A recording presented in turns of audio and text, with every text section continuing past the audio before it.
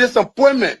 Now the vice president often tell me, since he got a seat as vice president, how many persons have I recommended in this government to serve in the government as presidential appointee? Zero. Every appointment in Nimba County was done by him. He and I would discuss something as a brother. To implement it, you will bypass me and do different things. I better keep it. I don't talk on it. Now you need to deceive us. The thing we saw, it frustrate us. So why can't you lie? Why can't you steal? Why can't you allow the citizens to be? You see, we just tell you. That's why we vote tell you. But you fool us. You screw us, you use us and later on abuse us. So why? The government should lie. Why? But that's the question that we ask. The good person in our whole United Party, that President Bwaka. You want to say that again? The only person that appreciate good among all the United Party for that President Bwaka. The rest are ungrateful. The right, they use you and dumb you. But President Bwaka, if all of them were thinking the President Bwaka and behaving the President Bwaka, United Party will have another chance in 2029. Just for now, they do not regard people that help them. I'm not. 3 of our soldiers were executed on this party ground. 2 at the back and 1 right at the headquarters. The man who shot and killed our people today is a darling boy in the Liberia National Police. They brought him back to shoot more guns. Get ready to shoot. Because we challenge the status quo appropriately. Inform that the violence or still any student because of their action, it will be the day the entire Bwaka administration will cut down. We will massively violate the students in this country and we'll shut down the Bwaka administration. They tear that happy. We have the capability to do so. And if they think this is the renovation project is a joke, let them try it. The fall of the Bwaka administration begin with this. If they think they will tumble on any student in this country or at the university like going and walk away with impunity, while our children saving opponents and logic in the Western world, while we are subjected to agile poverty and bad learning conditions here, and the thing will say. In the first 100 days, no car will get stuck on a major road in this country. And I mean it.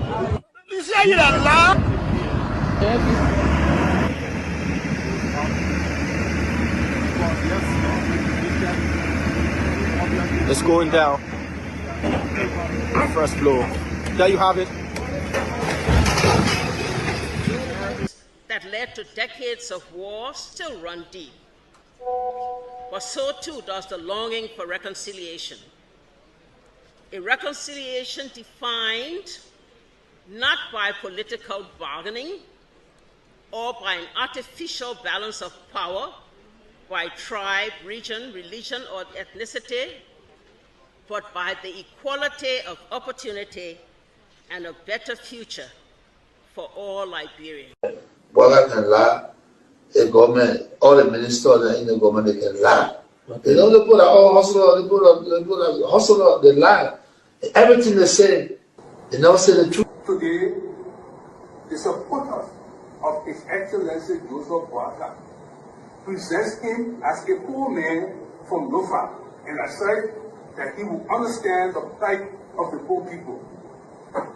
Fellow Liberians, do not be fooled. First President Bwaka is not poor like you, not even as me. As Vice President, his office received more money from the government budget than any other Vice President has received in Liberia's history. He has enjoyed some of the best and most lucrative government jobs. There's this, what I call sort of vicious lie about the fact that Mr. Kobe is gay or bring gay lifestyle to Liberia. It's complete bullshit. When people can accuse you of stealing people's money, when they can accuse you of being involved in war, anything, people don't make up stuff. They don't make up shit. Excuse my language, right? So it's complete nonsense. I'm married, 8 Teresa, 2 children, 5 grandchildren. I believe in traditional family values, so it's complete bullshit, complete nonsense. Young man, vice president, young man that are vice president, the major stole 500,000. I mean, Jamaica, the major went to, I forget that Jamaica, the majors went to Ghana, the fit, and they may bring it all company in the country. I mean, Kun, they can't reach yourself. Kun, man, you know, Kun, but I want to sophisticated, quiet, hardcore rule in Labro. But Labro, when 2029 come and pass, then you finally leave. Mission is completed. Now, what the rules of engagement?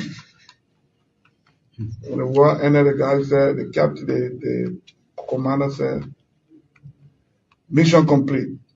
There wounded out first. All men on board. Everywhere there is no school, I'll put school. And everywhere there is school and school in bad condition, I'll renovate it. I told them, towns and villages, everywhere you will have lights in a town for children to play, for people to see. I told them, every town will have safe drinking water.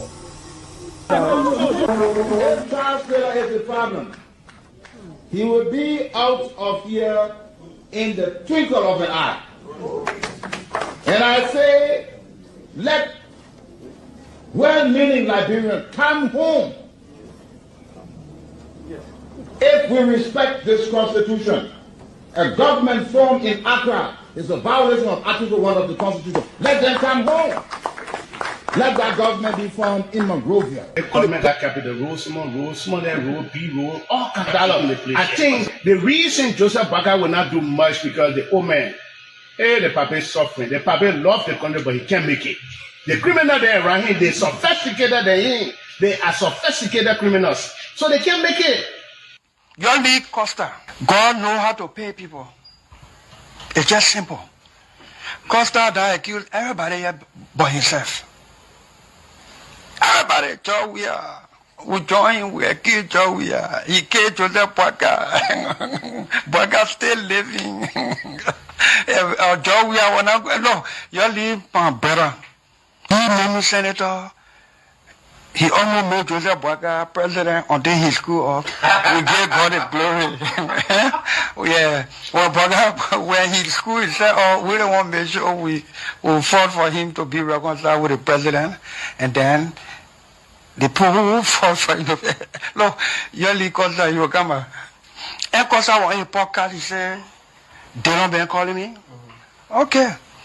The time you were calling me for me to kind of Boakai, did I put it on radio? That immaturity to do what he talking about. And I guarantee you, when we finish, there will not be a winner or the loser. Today we all wear the jersey of Liberia, and the victory belongs to the people, to the peace, and to our democracy. As we begin to build upon the foundation of this new Liberia, I, George Seleke Kromah, the new president, will first give thanks and praises to the Almighty God for the blessing He has bestowed upon our country. And I say, my people, thank you, We elected on 85 irresponsible men what they happen to the country. We elected on 85 irresponsible men to govern this country, not to be very irresponsible. Hello, ladies and gentlemen. Welcome to our Thursday edition of The Closing Argument. Today we're going to go historic. We're going to go and do something special. This coming weekend, I want to remind you, is Mother's Day. So, those of you who have mothers, we all do. If you have daughters, if you have wives or wife, I want to remind you, if you want to read me in the good books of the ladies, this weekend is Mother's Day weekend. Don't go telling people I didn't remind you, you forgot. You're gonna go into the doghouse. If your wife kick you out, Don't call me, don't call the closing argument that we didn't remind you. I am reminding you. Today is Thursday. I'm going to remind you tomorrow, Friday. This coming Sunday has been set aside for us to celebrate women, our mothers, our daughters, our girls. Let's do a little history lesson here. Mother's Day was officially established in the United States by Anna Jarvis in 1908 to honor her mother's legacy, culminating into a national holiday declared by President Woodrow Wilson in 1914. Jarvis envisioned the day for personal reflections and gratitude, an intimate family gathering, not for commercialization, but for reflection. And Jarvis' mother, prior to the official holiday in 1850s, she created Mother's Day work clubs to improve sanitary conditions and reduce child mortality. During the Civil War, she led these clubs to care for soldiers from both sides of the aisle, the Confederacy and the Union. Julia Warhow in 1870, following the Civil War, she wrote her Mother's Day proclamation asking women to unite for peace, initially proposing a Mother's Peace Day. Anna Jarvis, the founder, after her mother died in 1905, Anna made it her mission to create a day to honor her mother and all mothers. She organized the first official Mother's Day service at Andrews Methodist Episcopal Church in Grafton, West Virginia on May the 10th, 1908. By 1911, almost all states had adopted this particular holiday. Early tradition including wearing a white carnation, white flower. Men, everybody wore the white flower. When you go to church, they pin it on you. Anna's mother's favorite flower colors. Yes, her mother used to love flowers, but particularly carnation, the white flowers. They would pin it on her. It became a tradition.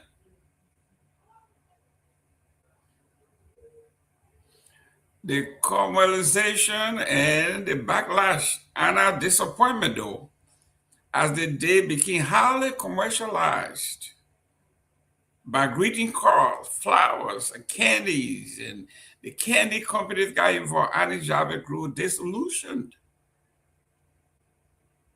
She spent her later years and her little fortune campaigning against the holiday she created has turned into a big, big commercial holiday.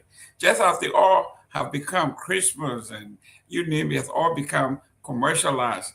We live in a capitalistic country, so it had to be. So to this weekend, it says, not only was it globalized, but Woodrow Wilson signed this into law. That the second Sunday of every second Sunday of May of every year is set aside exclusively for mothers. So I'm warning you, Pewee, if you want to sleep on the good side of your wife's bed, you better be ready for Sunday. It's set aside for the women, your wife, your daughters, your sister. This day, if you miss it, I'm warning you now, if you miss Mother's Day, it is there you will wash dishes, you clean the kitchen, you clean the bathroom, you take her out to dinner. My wife had already sent me a warning, sticky note. I'm tired with dinner, I'm tired with lobster, I need something memorable. I need a gold watch, I need gold necklace, I need gold bangle. They got all this thing on the wall, sticky notes. So I'm warning you, Pewee, I don't want your wife saying, I don't want you coming to my man, come pick me up from the airport and she not kick me out.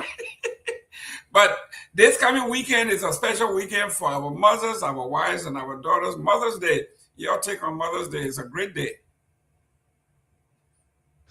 the fact that you just historicized just now, it's a very important day that we ought to really move. And I think it was a great thing that you have to do that. And I mean, more than 100 years now, this is going on. It's going to go on the rest of while human kind is on life.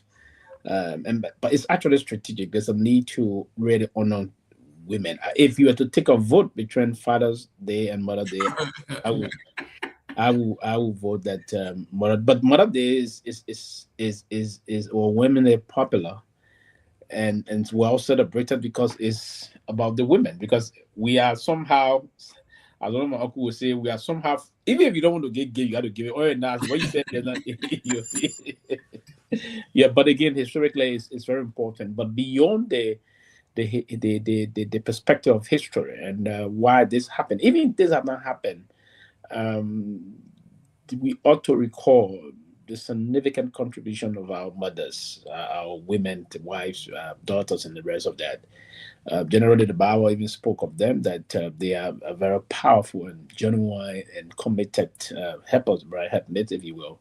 So it's something that we all have to reflect on soberly, and then show that the issue about different kind of and I agree, dinner should not be the line. Flowers, folks will say dinner flower. That's the regular thing. We ought now to begin to push up some memorabilia to them, as your wife indicated. These are historical, because if you were to purchase something very important and historical, that would be a kind of a thing that's the memory will go through and it will last for years. Yeah, the dinner you go and eat today, tomorrow that same day you dispose of it. But the issue is, it's part of the love bird game. You got to go to dinner, you pull glasses up and take some wine. Then some people will even be those that are, I think, are from Fred, the Italian lovers, and what the Romeo and Juliet will even get the rare flower, roses, all on all those things. But again, it is important to purchase something significantly important, so that it will be a lasting memory for the person. So it's very important. That's a critical day, and we ought to remember. I have a lot of mothers, if I want to put it, because my own mother, my wife, my daughters, my sisters, cousins, and all that. So a lot more. So we look forward to. We were doing the extension of placing the calls to other friends and well wish other mothers globally and for our family, particularly here. You warned me already.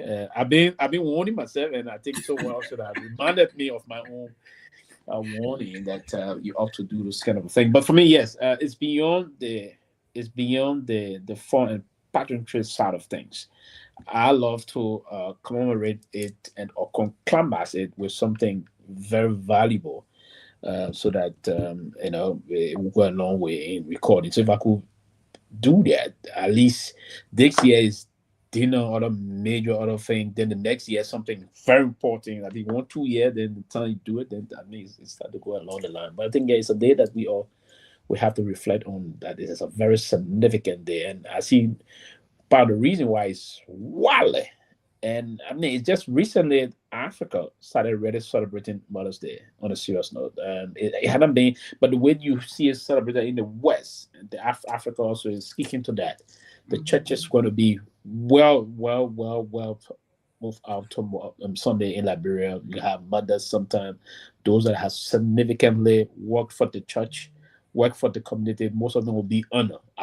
Basically in Liberia and other African countries, they honor mothers in the churches. Right, so I mean, it's a very beautiful thing to see.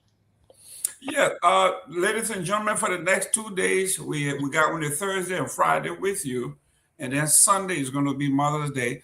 So if you want to send a Mother's Day greeting, you can send it in the shout out. In our comment section, and we're going to read it live, because mother is the only person in your life that nobody can lie on. No one can lie, say, she's not my mother. You can say this guy, is not my father, all that other stuff. You cannot say the same about your mother.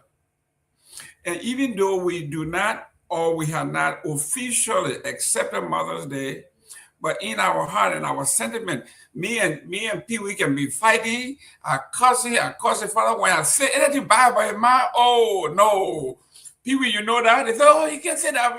So you talk something bad about somebody, my PT is on. Most of the PT can see. What you thinking they say? Most of the PT then you see that these are things that can check out the PT. Yeah. Oh, then you see it, man. I can be there to elevate the whole thing. Push your fire. Yeah. Man say, oh man, he said, you it may cost you mama. So you see, we have always, it comes naturally, right? When it comes to mothers, the closeness of mothers to the children, especially the boys, we take it seriously. Who's a child, man? I said, man, you can cut my pie, baby. Cut my pie. No, not my mom. You get them to go ahead. You say, cut my pie.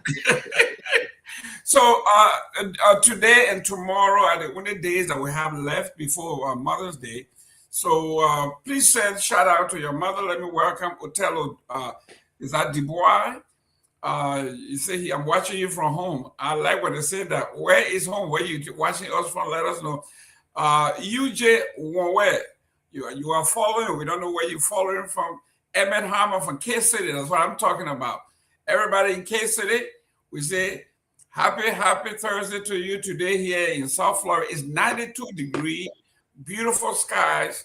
So we're having a great time. The only problem we're having now in Florida is the traffic, because we call those people snowbirds. Wherever, when you come to Toronto and up north, wherever there's cold, they are coming here. So now everything is backed up.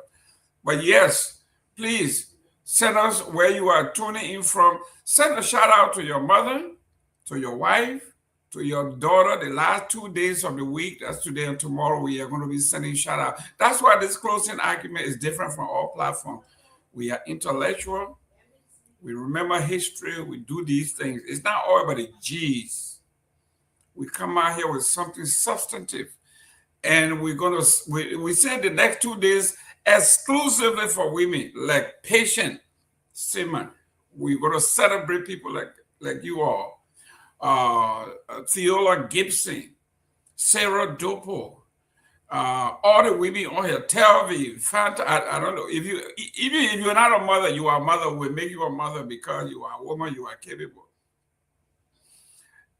Like Pewee was saying, if you line up 25 top holidays and you tell the people to ring all the holidays, guess what would be number 1? Mother's Day. Guess what would be number 25? Father's Day. We are worth nothing. They don't give us anything. They just come and knock on your door. Hey, Daddy, happy Father's Day to you. Yeah. But when Mother's Day is coming, like today, all the kids are coming in. They're picking it up at the airport. They want to make sure that we celebrate their mom. Yeah, and when there's no gift for the father, you can complain. You get punished, you get nobody. Oh, when they get, you go complain again, then you get. you see what patients say over there? Don't come here with your happy Mother's Day. Send me some cash out. Well, now I get made Mother's Day program successful. Yeah, they can take. And I was there yesterday briefly when I stopped by at the mall.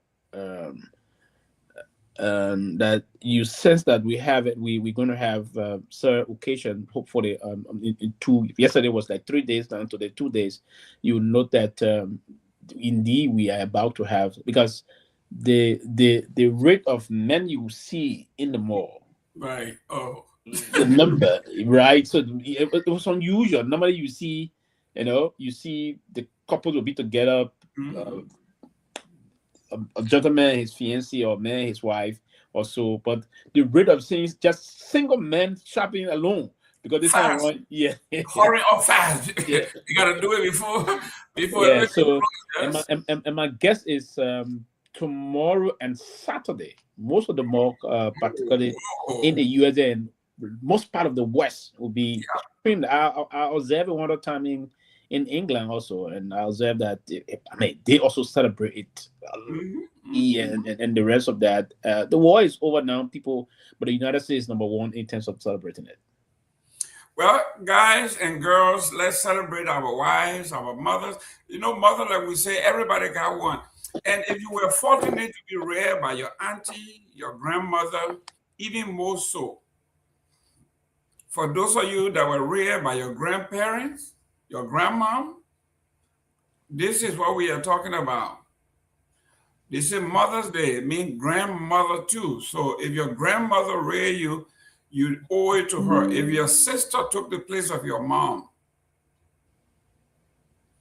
you need to commemorate your mom.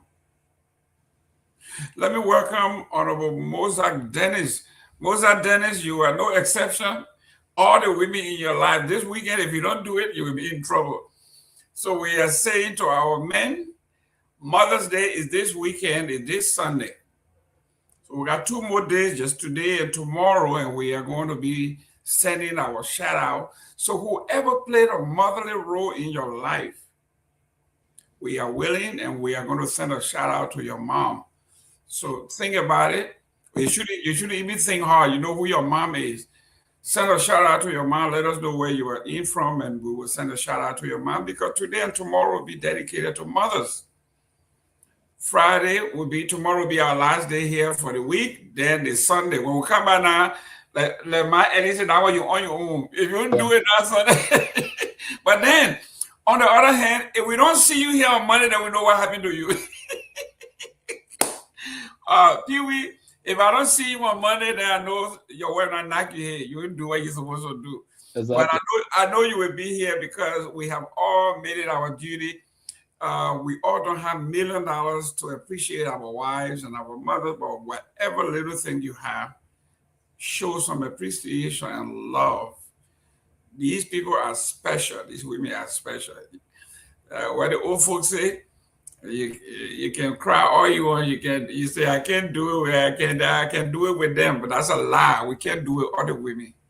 So Mother's Day is coming, but yes, let's talk about some great things happening. Honorable Mozart is here. Seleke Kromah is here. I don't know where he's tuning in from. Henry Craft Kennedy, yeah, he's in Minnesota. Thank you for tuning in. We got Elijah B. Thank you for following. We'd like to know where you guys are tuning in from so we can send a shout out. Whatever it is, do not forget your mother this weekend. Patient has sent out a caveat. She sent her cash app number. You need to, whoever has a connection with patients, you have to send a cash app. She sent the number out to you and you put the money in the cash app. But thank you very much for tuning in. Honorable Pewee, there's a lot going on in our country now that we have talked about Mother's Day. Let's look at what's going on in the Republic of Liberia. There's something going on between Honorable Kane and the ruling party. On the front page of one of the newspapers, it says, Honorable Senator Connor reviews political fallout with the Unity Party. We discussed that. It's a big one. And then people say we don't say much good things about the president, but we have here Liberia breaks ground on the first tourism center in Liberia. What we are saying here, we have seen people break ground, but the project don't finish. That's why it's not that we don't want to give credit, but some of us, the folks say if you've been burned by hot water, any kind of water will scare you. So politicians love to break ground, but very seldom do you see them dedicate these projects because they don't finish it. And we just heard the last time that with the $1 million school they built in Bun County that was dedicated by the president and the World Bank, now they can't maintain the school and they're having problems. So we are seeing that. Also on the front page of the Daily Observer, it says here, hostility greets Yeket in Ganta, Sanakwele. People in, we cannot, whether you like somebody or you don't, there is no reason for brutality, for hostility, for harming somebody because you disagree with them on something, whether it's political or religious. You cannot do that. We have to be a society of tolerance and a society where debate counts, where freedom of speech counts. We cannot attack somebody because they're in our territory. You can't do that. Boycott sent war crime anti-corruption court bill to the legislature. We're going to discuss that. Then in our newsroom, they want us to talk about some of these issues. One will be a member of ECOWAS Parliament. This one is serious. A member of ECOWAS Parliament criticized Liberia's delegation for failing to raise the concerns surrounding the land dispute between Guinea and Liberia. That's a big one. I don't know if you've seen the film. Most likely you've seen that film. That clip, we have seen it over and over. And it says a lot. We'll discuss this. Why do we have a delegation to the West African, to ECOWAS? When we cannot profile what's happening in our own country, good or bad, that's the job. That's your job. All the good things that are happening, you have to say it. And if there's something going on, not as something as critical as this one, there's no way you can put this under you can't sweep this under the rug. No. It came back to bite them big time, and they are embarrassed that somebody called them to the carpet. Liberia is supposed to be known as the country that leads in diplomacy. For Liberia to be scolded today, or whenever that was, I saw it, and I think it needs to be discussed. Then Snow reacted to the critics, and he said, intentionally, he says, when you add it to the report, they bark. If you don't, they bark. So what he wants to do, I will just continue going to my destination and would he throw stone at every dog that barks. I mean, this one is so, come on now, Edwin Snow. Come on now. He followed the leader now. Eh? He followed the leader. Jeez. Snow reacted to the critics who said he intentionally didn't add the Guinea-Liberia border crisis in Liberia report to ECOWAS. He made a report and didn't do this as though this is not an old age anymore. This is the age of technology and the information dissemination. Monrovia may be dirty as compared to other cities, but I think it is cleaner than we know it to be, or used to be, especially so, knowing that the tool we have to work with now, as Joseph Yuma Boakai, sending a job to Ellen Johnson Sirleaf. Police, the Liberian Police Department allegedly shot civilians as tension flared up in chicken soup factory. The police department wants to know that yes, somebody was shot, but nobody was killed as been reported in the newspaper. And this is by Mr. Clifford J. Yimpa, Vice Chairman, Chicken Soup Factory Community in Gardnersville. Liberia National Police also wants to dismiss this. They claim on social media that somebody was shot and killed. They want to dismiss that. House of Representatives member return to regular session tomorrow, the 8th, following their constituent break since last March. Can you imagine what a job? Since March, you take off March. Wow. Since March, they got to even work. Since March, they be paid. They just don't work. Huh? Ooh. Tit for tat, we are turned worker in WhatsApp exchanges with UP propaganda Vani Saki. Vani Saki maybe you are referring to Abi Bang 5 times. You know, where you go with that one. So ladies and gentlemen, let me welcome Dr. Peabody. Dr. Peabody, welcome to the show. And I want to remind you, I know you've been preaching this, but I got to remind you, it is the responsibility of this platform to remind all men that this weekend is Mother's Day. If you don't do your motherly, your honeydew, they call it honeydew. If you don't do that, you are in trouble. So that I want to remind you that this Sunday, your wife, your daughters, your sister, whoever is a mother to you, it could have been your auntie, your grandmother who played a motherly role. You owe it to them. I asked somebody the other time whether the spouse can be their wife, can be their mom. Mm-hmm. You know, and they said, "Well, it's my children, mom. It's not my mom." How you look at that? What do you think about that?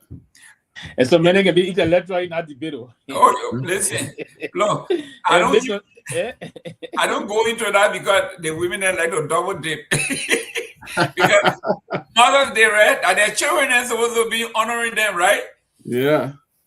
But you don't want to go there. You will lose that fight. You don't want to go there. So but the men are in more trouble. That's what I'm not saying. giving than the children.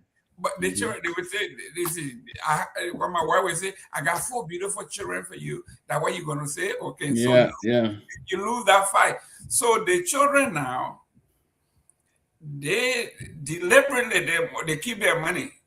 They will buy a car for their mom. They will do this, but they expect that you should do it.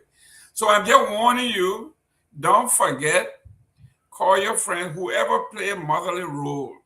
You know, some of us, our grandmother raised us. Some of us, stepmother, your auntie, when your mother passed early and your auntie stepped in, that is your mother, the person that played that motherly role. So this coming weekend, we got 2 days, like I said, today and tomorrow we'll be on here.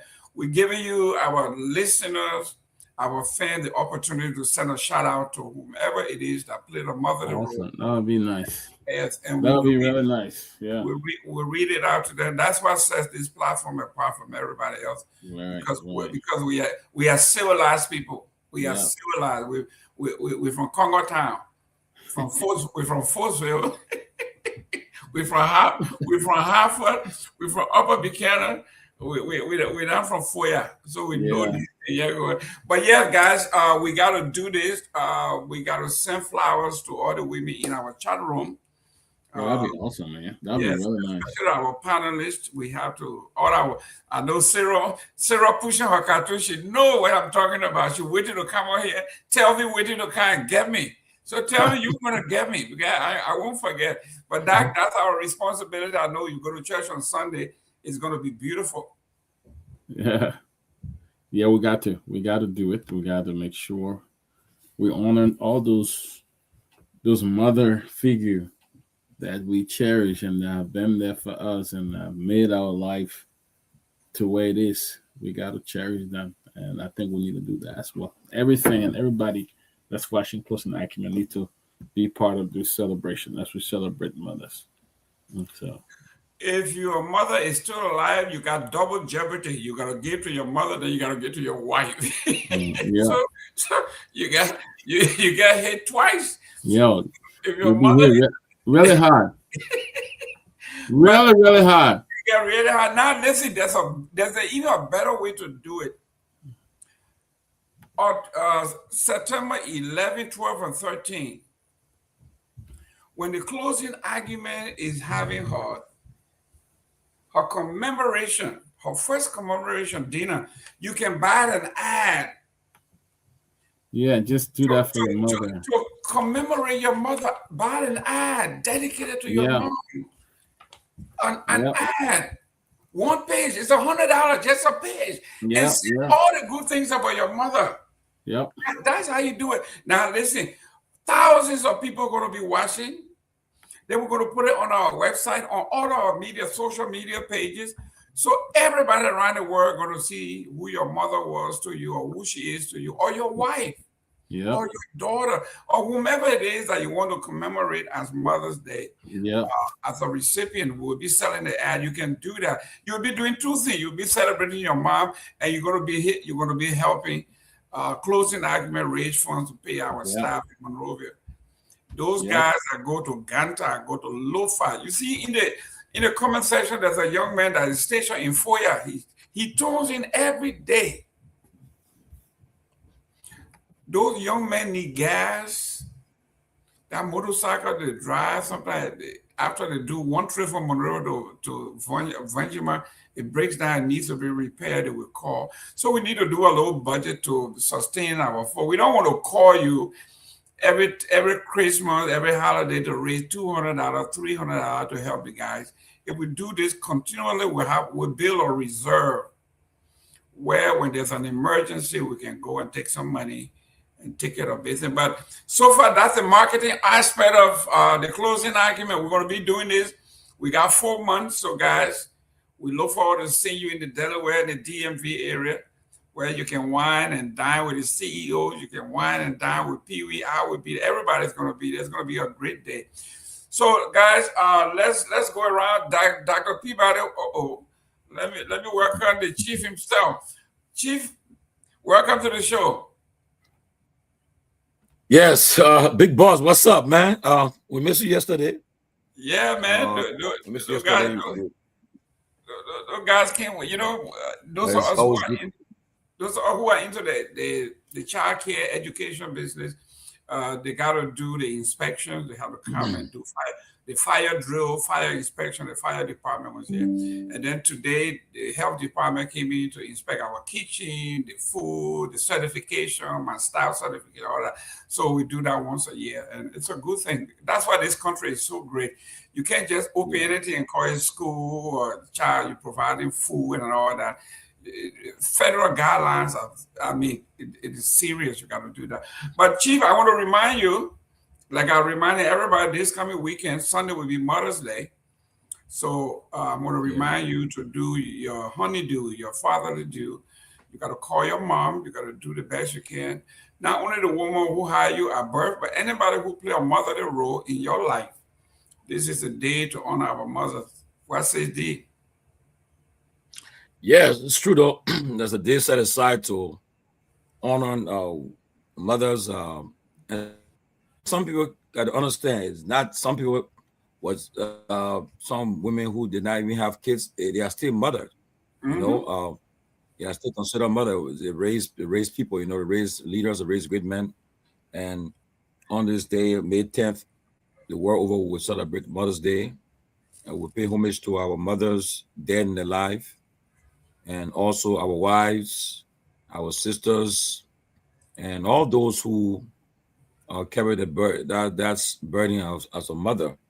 Because you know when the men are asleep, the children are asleep in the midnight hours, the women, they're the one who there making sure everything is okay, the door's locked, everywhere, the stove is off, the kids got everything for school, the men got everything for work.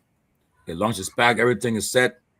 And when they're going through that, when men are going through some difficult times in their life, they're the ones who are there to talk in our ears. That's why you see most of the time when leaders are taking offices, when they're taking the oath of office, whether as president of the nation or anywhere, you always ask for your wife to come stand by you because that's the person that'll be close to you in your ear and doing through when you are leading, you know.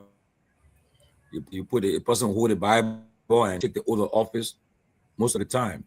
So as we celebrate Mother's Day the world over on Sunday, I want to wish all mothers, even those who have not even have kids, but once you have that playing a role as a mother, we want to wish you happy Mother's Day and want to cherish you and pray that God will continue to bless you and all your endeavors. So happy pre-Mother's Day to all mothers the world over.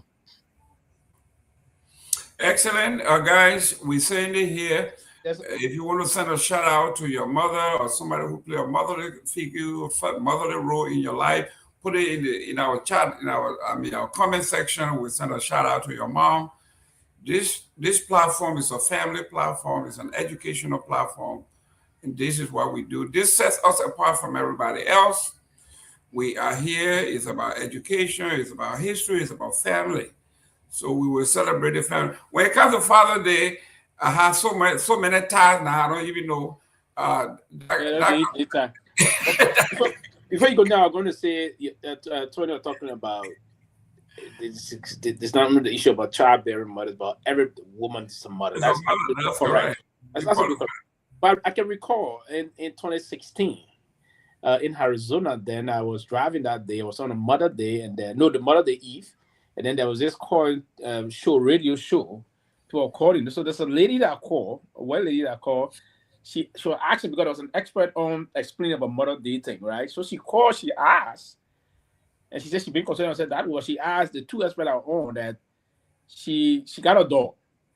So if she's considered, she always consider herself a mother. Is she a mother? That debate that day. I very recall. So let me bring this back onto the level. Is she actually, because that's quite important, the two experts actually disagree with her. But in other way, they try to make her feel somehow, if you put yourself in that shoe, you know. But the two of them actually disagree. They said they think having a pet, because they get some other justification. But that her question actually, and he said she been considering herself a mother because she been well taking care of her dog and other things, all those things. So anybody that plays a motherly role. Yeah, and she said she that's play. That was debate. Yeah, whether it's animal or something. Yeah, it fits. You are a mother. Yeah, anybody who plays agree with her that though you are now a mother, the fact that you are nurturing that pet and all that, right? You should consider. So yeah, so it's a big debate. So yeah, it is. So Dr. Peabody, talk to us a little bit about your mom. You are muted. My mom is not alive currently. I mean, at this time, she passed a couple of years ago, about 10 or 12 years ago. But my mom was one of those we call the traditional Liberian mother. You know, my mom was a 8th grade student, and she read us in a way that made us to be very, very productive people. She was very busy. I mean, she raised kids from the place she came from. My mom came from a town in Bassa called I forgot the damn name. Came from a town called I'll think about it later. But she brought in actually everybody else she was related to from that town. Drazon town. No. It's, I just. Don't listen to that man. That man, I'm about to. Don't listen to I just forgot the time. Yeah. But when it comes back, we got today and tomorrow, so don't worry. What the kind of mother she was, I remember my mom would bring all those guys, some of her cousins. That Basiga town, right? Yes, no, that Basiga. You know, she would bring them from the town. And didn't care whether everybody will be treated the same. They will sleep in our room. They will sleep in our bed. And everybody was sleeping in that bed. My mom didn't care. She would bring them. And she was always raising either her brother's son or her sister kid. They were all staying with us, you know, and she treated us the same, you know. And but she was the one that I really look up to, because when my dad was busy, my dad, you know, he worked for Firestone, was one of the supervisors in the quality control department, you know, and he refused the home in Firestone. Firestone had given him a nice home. He said he was not going to stay there, you know. But my dad was always busy. But when it came to us, nobody we could turn to was my mom. She would make things available. In fact, when I was in Monrovia College, or even when I went to the mission, when I came to home to get money, when I needed money, it was always my mom who was the one who would look for the least wherever she been keeping it. She would find it and get it for us and stuff like that. I mean, my dad played a role, but I think his role was very limited because we're too many. He had too many children, you know. But everything was my mom. What was your mom's name? Her name was Sarah Madia Peabody. Sarah Madia Peabody. Thank you very much. Yes. Happy Heavenly Mother's Day to you, and we'll be talking about a little more. Honorable George, your mom. Tell us a little bit about your mom. Well, my mom is still alive. Excellent. I was privileged to celebrate her 75th birthday last year when I was in Liberia. Oh, great. She was blessed with seven children. I'm the oldest of her children, 2 girls and 5 boys. But I grew up with my stepmother and my father, and I keep my situation is quite different. My dad came with his 8 children. My stepmom came with 6 children. But you won't believe it. We nobody could tell whether we were biological or not because of the way how we grew up. In fact, anybody that came to spend time at our home, they never went home. That's how our family got bigger. Each time my cousin or anybody come to spend time there, they would tell their parents they're not going back home. And that's how I remember at one point in time, we were about 20 in the house, in the home, 20 person. And when they're cooking, when they finish cooking, they would say, then they would say battalion. Then when they say battalion, they say company. And everybody would be running. Yeah. When they say battalion, you hear that word battalion, company. Everybody coming to eat now, And that's how we grew up together in Firestone. I was born and raised in Firestone. From there, my dad was the chief of security in Firestone for many years. And but my mother had me at a very young age. I think she was about 19 maybe. Yeah, but she was very young. She had me. Okay. And I can do your age now. I can do your age now from there because my no. I want to give. I want to try again. But you see, my grandfather and my dad, my bastard name is Nyenwolo, mean the heart, your heart.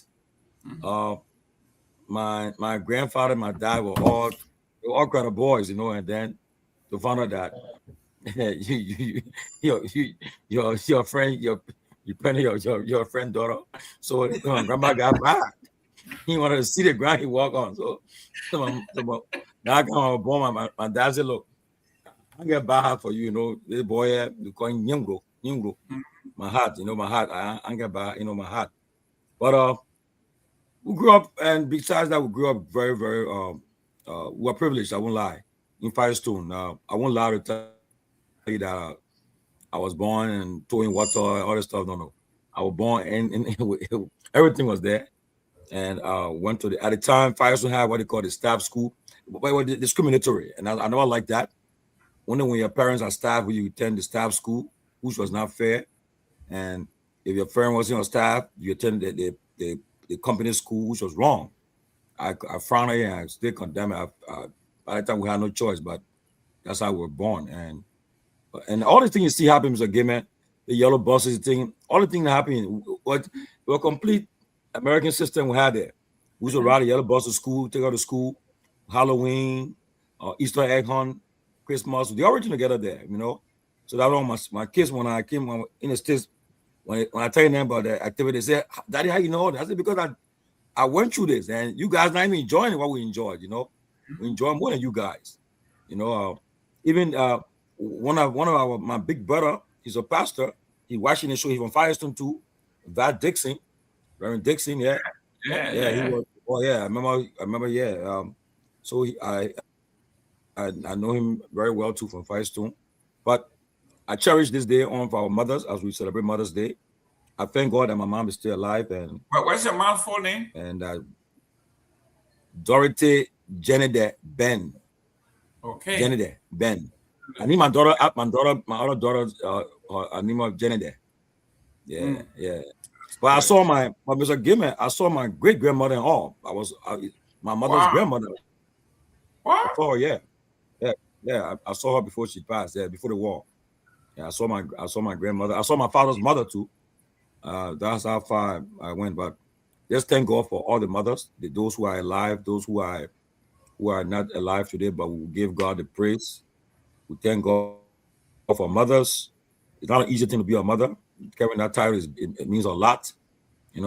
Imagine I sometimes frown on people who they abandon they have kids and abandon the kids take the kids to the trash and leave them there and leave them and go, and run away. And they abandon the child, Why you have child, you will abandon the child, but there are mothers who have played a role, played a role as a father.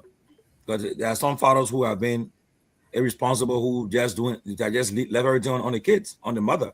The mother have to raise the kids alone. And as I end, this program they call Job Corps is where the kids that were troubled growing up that was troubled, they attend this in Job Corps, is in America here. And you found out that when I was working with them in Rhode Island, I got to know a lot of stories. Most of the kids were raised by their grandparents. I never knew. 16, they when you ask for the parents, they're either in jail or doing drugs and so forth. But I just salute all mothers who were able to play that role to raise their kids. Happy Mother's Day to all of them. And to our mothers who are not alive, peace to the ashes and to the blessed memories. Thank you very much. Great story there. Let me welcome Telvi. Telvi, welcome to the show, Mama. Sweet mother, welcome. Good afternoon or good evening. Glad to be on. Excellent. Let me go to Pewee. Pewee. Yeah. Let me hear about your old mom. Her full name? Her full name is Kehleboe Gongloe. Normally she's commonly known as Oma Boru. That's the general way most of the folks will call her and the rest of that. But we, from our own perspective, we call the not the Kui way. Mm-hmm. And I can say this, someone said this to me before, that's the natural way of calling Mama. They let people, the Kui people now start calling him Mom, Mommy, this and that, but the word is actually Mama, right? So, but that's how we, her children, 6 of us refer to her. But again, she was she's a selfless woman that didn't go far in what we call structural education. She stopped somewhere in. She loved to say she can challenge. She said she stopped in 2nd grade. 2nd grade, that was something way back, 2nd grade. But again, so she left when she dropped from school because she said she didn't just like mathematics. Pull her out of school, math, right? She didn't like it, but she turned out to be very good in mathematics now.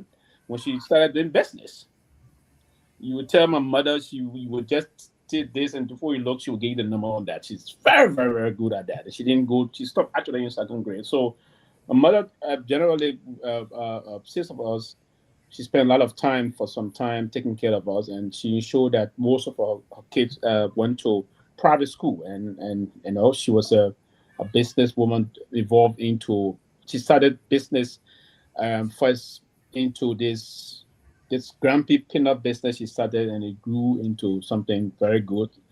I grew up actually born in Lofa. I spent a little time in Kitman, but then I was a little boy, like 3 years old, and moved over to Sioux Factory, Ghanansville, where we spent almost all of the time up to the civil process. You know, so she did everything she could. I went to the Semi-Michael Catholic School at the time, and our mother always. Yeah, Pewee, did you see me?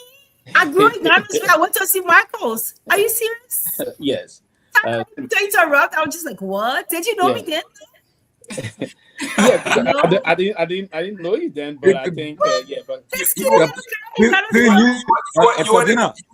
for St. Michael. Yeah. People knew you, but people knew you. Oh. Yeah, you're telling us. Yes, he knew you. Anyway, go ahead. I just got emotional about it. when Michael and the rest of that. So, you know, with my mother, the reason, Mr. Gayman, you said some of these things is important, actually, to see a woman that didn't go to school. And there was a time, even when we started before the war. So, you know, she was going to market, Radical Market, her warehouse. So, one of the friends, so sitting one of discussing about a friend's son, Kim, all of them boys. They said, we should say St. Patrick's. She said, oh, my son will go St. Patrick's. So my kid told me, say, the next school year you go, unfortunately, that's the year the Civil War, because of Peking, the Civil War erupted, 1989, the rest of that. But yeah, she played this a major role. I know she instilled in us a kind of a discipline of, one day I can recall, as a very little boy, my mother disciplined me. And it was on the issue about Tony's shoes. A certain thing I wanted, I didn't get it. And they brought it outside the crowd. My mother disciplined me, and then they don't call me. And for that day, Mr. Gayman, I started learning how to be content with what I have. And I think it structured me to be the kind of man I am today. When she disciplined me that day, and she called me later on and said, do you know why I disciplined you? She told me, she pat me and gave me something. Then she did her 5 fingers to me this way. I can remember. So you see these 5 fingers? I said, I can still remember this. It will go with me. She said, they are not all equal. Yeah, so the thing you saw your friend, one of my friends will call Papa Woody, is sitting here, I think I want something, this is not all equal. So what you have, be okay with that. Yeah. And when I sat down, I said again, so anytime I didn't think I look, when I see somebody part of the thing I don't have, I'm looking at this. She said they're not all equal, they will never be all equal. There are reasons. So to see a woman playing in largely took a very wonderful care of us, and then the rest of that, and portray that selfless life to go and send her children to school, build house. Imagine to do that in build house. Took out of rental house and into our own house, and she started doing other things all alone. So I mean, so you imagine that there's the tendency, and that's the kind of a life, and the life I didn't enjoy all through, but through, I mean, in terms of the way things were. And I would love to see that from the example of my mother to even do more for my own kids and the rest of that. And I see that also reflected actually in the same kind of tendency in my wife also. So my mother, that's the kind of role. She's going to be 77 this year. She's going to be 77 this year, and we look forward to praying God blessing upon her. But she didn't go to the academic school, but she was a firm disciplinarian. She will discipline you for wrongdoing and teach you the way and proffer to you the way forward and tell you why the discipline, right? She'll record and tell you why the discipline. That what I will remember and always cherish will be this about this Mr. Gayman. My 5 fingers are not all equal. So if Mr. Gayman got a Rolex watch, I don't have to have a Rolex watch to move on. I can have something that will be comfortable and learn that gradually. And that directed me, that pathway directed me in the way that I didn't deviate. I used to go somewhere, my mother would say, hey, don't see somebody doing this. They say 5 fingers. When this man do that, doesn't mean you should do it. There was time we'll say, man, what school, man, we can try the thing, man. The thing I call that we. I said, no. I remember those kind of lines. So it's good to, and that's the reason why I think this wonderful American woman brought about this to more than 100 years ago, because I think she recalled the role of mothers. They play a very pivotal role in the time of that, and the love. And that's one of the things. And I normally on Mother's Day and other days when I'm driving this idea, played Prince Nico's son. And I think we may likely play it today or tomorrow, whatsoever. We'll play that. And he says, and I will end on this note. He says, in that song, he says, you can have every other thing. You can have another papa, you can have another this, but you cannot have another mother. Why do you think he said that? I think people like the mothers that we have on the show now will answer. We've been hearing the answer for that, and we know the answer of that. So you can have another man, another wife, another husband, another this, but you cannot have another mother. Why did he say that? Was it basically more philosophical? Mr. Gayman, and I will end on this note. Thank you. Thank you very much to our mothers. We're saying today we're gonna get into politics. Relax. But the difference in this platform is that we are more intellectual. This is a family show. So there are times that we commemorate these days. Tell us a little bit about your mother. Ooh, don't let me cry.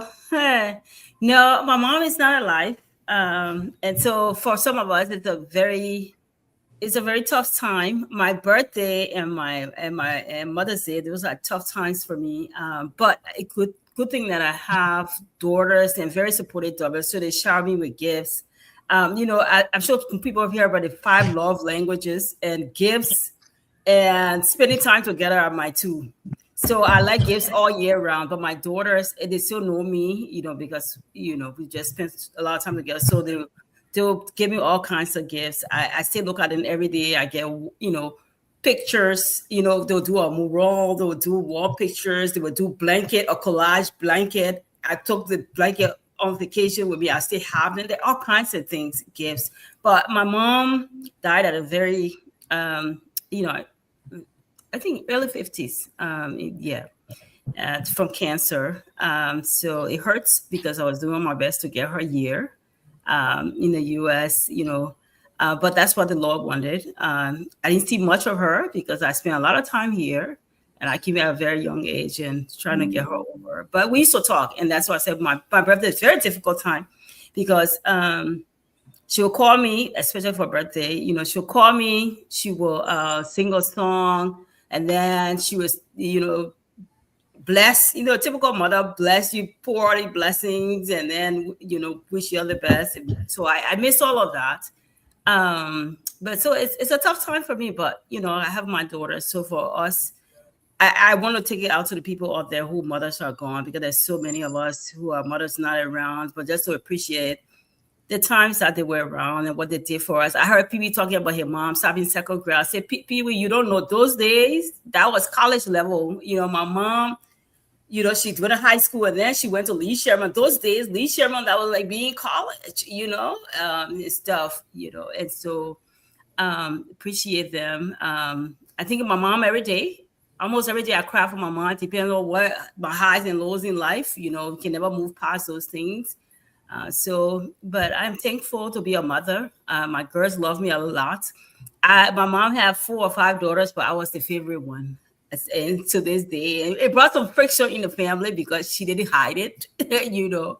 But that's all I can say about it. But very good woman. She was. She served the National Police, but she was a radio operator. That's why I take some of that whole policing thing and stuff, I guess. But she was very nice, a community person. I think she took it from her mother, because she was very involved in her community. She was a midwife too. So most of the children in Garnersville, she delivered them. My grandmother delivered a lot of kids in Garnersville. And then my mom followed suit in their homes those days, right in their home. You know, deliver them, give them their bedroom to stay until that mother can recover, they can go home and stuff like that.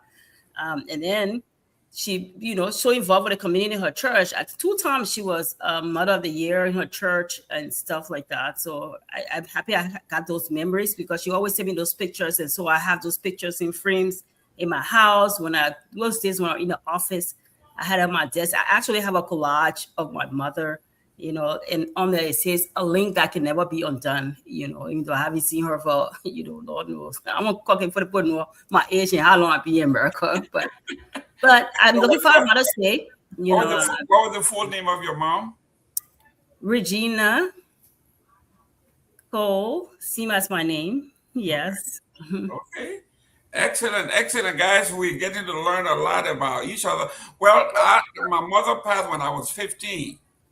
So I remember my grandfather. My mother was one of the last children of the Kringa clan. So my mother is a Kringa, and she got married to my father. So my mother's name is Martha Kringa Gayman. She was one of the last of the Kringa children that got married. During those days, everything was arranged. So they arranged the marriage of the Kringa clan and the Gayman clan. They had this, and my mother, that's what they told us. And my mother. The Kringa, are they Congo? They are Bassa people. They are from Bassa Congo, or are traditional Bassa? They are traditional Bassa people. Okay. I thought it was part of the Congo border. You have the Finis and the Bassa, but you know. We all one, you know. With most the Gilman, you know, these are both from upriver. Yeah, the upriver people, we're different. But so what happened with my father when my father got married to my mother had 3 boys. My father, obviously, my mother never went to school. So the story was that she went to Buchanan to sell her stuff. And she saw the children coming from Catholic school with a beautiful uniform on. And when she went back in the interior, she told my father, say, I want my children to look just like those children. They were beautiful. So we didn't have any families in Buchanan. They didn't have, so she decided to ask people to take the children. Just imagine a woman who loves her children to give her children out to someone, say, all I want you to do is educate these children for me. So 3 different families took 3 of us. That is the love of education. And they sent me, my auntie, a lady adopted me. She took me to Mana River. And my younger brother, they took him to Lac. And then my other brother went and was raised by the Uris. So just imagine a woman who lost her children to part ways with your children. She said, all I want you to do is educate them. So when I look back today at my life and look at a woman who never went to school but had a vision that those children in that Catholic school, she didn't know a Catholic school, she just said they wore green and white, you know, the children were looking so beautiful. So she played a pivotal role in what we were doing. And then when I came back to Buchanan, they Holt, Dr. G. Franklin Holt and his wife, they took me, they took liking of me, and they took me to Monrovia and introduced me to Louis York. Louis York was the president of the Missionary Society at AME Church of our church. You're talking about Monrovia President College? for Monrovia College, yeah. Yes, Monrovia College. You are our president when I was, yeah. No nonsense woman. And she made sure, even though I was not an MC, but they made sure that while I was in Buchanan Ambassador High School, academic was number one. So I have several mothers that are going to pay tribute to my original biological mother, the Shermans, Orita Holt, and then Mrs. Louis C. York. I remember we came to a youth conference in Monrovia, and she was lecturing us, and we got in her car, we were driving down, going down that slope. And she saw these kids in their maroon pants and their gray or whatever shirt they were wearing, and they were flirting, holding hands. That woman pulled over and took the right hand out of her car and whooped them. Say, as long as you have that Monrovia College uniform on, it belongs to me. I mean, she was, when you talk about no nonsense woman, Louis C. York. So every time we were there, we knew. So these are folks that have major influences over some of us and help us to be where we are. So my thank you and Mother's Day go to a lot of women. My mother, Mrs. Louis C. York, they are all deceased. This is a heavenly Mother's Day to them. They have all played their part as mothers. Let me welcome Sarah Dopoh. Welcome to the show. Thank you so much, Mr. Gayman. Can you guys hear me? Yeah, you at work? Yeah, no, I'm home. I'm on internet. I'm actually the same mother thing we're talking. My son took my charger, and now I didn't have charger to charge my iPad, so I have to get on my phone. So that I think that some of the problem will go through there. So anyway, thank you guys for the show. We here. Yes. Talk to us about your mother real briefly. We're going to go into the politics, but today is we're starting our Mother's Day special. Yeah, actually, I want to say happy Mother's Day to all mothers around the world, and also happy Nurses Week to all nurses around the world, even our country Liberia, including our country Liberia. And our nurses are hardworking. They do a lot of sacrifices for our people. I want to say happy nurses to you guys out there in Liberia and all nurses around the world. Let's continue to do the great work that we do every day for our patients, for our clients, for everyone. My mother was from Grand Cape Mount County. There's a little town in Grand Cape Mount they call Kehleboe. It's in Tewa District. Her father was this town chief they call DCFA. He has so many wives. So my mom, they call her Makula Famule, but she got married to my dad. The old man went all the way over there. I think he used to work in my coffee or somewhere around there that where he probably, they met. He could speak VA too. So all of us could speak VA. He taught us, they taught us how to speak VA. And during the war, we spent most of our time on that side and, So this old man was a kobo seller. She sold kobo to send us to school. She did a lot. She made a lot of sacrifices, in our lives to make me to be who I am today. So I'm grateful. I know she's not around, but she's watching somewhere in heaven. And I want to say happy Mother's Day, Mom. I miss you. I love you. I met a great man sometimes when I sit and I think about it. My mom didn't really, she didn't enjoy us at all. And it's just so sad. But, sometimes you can't question God, It is what it is. And we just give God the glory for the time we spend with her. And as I'm speaking right now, I'm kind of a little emotional. But, I miss my mom. She was a beautiful woman, a good woman, a good vow woman, humble to her husband, respectful. raised all of us, a lot of children. That woman had up 12 children. Okay? 12. And some of them died. Some of my siblings died. So it is not easy, imagine in a country like ours, to give birth, natural birth, to that amount of children. It's not fun. So you can just imagine some of the things our people went through. I can never ever do that. I can never born 12 children. I can't do that. I'm sorry. But these are some of the things our people went through. So I want to say hats up to all mothers around the world. Continue to love your kids. Continue to be there for them. There is no bad bush to throw your child. Like our people can say, continue to you can teach them tough love. Of course, continue to be there for them and encourage them to be the best version of themselves. Thank you so much, Mr. Goodman. Thank you very much, guys. And if you have, Mr. Gayman, before you continue, please. I think Kennedy is saying he got some cigar for mother that smoke. So Kennedy, listen. Kennedy,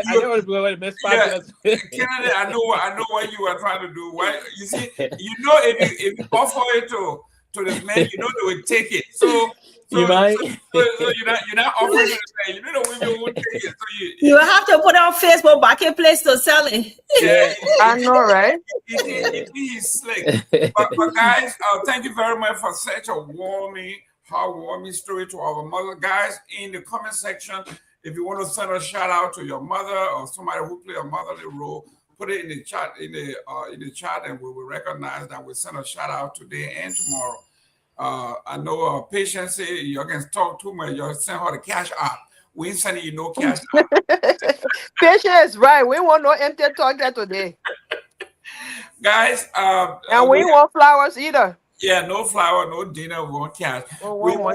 We have been talking about families, and that's it. Now let's go to what's happening in Liberia. First off, the topic here, the video been circling on the social media and has gone viral everywhere. Even people who are non-Liberians were calling me. Member of the ECOWAS Parliament criticizes Liberia delegation to ECOWAS for failing to raise the concerns surrounding the land dispute between Liberia and Guinea. Now, I'm going to start with Honorable Peabody on this one. It's a big one. The reason that every country has a delegation, have representatives to the ECOWAS, is to elevate issues in your country, good, bad, or indifferent. For Snow and that delegation to go to these important meetings and just ignore about what's happening in Liberia. Nothing. And the people had to call them, call them off for it. People that saw that, I think it gave us a black eye. Dr. Peabody, I think he's muted. Okay, he might be having a problem with his phone. Let me go to George, Tomalin George. Let's discuss. This is embarrassing. Mr. Gayman, look, it's a shame on Snow, Wongwe, Myean Briggs, all of them who representing Liberia at the ECOWAS Parliament. It's a shame on them. I heard Wongwe try to justify, to give reason why he said he didn't vote on the expulsion, and he had he trying to give reason that the report he didn't have an idea about the report. That's nothing to justify. It's a shame on them. And I would say this publicly. It's about time that the ECOWAS delegation, our parliament delegation, ECOWAS, be changed. If I have my own way, I'll recall them. Then I leave. They shouldn't represent Liberia at ECOWAS. I don't care what they say. Snow been there for so long. He should know better. Snow been there for long. Why would you leave the expulsion of your colleague and also the cross out our northern border of Guinea? It's a shame. But again, what would young them do? They were allowed to just slide by. But if they were serious as they return to session, they would call that delegation to order. Okay? They'll call the delegation to order. Snow would do all the time you come. We went to the ECOWAS place, that place, but to represent Liberia now, the ECOWAS Parliament, they refuse to talk about Liberia, the issue that affecting the country. our land is still in the Guineans' hand, even though the Burger administration has refused to really tell us the fact what happened at our northern border with Guinea. The fact of the matter is that we know that Liberia territory is still in control of the Guineans. But that delegation it's a shame on them. It should be a shame of themselves. There's no justification that will satisfy some of us. I think they should be recalled. It's a serious issue. It took a Nigerian parliamentarian, member of the ECOWAS parliament, to call them to order. That's a shame. It's embarrassing. And if I were the pro-tem of the Senate or the president of the Senate, I would ask them to give reasons. If not, it should be recalled and replaced. So, Mr. Gayman, nothing I can say, but it should be recalled because they shouldn't justify or try to give reason why the door should. No, they all should have met as a body, as a group, discuss the report, and then from there, they all part of input and send it, and the person who speaking at ECOWAS Parliament make that representation on behalf of the group. But not trying to shift blame.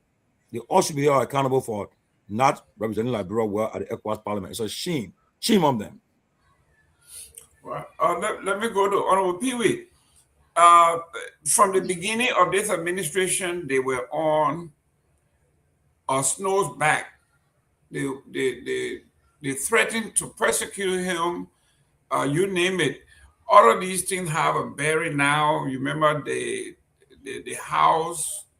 The executive said nobody should say anything about what's going on in Lofa. If you did, it would be tantamount to treason and all that. So the intimidation is working.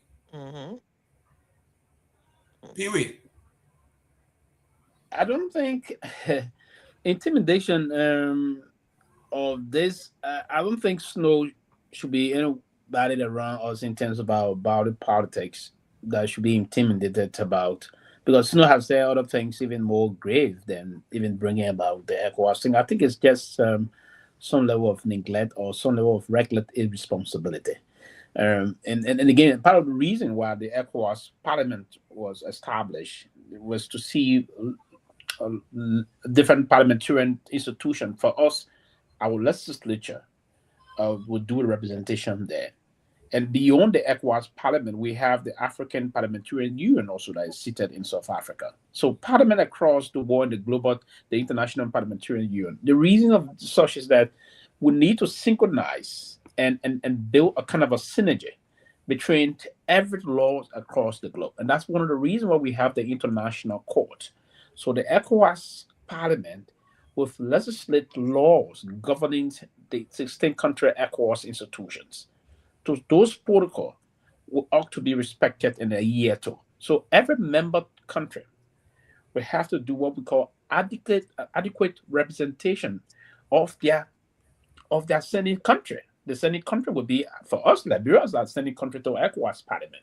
So to see those guys neglecting their responsibility, it is something serious. It's not about intimidating him. So listen, nothing is going to happen to you if you said that the country, probably, that may be a very smart, reasonable, and genuine point he may want to think about, but they all been discussing this thing on the radio. And that's unfortunate, and that's why they part of the reason why this guy reminded them. They've been discussing it back home. Do you think if Snow were to go on social media, he's friends with these guys? They will see him on social media discussing the same Guinea-Liberian border fracas. And then you are neglecting it where you ought to, because there will be more solution from the ECOWAS perspective in terms of them discussing it, engaging their counterpart to find out where's the problem, so that we can begin to deploy what we call shuttle diplomacy here in resolving this among ourselves as ECOWAS nations. But to see all of them, I think there should be about 4 persons or so from the Liberian Senate to see them intentionally sidestep their own fiduciary responsibility for what we call representation is sad. And for a lawmaker in Nigeria, because it's a critical thing, this thing is on the international wires. BBC took this news about the Guinean coming into our territorial area, jurisdiction, if you will. That is not a small thing that unfolded. I thought This should have been an agenda. They should have been written official communication to ECOWAS, asking the speaker to place it on the agenda. Listen, Mr. Gayman, international politics, international diplomacy is about, listen, it's engaging. And then if you cannot engage, you matters nothing, absolutely. So for a counterpart of our members far from Nigeria raising this concern, what its further exhibit is that it shows that they are laissez-faire, they are worthless in terms of their representation of the people of Liberia. And the guy is saying to them, but hey, shame on you. This is a very serious thing your country is going through. I know. If you want to be an intellectual or you want to be an advocate, yes, where you come and be loud, amplify the tone. The combination, the amplification of the tone of all of these people will have mattered a lot in terms of international engagement. But the when and the now, this is a serious embarrassment. If I one of those that they didn't play this role, Mr. Gayman, the first thing I will do, I will first and foremost come on social media and extend open apology to the Liberian people for failing them and asking them to forgive me, and then and reassuring them that I will begin to be robust and be forthcoming in terms of doing the representation, because that is tantamount to the same representation in the legislature also. Your representation to the parliament is an extension of your role you play in your various constituents or the counties you represent in our parliament, in our legislature. It's an extension of that responsibility. So you are extending it there. You extend it to the International Parliamentarian Union. You extend it to the Global Parliamentarian Union. So in every basic engagement, there are rules. And they know the rest of the story. They all should understand this individually. The robust rule of international parliamentary rule gave its clear picture. And Mr. Snow is a veteran lawmaker. He's been in there for more than almost 2 decades or so, if you will. Almost, if not. And then he been with the ECOWAS Parliament. I think he should be the doyen. Mr. Snow should be the doyen of our lawmakers now at the ECOWAS. So if you are the doyen and you are willfully failing, and you come to now you discuss things that are less significant to the Liberian people. Yeah, the last time I said he just came down and all of things, or dead on birthday party doing this, and you don't want to do the real thing that the people like. And that's the reason, let me conclude here, that's the reason why, Mr. Gayman, people in this country, the lawmakers in this country respect their constituents, because they can put them out of office like this. Yeah. If they don't do actual and adequate representation. This is a sad thing for the country, and I hope they all collectively will come out to what I want to call apologize to the people of Liberia. Then I saw Mema Breed accusing ECOWAS of this. Come on, she on me. Listen, the real thing should be considered first before coming to other issues that are. I mean, this is not a good thing in terms of international engagement. I think it's appalling to see how dismal these people perform, and they continue to perform. They ought to be named and shame of in terms of their representation. Like my brother. It is unacceptable.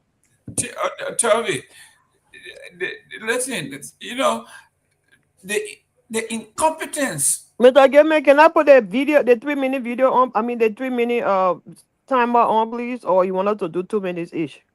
Do the 3 minutes. Okay.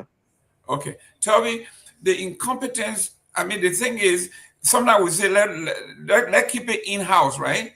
Our dirty clothes, shooting. But you took the dirty clothes on the internet, and your incompetence was even amplified. Somebody had to call you up and say, "But who are the knuckleheads?" Yeah. We hear all these things in that country, and they we had knuckleheads. Yeah, right, they want to even elevate this thing. This is a serious issue. It is a serious security issue. I think, I can say more certainly that it was a intentional omission of the facts. Okay. Nobody play around it. That's what it is. They knew it. First of all, they're following the leader. He hasn't briefed the country about the status of this thing to date. I mean, of what's going on, where we stand with the border, what's going on there. So it's that they follow the leader. And the other people, tied in, the other people just did switching blames. They knew. You cannot tell me that you're going to ECOWAS and you didn't have a copy of that report to preview as a member of the committee before going out there. They saw it, they approved it. All of them saw that report, so they knew the content that was in there. It was all planned that they were going to intentionally omit that pertinent information. And guess what? Liberian people, like they always say, Liberian people will talk about it for a week, and that will be it, and we'll move to something else. So all that I want to talk so is all type of that. It's just concerning that somebody can't tell you about the issue in your country, only because they know the Nigeria, whoever in parliament know that whatever is going on in your country, it can spill over in our country and it can become a regional or nationwide whatever ECOWAS a problem. And again, if you don't tell us about this, how can we find solutions, or how can we assess this situation and collectively talk about the issue? How can you go to a committee or a session and you're not talking about the what, the who, the when, those basic things that should be involved in the report? This is a security issue. Somebody's supposed to kind of let us know what to do. It was intentional. I wrote on her post today, got me out of trouble. I ran there, I told her it was intentional. It was well planned, well thought of, and everything else they're saying now, they're just pretending. They knew it was coming. And so the head of the Senate, they all knew what was in that report because they see those things before the people go out there to brief those things. And I agree with everybody else that it should be called to order. But again, they're all friends. So when they go into the Senate, nothing's going to come from order. It's going to be another, nothing's going to come out and then we'll jump to something else the next day. But it's all around shameful. It's all around shameful. It's embarrassing. And I don't know who's going to call into order other than the citizens. No, I don't know who's going to call into order. But it's disappointing. Great. One of the citizens, you're right. One of the citizens going to call into order. Wow. Their colleagues not going to say nothing because other than perform the same way. Sarah, when they asked him, he said, when you add it to the report. Tevi, you are under 3 minutes. Yes, it says here, he said, when you add it to the report, they bark. When you don't add it to the report, they bark. And he said, I will just continue going to my destination and wouldn't throw rock or stone at every dog that barks. This is the foolishness we are talking about. This is the lawmaker saying this. So who is he referring to the dogs now? We the barking dogs again? Yeah, I guess the other argument is just, look, to tell you the truth, for me, I don't have any confidence in this government solving that particular problem at the border. I mean, the fact that they came back to session just to remove a lawmaker for his speech, his free speech on the border. And up to this point, they have not done anything. Nothing whatsoever. We are hearing that these guys are about to pull up a structure over there. They are about to pull up a structure over there. So I don't think that Joseph Boakai government can handle that situation. Maybe the next government, maybe, I don't know. But for now, I don't see any possibility. I don't see any mindset from this government at all. Any intentionality whatsoever the English word is from this government to be able to solve that problem at the border. They want to silence people. They don't want people to say anything. And then you will see that their foot soldiers or their supporters will leave fake news, stories from the line that the Ghanaian parliament were talking about to come and say, because of Yeke Koluba statement have consequences. You're gonna blame Yeke Koluba a statement as compared to people who trigger the incident? You're gonna blame Yeke Koluba's statement as compared to what really happened and why the situation is not solved yet and why the Liberian people are still in darkness when it comes to the entire situation. This government is not putting forth the truth about the whole thing. And you're gonna run behind Yeke Koluba and pull up a post that people, because you want for people to run there to comment. This government doesn't have any intention to let the Liberian people know what's going on. I don't have any faith in them that they can solve that problem. Maybe it will be the next government, or maybe God will perform some miracle. I don't know. But all of them are compromised. That's why Snow could not say anything over there, because they all are afraid of this government that they will come after them. They all afraid. They all are compromised. Nobody there to fight for the Liberian people.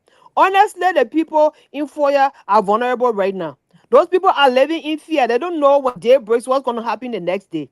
And then when they said in Naya, when we talk about it, they say, there's a security issue. You can't say this, you can't say that. You're not concerned about the welfare of our people? Are you kidding me? A young man was shot at that border. He said something that won't up to this day. Nobody has been held accountable for that. Nobody. And they still want us to shut up and be quiet when we say something that says security issue. This is a disgrace to our country, man. This government is very inept. Let me just stop right there. Thank you. Let me go to Honorable Peabody. This one here. When Kamara wanted to say something that he read off Facebook, they warned him that they were going to expel him. I think last week we read here in the paper when one of the lawmakers said, they say we shouldn't talk hard. Every time we want to talk hard, they will expel us.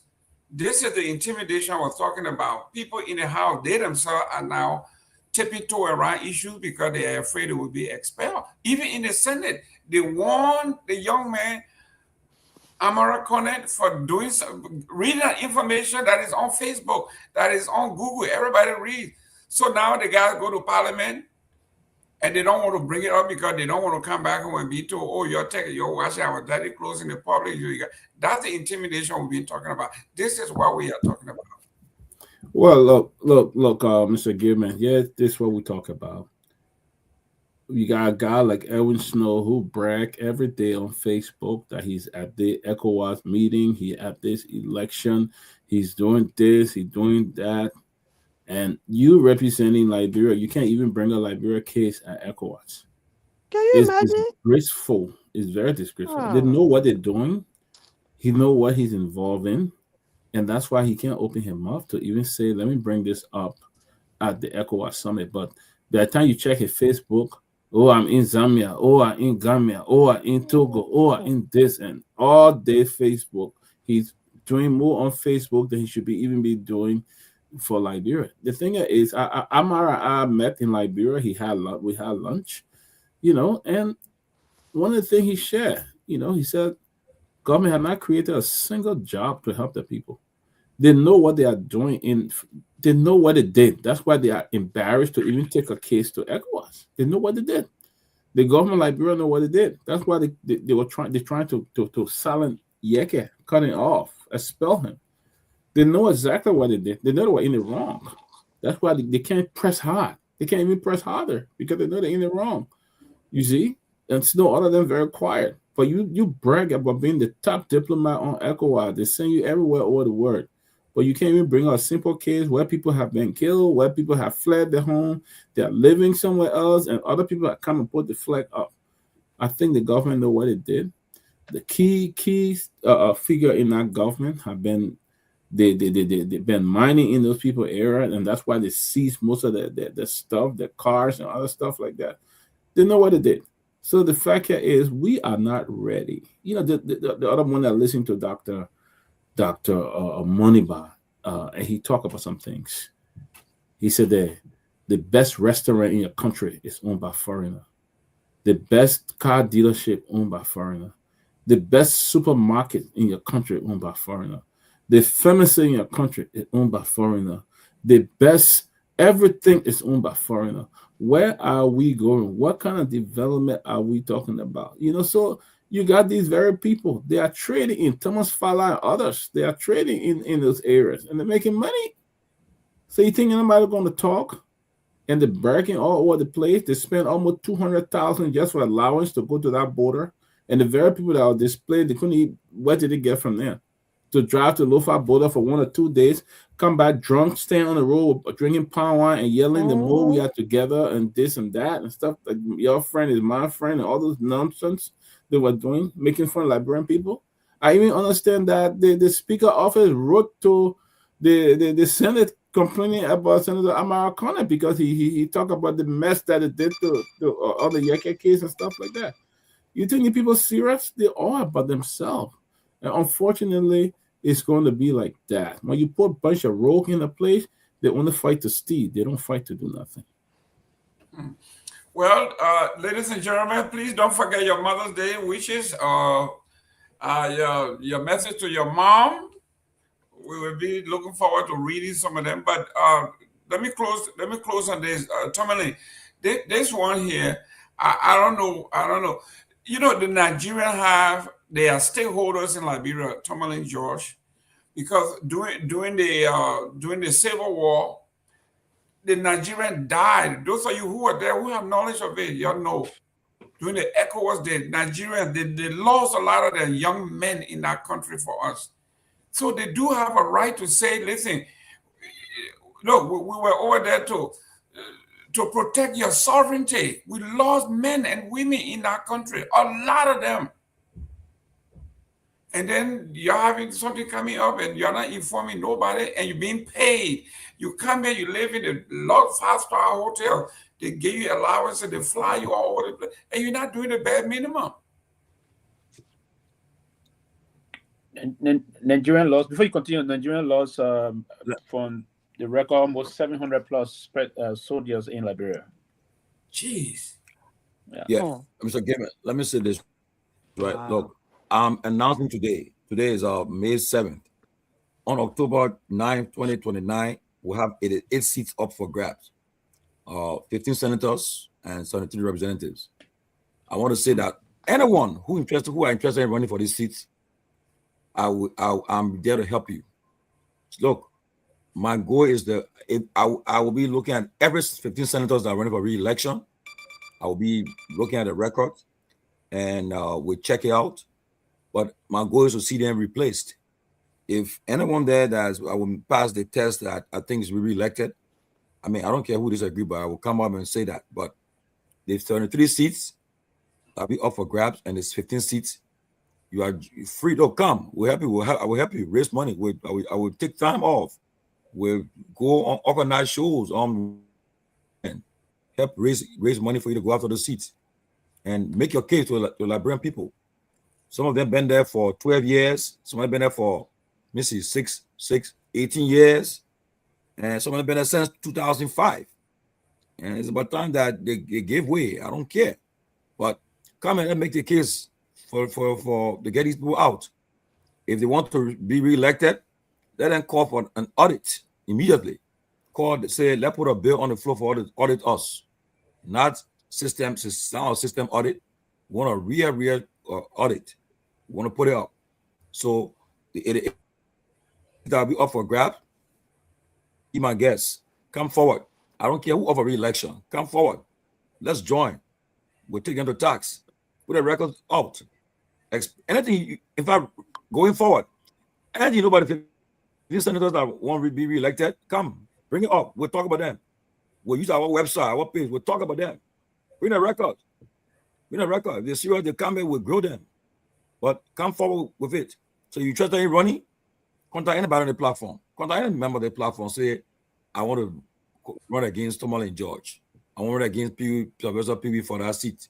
We'll support you. Come. And this is support, but we'll give you the platform. You can't make your case. Come. Because it 8 seats. You say somebody you say somebody should show up, they just show up. In fact, if the man, by the time he announced, I'll be the first to endorse him. I don't care. Once he announced he's running, he got my endorsement. I know I know his wall. I know what he brings to the table. Okay, so if Johnny announced today, I don't care who running against Johnny. That person will forget it. I already joined my candidate already. I don't care. So Johnny, whether you even announced it, by the time you announced, my endorsement ready. Why Johnny announced? I announced. Yeah, that ball bounce. Johnny, welcome to the show. You can run, but we're not running a C county with the man. No, but from the C county. No, you say you want for president 2025. You from the C county, but you don't live there. No. So Sarah, the domiciliation clause is straightforward.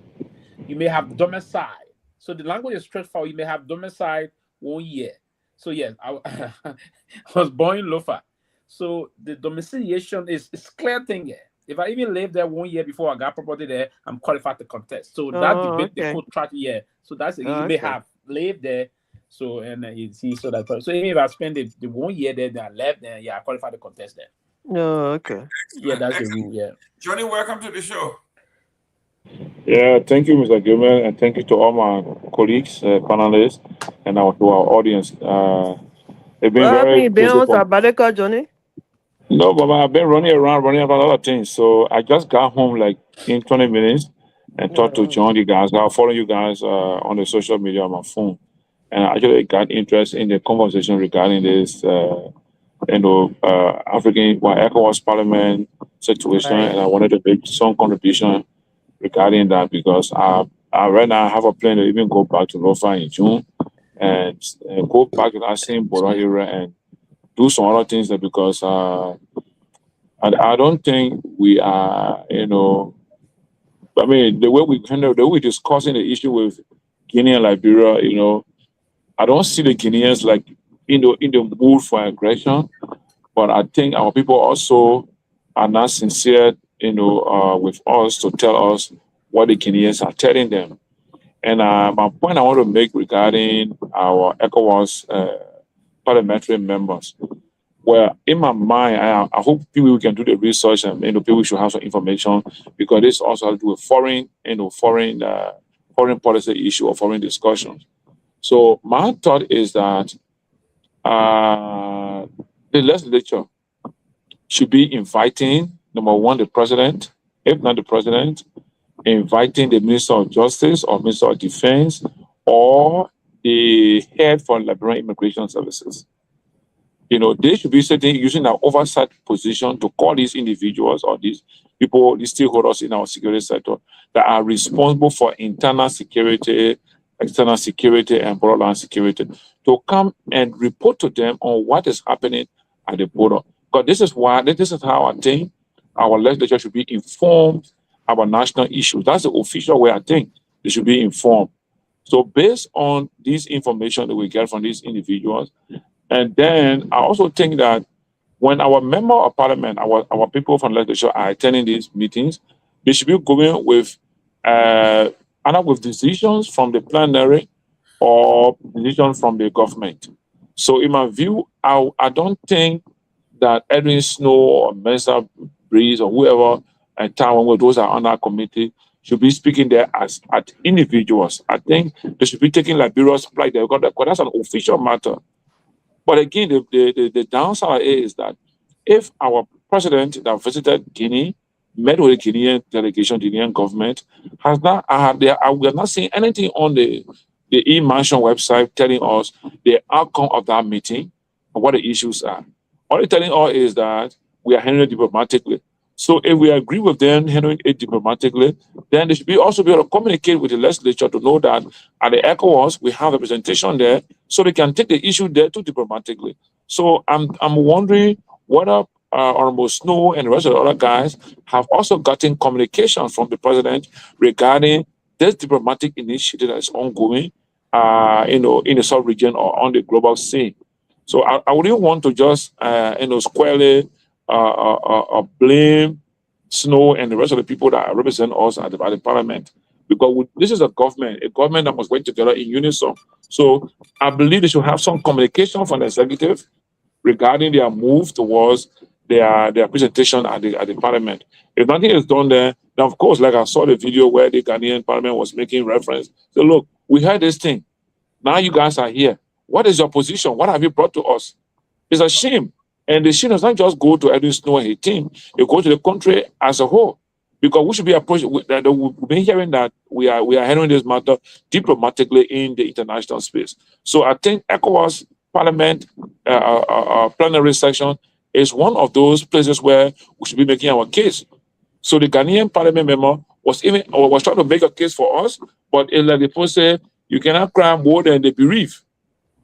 So since internally we don't organize ourselves as a government, so how could our parliamentary members go and make a case on behalf of Liberia when the government itself internally is not working in that kind of form and manner? So I wouldn't just squarely put the blame on Edwin Snow and the rest of the guys. I think it's a national disaster for us. We should have this kind of thing organized and prepared a full report or full complaint that will be taken by, well, these guys are just messengers in my view. They are messengers for Liberian government at the parliamentary level, at the ECOWAS, even at the AU level, whatever. An example, at the United Nations level, Mr. Louis Brown will not speak for Liberia without getting consultation from the foreign ministry or from the president. So similarly, I believe that those guys are representing us at the parliamentary level, at the ECOWAS or AU, should be taking message from Liberian government through first our legislative plenary, having a discussion and making decisions. So look, our team going to ECOWAS will carry this message on behalf of our government with regards to what's happening to the border. So that's my view towards this issue with regards to ECOWAS. Let me push back a little bit here, because the ambassador to the UN serve at the will and pleasure of the president. The president appoints him. Right. And these people are duly elected by the Liberian people to represent them. So they don't work at the will and pleasure of the president. Yeah, but Mr. Gayman, even though they don't work at the will and pleasure of the president, but they work as representation of Liberian government to the Liberian legislature to represent us there. So I don't think they go there on individual agenda. They're there on Liberian government agenda. So that's what they say, government, separate power, but coordinated. So I believe this is where coalition should take place. Where, for example, right, the speaker, deputy speaker, and the team of legislators or representatives went to Lofa at that place. They spent maybe 3, 4, 5 days there. They came back from there. Nothing has happened. So, okay, if they didn't speak to us publicly, they would have now arranged whatever they saw there as a problem and make a formal complaint to our presentation at ECOWAS to say, look, these are the things we identify. We have a put representing us at ECOWAS. Therefore, they must take our issue there, because they didn't go to ECOWAS on their own again. That they went there based on the legislative arrangement in Liberia. You know, I mean, you can decide maybe after the next time, they can decide to move anything from there, remove that one way, to remove all those that are there. So I think that committee that represents Liberia at the ECOWAS must carry the message of the Liberian government from legislative perspective. That's my point. It may not be from the president, but it should be from legislative perspective. And internally also, Let me go to Sarah. Sarah, go ahead. No, I wanted to quickly push back, or let's say maybe clarify on something Johnny said. For the record, all of us on this platform, none of us want, the Guineans to have any aggression towards our people on the ground or to our country. And that is not what we are saying here. That is not what we are, advocating here. We want transparency. We want clarity, because when something happens as a government, you owe it to your people to tell them what happened. You owe it to them. Even if you're going to do some back channel diplomacy, you have to tell them. Even if you don't tell them the nucleus of the thing, tell them, what happened and what the government is doing. But to just go after people when they say something, Sarah, you go are after right. the other person. I just want to make that point clear that we are not advocating for war. This is not what we are advocating for. We are advocating for the government to tell the Liberian people what happened, because right now everybody have their own theory about this whole thing. Everybody have their own theory. And so if they come out and tell us the truth of what happened, then the matter can be settled. This is our point.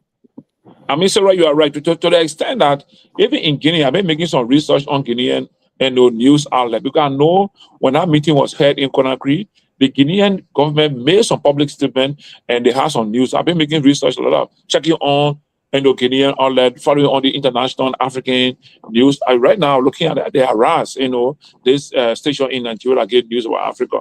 And I've seen something that look like the Guineans have been making that point clear.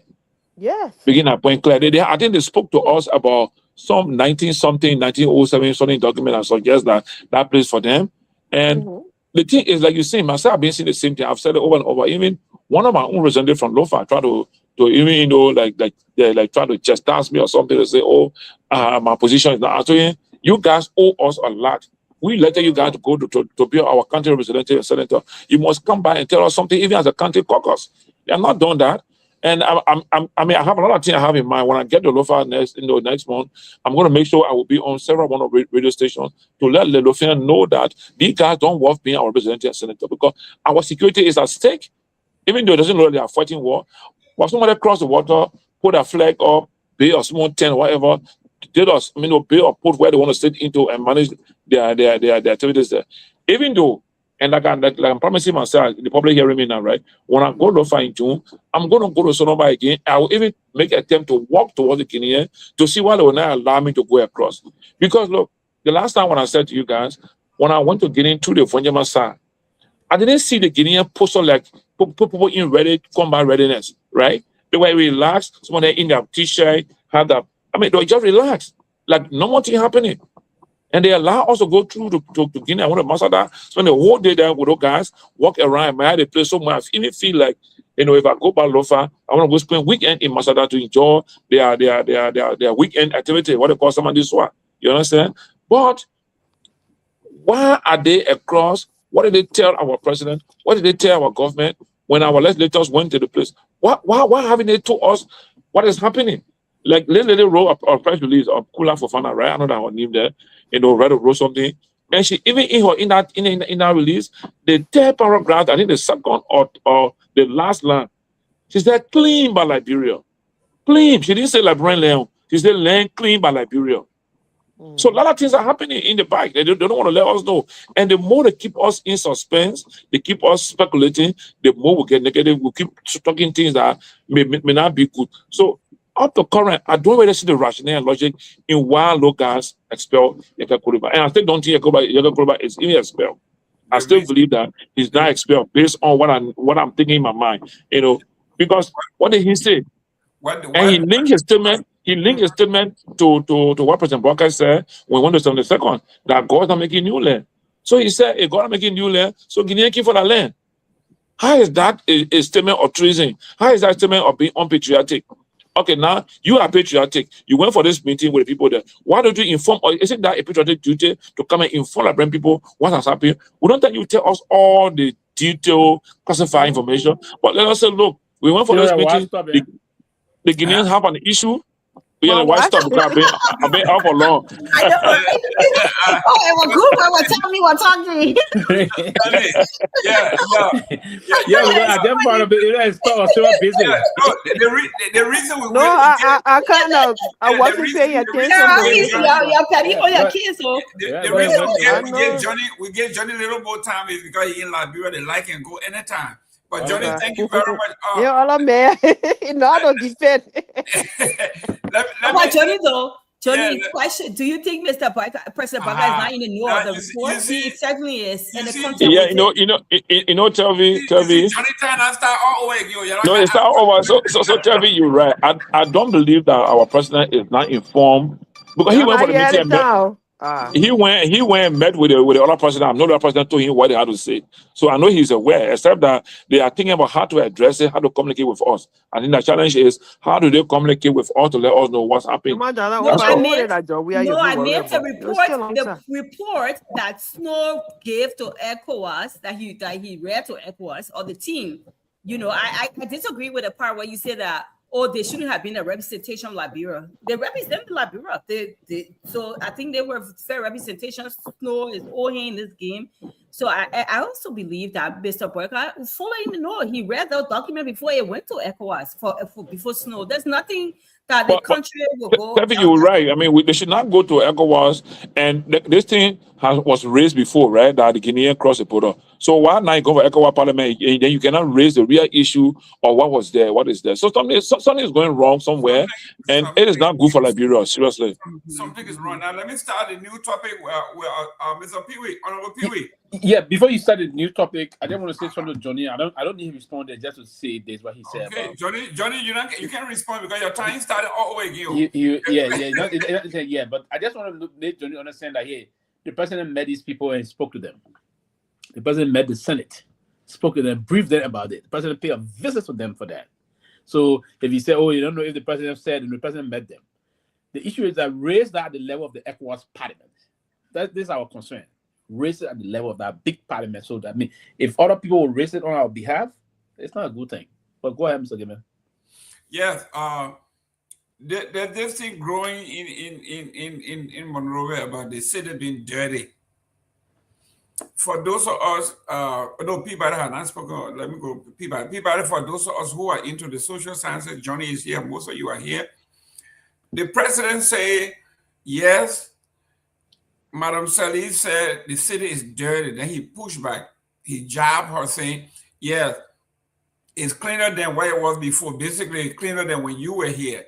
And then he in the job further, he said, knowing the tools that we have, meaning when he said Ellen had a lot of money and opportunity and squander it.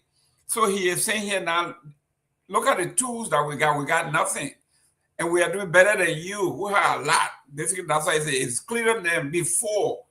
So we are sitting here and saying, these are the things that statisticians see, and it makes us cringe because all of us who here start, I mean, 12 years here when they say, you don't say my city is cleaner than yours. Usually they would say when we came in, there were no trash being picked up. Now we got 300 pickup. We got 200 tons of trash being picked up every day. We got a new dumpster bill. We got new this. We got new that. Compared to all the numbers, we are better than you. But you just can't say cleaner than you before.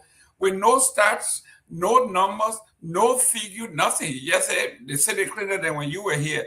Honorable Peabody, this one here, I side with Ellie on this one. Look, the president is just combative, and I said it before.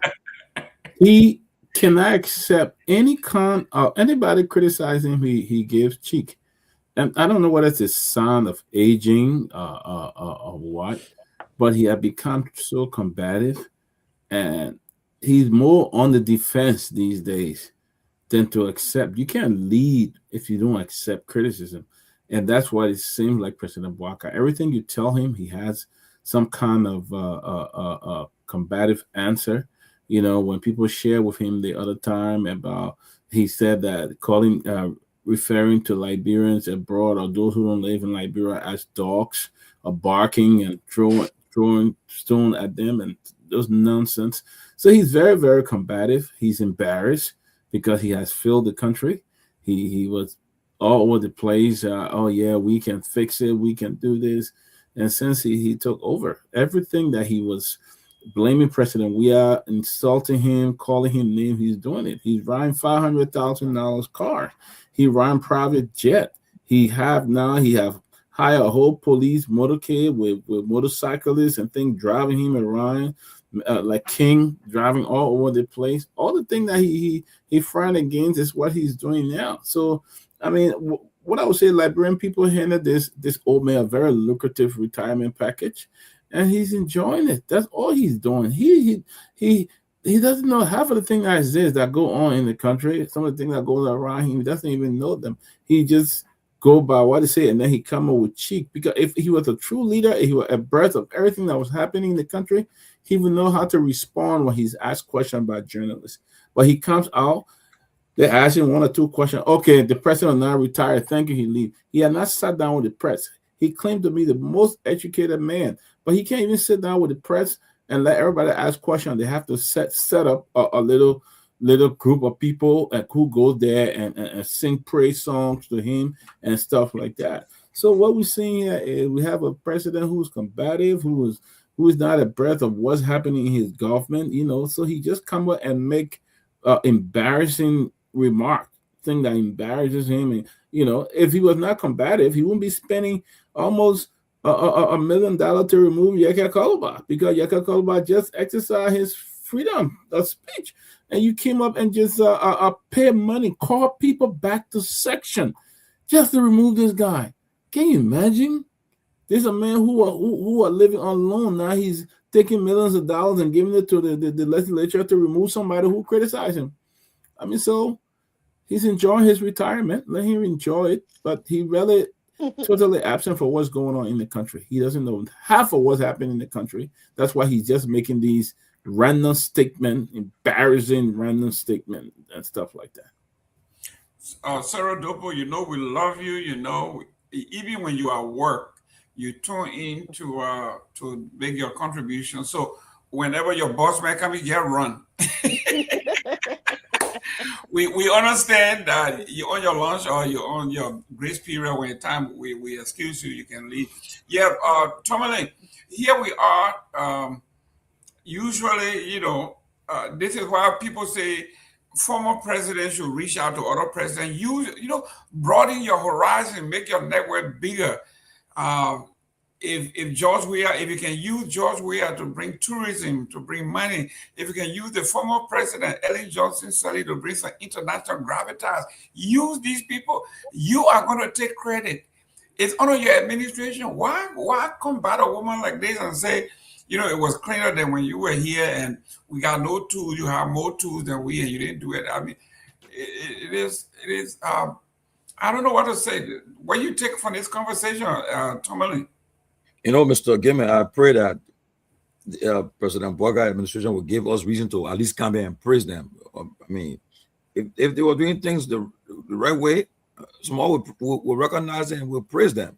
If I were watching the opening of a factory where people getting jobs, well, like right now I see the vice president talking about liberalization. I mean, I think it's just all talk, because if they were serious to change it, they will immediately implement it right away. They won't just talk about, hey, I think they should be able to say Liberians are, because what he's saying, people are selling, the Lebanese men selling water, selling kuwait, and selling ice, and what are they doing?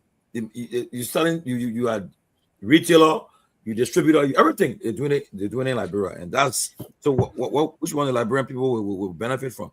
How will they be part of the economy?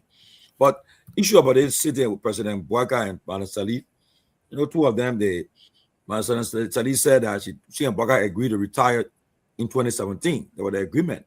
The both were going to retire together, but Bouaka decided to run. So, and then she said, well, on the plan, the two and a half plan to retire together, but he ran, he lost to President Weah.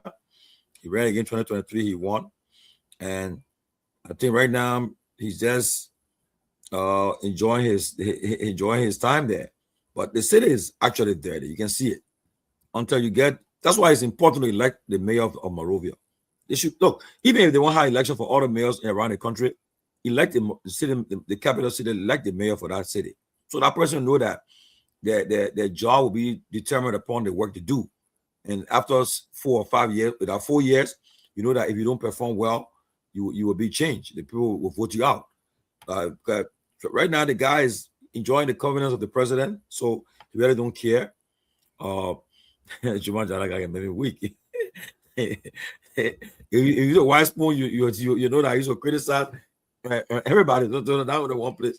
But look, so Manasali threw in job. He threw a job back at her, and that's it there. But don't forget though, Manasali supported Bogas for himself for the going election. She even gained some money all for the election. So that's why I don't really really support her most of her stuff, because the woman is a very cunning politician. Honestly, she was not. She supported him the going election, but now, and Boga is in the driver's seat. But she should write the color that the city is dirty. She drives around, she sees for herself.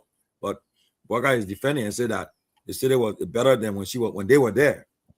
So, but again, I want to say we need to elect the mayor of Monrovia so that we have a better mayor who will do a better job. But as long as we have appointed mayor that serves at the president's will and pleasure, we have that kind of a stuff. For those of you who are old enough, when this election of a city mayor in Monrovia has been around, I remember Amos Sawyer and Chuchu Horton. Those of you who are not old enough. Oh yeah, I remember that. That brought the issue, man. What? That was so only with a window. So I'm gonna win. Yeah, Thomas shut it down. Yeah, yes, Thomas shut it down. Thomas shut it down. So I'm gonna beat you, Horton. Oh, well, clear. He shut it down because he knew the folks were saying the city is the second most powerful position in the country. Anybody who become mayor of Monrovia, you like the second president. So they were not going to give that job to Amos Sawyer, and they denied Amos Sawyer that when they knew that Chuchu Horton was going to lose. He abruptly canceled the election, postponed it to another day. But let's go to this other topic. The president in one of the cabinet meeting post today said the electricity you're complaining about, you need to be reasonable. Don't overuse the transformer. You want to tap into the transformer, and then the transformer will break down. Then you're complaining about light. Tell me this one here. I know I'm not the smartest. I'm not a sharper knife in the drawer, but this one here is sharper than this one. I mean, how can you say that people making too much demand and they are the cause of the transformer blowing up? Yeah, that's crazy though. That's crazy. The thing with the whole city thing, the thing about it is making small steps in the right direction, having redundancy in place, having fallback plan, and all of that. You can't just have a system that has it. I mean, LEC problem, age-old problem. Sanitation problem, age-old problem. But what are you doing in the right direction? You say that the people using the transformer too much. Where we are, and even the neighbors, you got to have redundancy plan. You have to have disaster recovery plan. All these things in place. You can't you tell the people, say, oh, you're using the T too much. That's why we're having the problem. It's meant to be used. What is the fallback plan that you have? What policies do you have in place? What equipment you have? So in case this one go down, this one can come up. Those are all the things that you need to have in place. You can't hold the people responsible. I heard last night we're talking, group chat talking about the LEC and the whole IT infrastructure proclamation and all of that. And they were talking about how they sent some guys to neighboring country to train them. And then the guys came back and the guys left. So that's some of the reasons they got with hydro now. Nobody to fix the problem, but the people they trained, the people left them. So they got greater issue. They got a resource problem and all. So I think the thing there is putting systems in place to work. Again, like I said, redundancy plan, fallback, whatever way you want to call it, they, in place, business continuity plan in place so that we don't have these kind of ongoing problem, and stop making excuses. It's for me, it's the one that irks me the most. Stop making excuses and make steps in the right direction. Pay your debt to Agricos and other people, and then find lasting solutions to the problem instead of making excuses. I can't stand that. So that's all I have to say. Mr. Honorable Peabody. I got a door. Oh, you still here? Okay. Sarah, here we are. You see how God can sleep, man. They see Kamara Corner and the other guys were saying, what they say? Lower your expectation, whatever they were saying ahead, right? Now they're on his back, they're white on red. But the president said the reason Johnny Light always going is you just want to tap into the sea. Let me say at the sea time, and then you're going to blame them. Ooh. Yeah, I mean the president technically has kicked away his agenda. He definitely probably not even going by his agenda anymore. He's going by, the other people did it, so we'll do it too. Or it's better now than before, but we can see what is better now.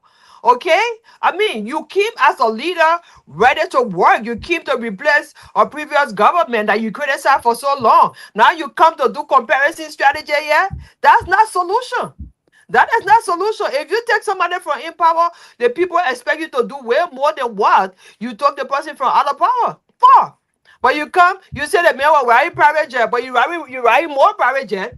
You say the man build condominium, you build more condominium yourself. You got a whole area in your area there for you. Okay, they're not even needing the whole place for your avenue. So what difference have you brought to the table? Nothing. You worse. You worse. So I agree with Dr. Peabody. The president is very combative, and I think a lot of times he don't know what he's saying. A lot of his handlers just carry some of these talking points so he can react to what people say. That's not good leadership, especially for an old man who's been in power for over 42 years. So when we say lack of 42-year experience, and they come and call on names. But these are some of the examples. You don't come to power for such a you've been in power for so long a time, and then you come and come with this kind of combative attitude. That's not leadership. Ellen Johnson made you. He should have brought you to the limelight, for heaven's sake. And what she's saying is true about the city being dirty. Take it, accept it, and move on and do the right thing for the country. You know, because it was better more than and when we had this and we had that. You were part of that government that's gonna up resources. But he's even worse, because if you said Ellen squandered the resources and Ellen parked you, he didn't use you, so you needed your own time. You needed your own power. You needed the authority. The Liberian people gave the authority now and the power. Then you say, let me go to Peabody. Peabody, your homeboys say the reason you ain't got lie in Orange Grove, or you want lie at the same time. What's Orange Grove got lie. Yeah, double there, double dollar to any tabata or there, but me, I But, want it. look, Mr. Gayman, here we go again. Well, you want some miracle to happen, you don't put expert in place. It's not going to happen. LEC don't have the money. They owe Ivory Coast, they owe other area. They still owe them money. They're in debt. So when they don't pay these bills, the people cut setting error. Then the light be sharing. The light become a sharing too. 1 million they send in the Oro for 3 hours. Next time when they take it from Oro to send it to rehab for another hour and send it all over because they don't pay their bills. And that's what's going on. They have not been able to meet the requirement of I know they call it TSG or TCG stuff. They have not been able to meet that requirement. They still owe money. So the people will not operate on them owing bills they can't pay. The government is bad all when it comes to paying bills. They don't pay bills. They don't calculate well. They brag about domestic revenue hitting millions and going to almost billion. Surplus.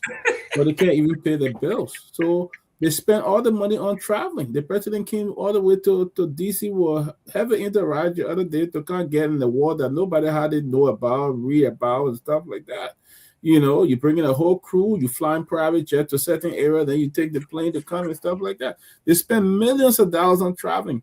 But the day-to-day life situation in Liberia, the electricity, they can't cut that down. They can't say, hey, let's cut down some traveling. Let's spend the next 10 million LEC to improve power generation, all of that. They can't do it. They spend half of the money to fly. And then what a god, Double Jala would jump up there. Oh, yeah. And the president gave everybody a award. They did performance award. He gave everybody a certificate, a plaque that they were doing a very good job. So when everybody's doing well, what do you expect? The light should be flowing all over Liberia. Things should be happening. You know, but again, we don't pay our bills. How long will continue begging the international community? Everything, our international partner.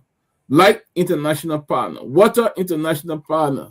Deaf, international partner. What can you do for yourself? What can we do for ourselves? Nothing.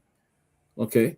Until we stop putting personal interest, stealing millions of dollars, and focus on our country, Liberia will not go nowhere. People in the country don't even have no job. All right? No job. Thousands this year, this month, last month, thousands of children graduated from University of Liberia. Liberia got IT expert, engineer. Not a single one of them can even find a job. You know, living in a country you can't find a job. How do you eat? How do you take care of family? How do you even plan a family? How do you even take care of yourself? And then you got the president, he's flying all over the place. The top official, they're going everywhere, misusing money. I saw Katuma Baka car the other day. I yelled, I'm like, Lord have mercy. All right.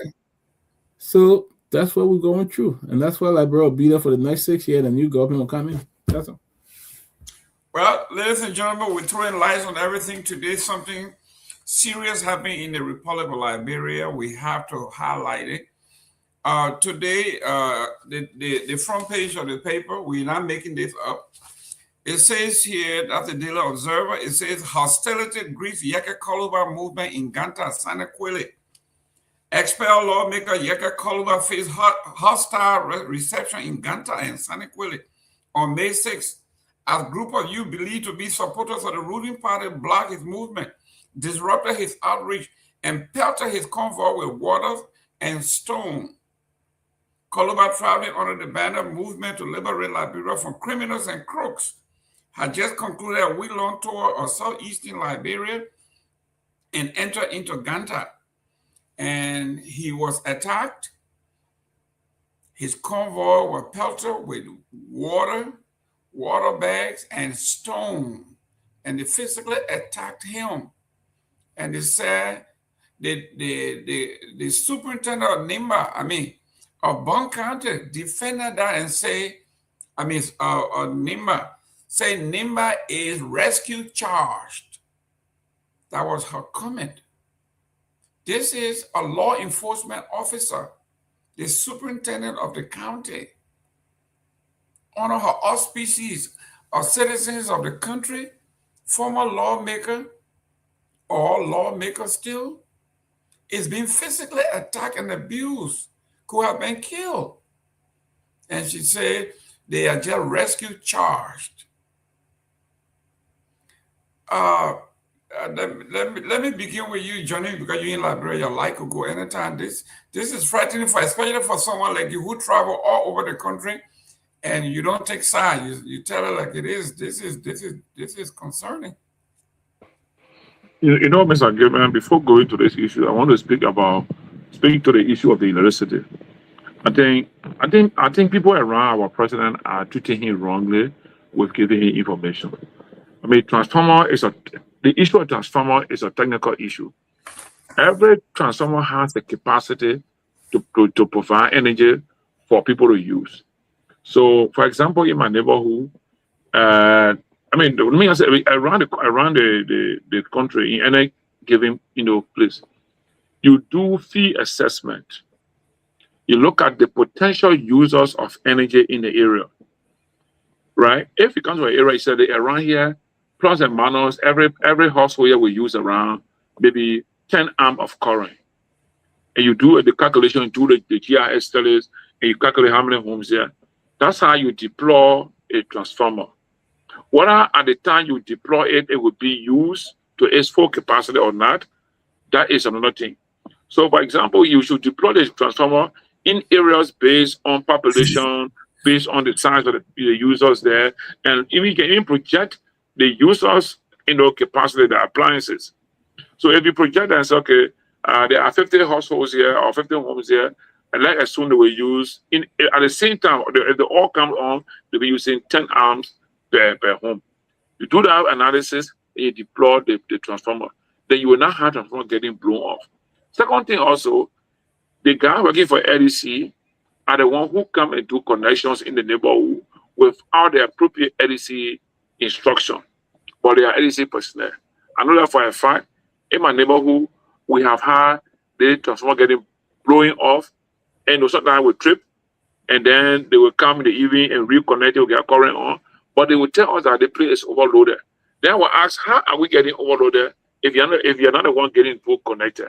How do you deploy a 50 kilowatt or 50 kVA transformer here when you know that they're around here, the users here will go above 50 kVA? So I think they should be giving the old man the appropriate information. So when he speak from an informed position.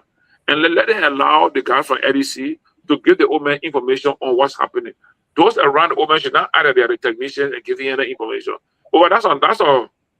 Like on a person perspective, they were giving that, people can get connected and bring and blow up. Yeah, because technicians are not doing the right thing to have this thing deployed.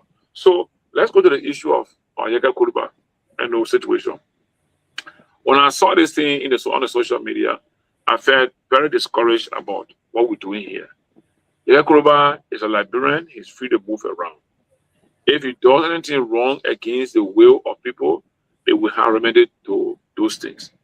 Yeka enter Nima County freely with no disruption of anybody's free movement. But because this political mindset we have now in Liberia, if we do not support the ruling establishment, they will do everything to make it look bad and make it. Even look at social media. And sometimes I put on my lens of sociological lens and just read people's comments, and I begin to analyze their minds and say, well, Liberia is in trouble. We all want democracy, we want free speech, we want free movement, and we want to experience all of those conditions provided in our constitution. But if somebody is trying to experience it or enjoy it, and because the person is not within your camp, then that person becomes a target to harm. I think we should discourage it, we should condemn it to the fullest. Whatever issue got with Yeka Kuruba, take it all with him through the legal process. Yeka has a free way. He moved from Morovia, he went to Buchanan, he went to Riverside, he went to Sino, he went to Grand Cru, he went to the whole Southeast. He's now entering the central region. And I know he will get more resistance. I know there are people that are trying to do something to him in Bon County. And people are also preparing to do something to him in Lofa, specifically in Lofa. And it will be so bad, so bad, that this thing Yeka Kuruba you use to denigrate our tradition in Lofa country.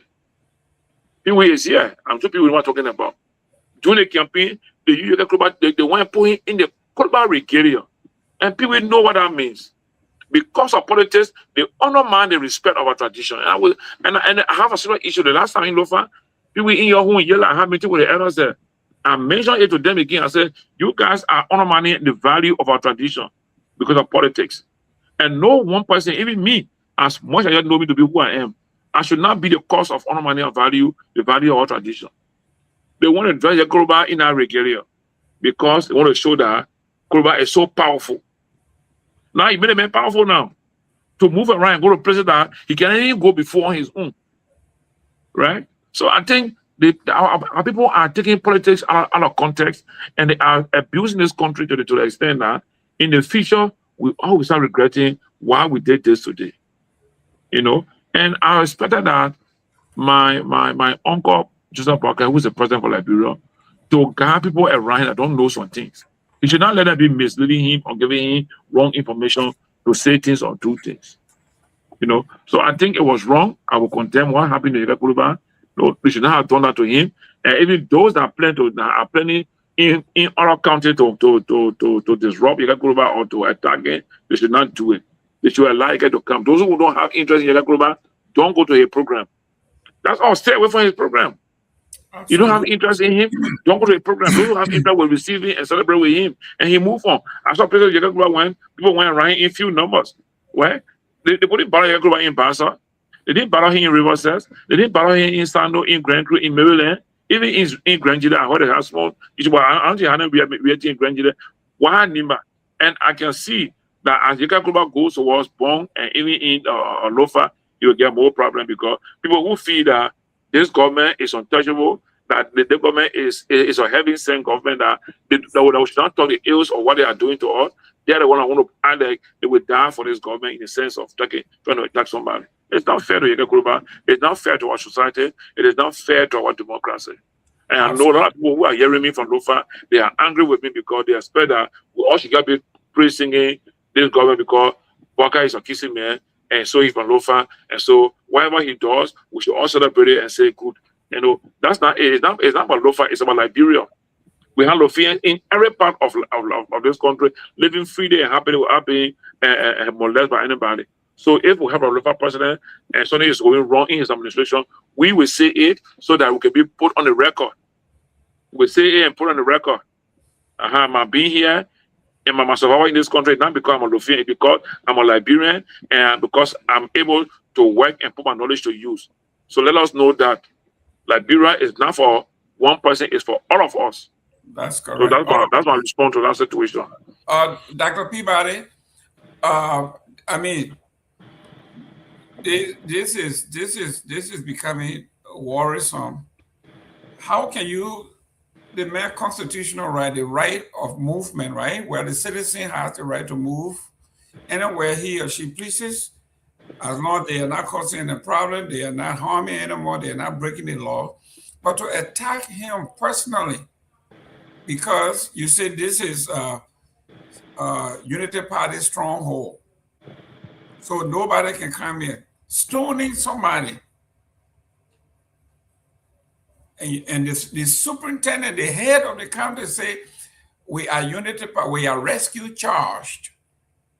It's a no-go zone for opposition and all that other stuff. I mean, where do you run? You know, your leaders, the people who are supposed to enforce the law, they are telling you, listen, this is our area, you can't come here. What do you do? You are muted, Doc. You know, Mr. Gayman, you know, law and order, and that's what we talk about all the time. Liberia is lawless. I can tell you that. And for Nimba, you know, it's probably orchestrated. If you have the superintendent coming up and making those comments, then how do you blame the people? They say the fish get rotten from the head. How do you blame the layman?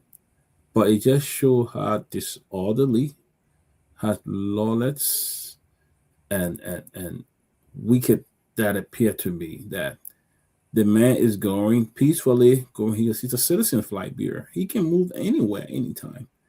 And citizens gang up on him and attack him and begin to throw stone and throw water and stuff on him. And police did not even make one arrest. What the police there for? I thought the police were there to protect a vulnerable citizen, to protect the citizen of Liberia. But it appeared that the police, it was organized, something organized, I must say. That it was organized and they knew what they were doing. By the time he come here, we'll deal with him. We'll organize those picking them to go after him. And we'll make sure he would, and exactly what they did. They could have killed him. They could have killed him. And I think nobody should be supporting any kind of barbaric behavior like that. Very barbaric. Gangsterism, and nobody should be supporting that. But if you had the head of the county supporting stuff like that, I think it's very disgraceful. It's very disorderly. So anybody else can go there and it will stone them because they are not from there and because of UP stronghold. Since when Nima became UP stronghold? Probably since Jeremiah Kuhn became vice president, maybe. So, but I think it should be condemned at the highest level and arrest should be made. Somebody should go to jail. You can't put these young kids in the street. And secondly, Nima's still going through a lot of trauma since the Civil War. A lot of young children grew up seeing nothing but those kind of behavior. A lot of the kids were young, growing up into those kind of behavior. Or that's all they saw. People killing each other, and a lot of them have not been rehabilitated. So their way of life is violent. So I'm not surprised that they will take up rock and stone and throw it at Honorable Kehleboe. I think what the leaders in that country should be doing should be trying to rehabilitate these young people because there's a lot of trauma and other kids grew up seeing nothing less but war and war and war. Thanks. Pewee, Mr. Kehleboe was in Nimba and he was viciously attacked, stone pelted. You can see he got other people wearing helmet. He's covering his face and his head. Why?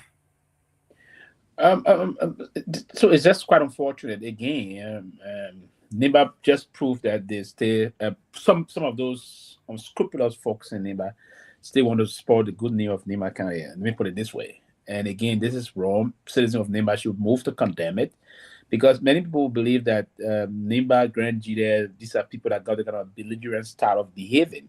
As per the past history of our country, the way they treated folks during the Civil War, beheaded people were decapitated, and the rest of that different way of torturing folks and other things. So if folks were to recall on those things or reflect backward, it's quite disappointing. So I think the citizenry of Nimba, those stakeholders should come and condemn this with immediate effect, trying to disassociate themselves of their county with those unscrupulous elements that got engaged into this kind of unbecoming attitude to go violent. This act of gangsterism is totally wrong. But again, I want to sense here that this may probably be politically motivated, and coming from him personally, I believe it is motivated by some of the leaders. The leaders in Nimba may have set Yeke up for this kind of a behavior, if you will. I'm seriously convinced that peaceful other citizens in Nimba County wouldn't do this. We have a lot of ex-combatants that at the time during the DDRR program, we've disarmed them, tried to reintegrate them, remobilize them, if you will, changing them from the belligerent perspective and trying to initiate them back into society. But some of them still have the kind of war mentality, if you will. So desperate politicians can also trigger them and motivate them for some other stupid reasons for their own personal gain to spark this kind of attention, if you will. So yeah, I think major stakeholders in Nimba County, let me put it this way, should come out and condemn this kind of attitude. Coming from Nimba is not a good sign. People will try to now, Liberian, certain group of Liberians was stereotype both Nimba and Grand Jide. Yeke been going to Grand Jide in recent times. No one ever did that to Yeke. Nobody did that to Yeke. He been going across one Nimba. So this could be, Mr. Gayman, this is a serious thing. And the Nimbayans should begin to think on this That it is about time that we move to disassociate ourselves from this kind of mentality. Other than that, people are going to carry a negative connotation to these things. The perspective of Liberians regarding the past the times in our country history is not a good thing to reflect on, to see the folks doing this. I mean, it was like a war-like kind of mission. So listen, the Yeke, we know him, we all don't like him, but that's the essence of democracy. That's the essence of political pluralism. We disagree to agree. So you cannot use an act of violence on the man that is exercising his political rights that the Constitution of our country gave him. So we ought to condemn it outrightly, and I will hope the same leaders that I believe some of them may have engaged into doing this should come out. Those that didn't do it should come out and condemn it. To do that, it is all Liberian, and we shouldn't be doing that. Listen, we fought war because the condition came at a time it was justified. Prince Johnson said this. So we went to war because we know certain things unfolding in the country was totally unacceptable. But to begin to indulge into this kind of a action at this time, remember now, we're not even close to election. We're about 2.5, almost 3 years to election. We're saying these things. Why, if the time came for power? Listen, people shouldn't give us reason to believe that there's going to be some serious problem in the country. Other than that, listen, Liberia can still go back to problem if we don't try to mitigate these things the way we ought to do it democratically. Other than that, I foresee some serious problem in the country. But I think it is, from my perspective, it was motivated by certain senior citizens in the county against Seleke Kromah. I know that for a fact. Wow. Tell me, those of you who like to talk and criticize everything, they just told you, based on what's happening over there, they have passed a Liberia that critics are not allowed to go, no-go zone, yeah. according to what the superintendent said. This place is rescue charged. That's disappointing. Mr. Gayman, I mean, and everybody else, has the police released an official statement or spoken to the issue? No, not yet. So you know it's a whole collaboration going on there, because if the police is mute on the issue, because I know the issue or official statement on the Ghana's face situation, because I read that. And they didn't talk about Yeke stuff, so it's a whole cohort or whatever you want to call it, collaboration going on there with that whole Yeke thing. So, to everybody's point, I think it's politically motivated, it was well thought of, well planned, and it's just implemented. But it's sad. It's sad. I told somebody last month that I was going to Liberia in April, and the person told me, it's like, Talvina, you're not scared to go to Liberia, that's how more you get hold the great assassinate people. I said, I'm scared of my country. But there's some areas I dare not tread because of things like this, I'm not going to be in the streets at any time because of things like this, Why should we live in fear? Why can he not go any part of the country and be free? Like Pewee said, if you don't like what I'm saying, if you don't like what he's doing, don't go there. Or Johnny said it, somebody said it, stay home, but let him be free to move wherever. If you don't want to say it, doesn't mean I don't say it. I will express my right. That's my freedom. That's my right. And I love to take ownership of my right, but I think it's unfair to him. And the sad part, the more you guys they do these things, you make them be popular more, and that's what they're not getting. You make him favorable more. So leave him, and I guess true that you make him irrelevant to a certain extent. Just ignore him. You say he's crazy, let him do crazy stuff. Leave him. So that's all. Let me go to Tomalin.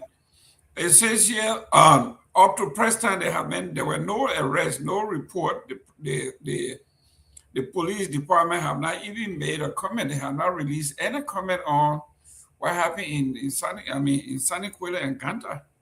They followed the man from one city to the next. Mr. Josh. Yes. Look, Mr. Gayman.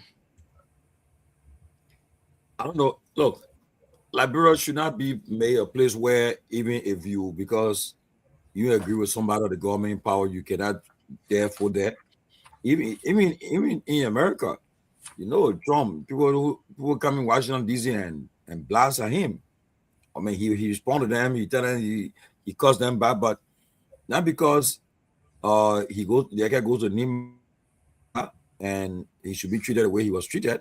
I think it's unfair, and people should remember that what they are doing, it could have a multiple effect though, because so that means if I go to a particular place in Liberia, I criticize the president, I will get attacked. I mean, that's the violation of my rights and speech. You know, the president is not. I mean, he's a public figure. He's a president. People can criticize him. They can once they're not making threats to his life or anything, but they can criticize him. They can say what they want to say. Well, I don't think he should be somebody who says that should be arrested or attacked. Now, is calling on the justice minister, the police boss, to intervene and find out what happened. And Yeke deserves to be treated as a citizen, okay, regardless of what he says. I mean, that's the people said that's the essence of democracy. Democracy. I mean, I like what you say, but I either accept it or respond. Or to put hands on somebody or try to attack somebody because of what they are saying, I think it's wrong. Should be condemned, because today you empower, you're doing that. Tomorrow somebody can do it. You say, well, you did the same thing to Yeke. So I'm surprised, but I think tomorrow we'll try to go further. We'll call on those involved to find out what they are doing about this. What's the update of this issue? I know they were investigating, but again, I've been trying to call Yeke to find out what's going on, but I've not gotten him. Even our guys that with him, I'm trying to call them too, but I'm not getting them. But I don't think it's fair. I think it should be condemned, and whoever involved should be brought to book. And quickly, Mr. Gayman, on this one. Yeah, we are coming to you. I want you to address this piece. It says, and this is from the government-friendly newspaper Daily Observer. It says here, it said the confrontation has raised broader concerns about political tolerance ahead of the 2029 election, with some observer warning that opposition figure could face increased resistance in areas considered to be the Unity Party stronghold. They will tell you, don't come into this county, don't come into this city, that's Unity Party stronghold, as evidenced by this. Absolutely. And then I was first going to say this thing about what the police is doing. And listen, we don't want people believing that the police is just Tapo kind of a secret police, right? As was done during the Nazi days, if you will. You ought to be very national and seek the interest and protect the statutory responsibility of the police is to do that. But you're right about what it's saying there, and it may just have a kind of a cascading ripple effect. And it's going to be a chain, right? And we're not mindful of this kind of a thing unfolding. So it's part of the reason why the government should stem this immediately and show that it don't metastasize, because an attempt to allow it to go that route, we're going to be headed for a serious problem. And the first time the political dispensation or the electionary process is going to be heavily challenged and with too much of interest. The last elections, I thought the Unity Party quest for power was so desperate, and as everyone was saying, they even said if they didn't win the election, there would have been no Liberia. These were threats that came out of the Unity Party at the time. Their political leader, the various surrogates deployed by the party to do these things. Mind you, the current opposition also going to be even more desperate, as part of the reason why some situations that are unfolding in the country, they believe they're being targeted, they're being the law being weaponized against them, and all this. So they are going to be desperate. So to allow these things start to happen now, particularly it's unfolding in a county that is known of contributing towards the destabilization of the Bureau for almost 14 years. It's not a good thing for NIBA. So the NIBA political leaders should come and condemn this expeditiously, disengage the county from those things, and condemn them, instruct the police to do some arrests as a mark of proving that the government is in charge of the situation. If you didn't do it, there's going to be some problem here, and you allow other folks can use this to undermine the security of the country. So listen, the government and that news report is, what the government should do is to show some concern. These things unfolded on camera. You can move to do some arrests and prove this, but I don't think I'm going to be wrong in terms of what I'm speculating. And what I believe, my speculation is that there may have been some level of some motivation here that say, hey, when I got kind of embarrassing, the intent was to prove to folks that Yeke is not like on all his tour. Right, I seen my own dear brother, Joma Jara saying, okay, Yeke was heckle and boo or attack in Grand Jury candidate 2023. 2023 is in the past. I'm talking about recent tour Yeke did within this regime. When he went to Grand Jury last time, no one went Bob Neke even threatened. Yeke challenged Bob Neke, he went. I don't know Bob Neke was showcasing himself to be Bob Neke or the rest of that nonsense, right? But we should not attack Mr. Gayman. We should not go that route. It's going to have a cascading effect, and it's going to be dangerous. If that were to happen in the country, then there are going to be copycat across the area. Then, if tomorrow some of the political people from the government went somewhere, he says he soon come boom, boom, boom, boom, boom, boom. He make all cars wish it down. Don't start something that you cannot end. And I will hope the police should not prove to be, as Sam Jackson want to call it, or as what the people call it in the Nazi days, Gestapo police, kind of a secret police. You have to be there for the interests of the people of Liberia. If these things are unfolding, if you know very well a very controversial figure is coming to your county, you at the police detachment of Nimba County should have been on alert. And that's the reason of security in our country. We don't prioritize these things. If you sense a major opposition figure that is coming to the place, you have to deploy your men. You have to gather intelligence. What's the intelligence? I don't really got one. What's the intelligence saying about why Yeke coming? Who are planning to protest when Yeke is there? You deploy your intelligence so that you foil that. Anything you can abort it, or if it will stay sparked, you move to do some arrest to crush whatsoever thing that is pending or so. But if you didn't do that, and I don't know, trust me, it was just some telephonic conversation. When I make out you're disrupting, and again the instruction came and they went about it the other way around. You know, you tell the man to do this, the man go. You tell the beginning you're disrupt, beginning to that rock, boom, boom, boom, boom, boom, boom, boom, boom. That's it. Unfortunately, Mr. Gayman, it's something that we should all be very concerned about. Other than that, I'm worried about the quest for power in Liberia are going to be very tough. And it will not marvel. We may just step into some serious tension that may lead up to some problem. And I will hope Nimba should not be the one to set the example. Leaders for Nimba come and condemn this issue and condemn it very, very, very loudly. Excellent, guys. Thank you very much. We have here Waka did something this week. And we got to bring it up. Waka sent the War and Economic Crime Code document to the legislature for ratification. Are we headed somewhere here, or this is another? Let me start with you, Johnny. The president came up with somebody use mute. Okay. The president sent this document to the legislature. Is this the right way to go, or it is? I want to play Pontius Pilate, right? I don't give it to you. I don't wash my hair and I in your hair. Is that what's going on here, Johnny? Johnny, I think Johnny is frozen. But Tomalin. Yeah, can you hear me, Mr. Gayman? Yeah, we can hear you. Okay, so I'm trying to adjust my mic. Yeah, with regards to the War Crimes Code situation, it brings me back to being organized.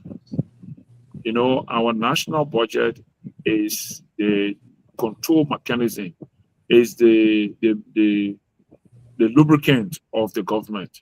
The services, everything I want to do. So these kind of things, I assume that before the budget is passed, like in the NGO sector, right? You bring all your program activities, your annual program plan, what you want to achieve for the year, you do all of that, then you put them into the budget frame and you organize it. Then you can probably have the contingency just in case something comes up that will require immediate response or attention.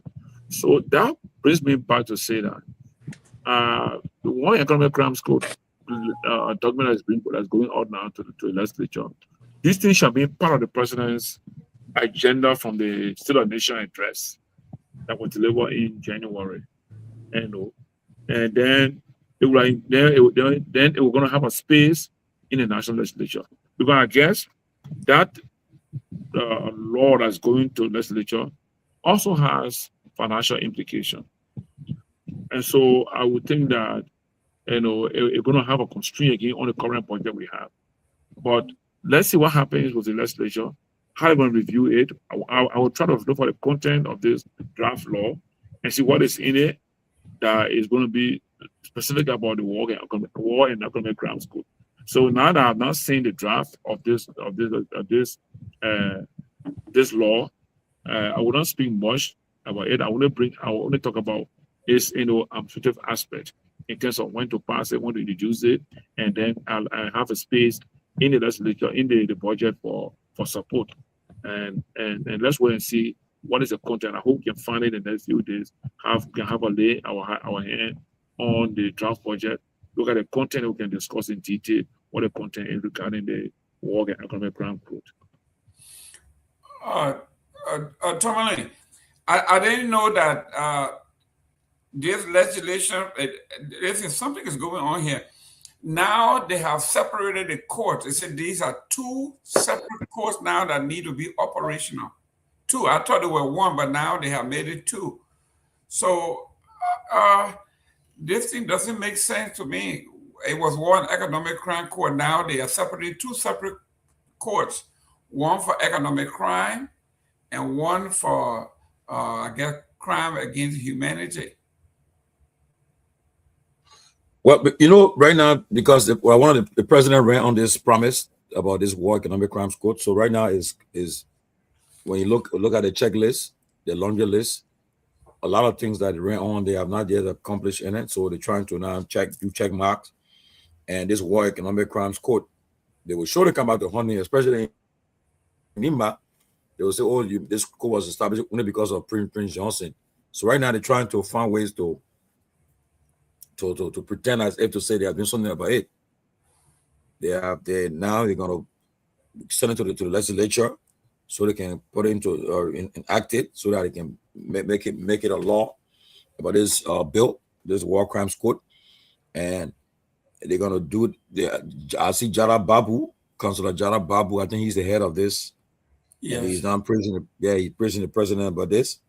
But I also joined President Bouaka to say, yes, I'm happy that they're taking this serious. I hope they are taking this serious. And it shouldn't have been only because of Prince Johnson. But I think all those who committed crimes against humanity should give an account. We had accountable. Because if you don't do it, it takes some time. Another problem comes about, and they will reference this time in history. So it's about time that those who are victims of the war seek justice, and let's see how far it goes. But wherever they separated or what, the idea want to see action, want to see that people are held accountable to face the accusers and let them discuss, let them know, get what this part of our history. This thing is not closed yet. We need a closure to this. As long as this continues, people will always think that the culture of impunity exists in Liberia. One of the reasons why you see people are still involved into rampant corruption, misuse of public offices, is because of the culture of impunity. You think if people have been held accountable for what they did during the war, some people will be afraid to even go near a government job, you know? But because people feel that nothing came out of it, and they believe that they will continue to do the same thing. So let's see what happens, Mr. Gayman. Let us all put pressure on this government to show that this war and economic crimes could finally come to fruition. Yeah, but let me push back a little bit here. This particular legislation has a time limit. It's extended 2 years. So after 2 years, everything goes away. Yeah, but I think he gave the legislature 90 days to get back to it. So let's see what happens. He said in 90 days, they should come up with a bill for his signature. So let's see what happens. Tell me. So after 90 days, let's see what happens. Tell me, the president said he'd extend the jurisdiction 2 more years to 2 years. The war economic crime court, some of these things take years to investigate as it takes international this and that. I thought it should have been indefinite, but then the second part is if you separate the court, right, war and economic crime court, now someone, let's say Prince Johnson, right, he was involved into, he was a rebel, killed a lot of folks, but he also committed a lot of economic crime, right? Took people's stuff and all that stuff. So separating this, that's what made a lot of people confused and say, you know what, they will start going after other folks and leave other folks out. But I thought it was one court, but I'm just reading that there are two courts, economic crime court and war crime court. I think it's best to separate the courts, because pre-Joseph may be one of the 5 that fits both categories, but I think separating is a good thing. I personally don't think that, quite honestly, that the war crimes court going to solve anything. I think it's going to deepen the wounds. I don't think, maybe some people find closure, like maybe the guy that, St. Jackson say, oh, we take care of your father during the war. Maybe it'll find closure. I don't know, but I think it's just going to deepen the wounds. It's going to deepen the hate and everything else that's in the country. But I strongly believe with the economic crimes, I think they will help to. I like that one because I think it will help to reduce the corruption, the bribes, and everything, and what people just walking away and just misusing state resources. I think it would send a loud message to them. But I don't know. I don't like the idea of extending it. They have extended it once, and I think they're just buying time because international community or whatever, there are other people involved. But I mean, you extended it before. Did you not plan for it? I mean, do you have a budget for it? Do you have processes in place for this? Because I think they're just buying time. I don't think it's going to go anywhere. Just how we see with the whole asset recovery nonsense, I don't think it's going to go anywhere. I think it's all smoke screen. Pewee, 2 courts in one country, the economic crime court and then the war crime court. But the interesting part of that is they are both under the same jurisdiction. Babu is now, how will this work? One guy in charge of both courts? Yeah, I don't understand why they did that. I thought they should have condensed the both, just condense it. And the reason, because the previous nomenclature, I think at the time we called it War and Economic Crime Court, right? Mm-hmm. So to separate it now, and again, you see, that is just, it's an attempt to widen the bureaucracy. And to have too much of bureaucracy would require a lot of expended. That's part of the process. We'll put a lot of strain on the budget, if you will, if you want to separate this spending from this side. So I think it's not financially, it's not a prudent thing to do in terms of that. I would hope they will go and fix it and just bundle the both and give a move on, because you cannot have a kind of a agenda that would be placed in a way that we will put more burden on the functionality of certain institution, because the intent of it is to have it to be more or less very effective and functional. So if anything were to impede the functionality or the effectiveness moving forward will not meet the intent of it, then there was no need of having it. So I think the executive is ought to go back and if the legislature now can go back and try to do some readjustment and ensure that the law going to fit the intended purpose, if you will, because laws are made for men and not the other way around. So, and we do these things, it have to be made in conformity with changing times. The fact that those things will conform to the time we have, and we'll put into place that. But yeah, the president committed, as Georgie said, it was part of his campaign, and this is one of the reasons he said some people felt, and when he was making a statement, you're throwing jar, I want to believe at Prince Johnson in the late, some people felt this was for them, and no, but if you break the law enough, or you support him and all those things. So I think it's part of the reason why he's very something on that, and more or less he may have some issue with certain people he believes it's my speculation again, that may have committed some mayhem and want to get at them. But unfortunately, he didn't do it in the campaign because he openly aligned with Joshua Blai, the notorious, very notorious and killer that portray himself to be a campaign master for him and the rest of that. Even when he won the election, that notorious bloodsucker,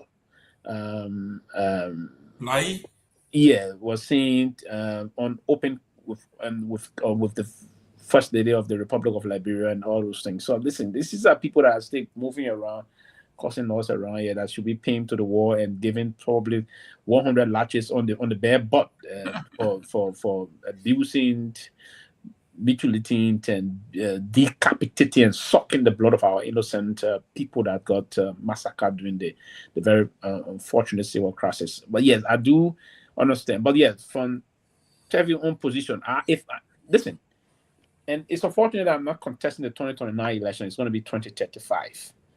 If I'm going to get in the race 2029, I'm going to win. But the reason why I'm not getting the race because all of the requisite support and the machinery needed to push the campaign or catapult the campaign to the requisite area and attract the vote from the people, those are not available for now. So that's why I'm waiting. But if it's going to be the situation and I want to be the president, I will have clearly stated that, hey, this whole war crime thing will trash it up.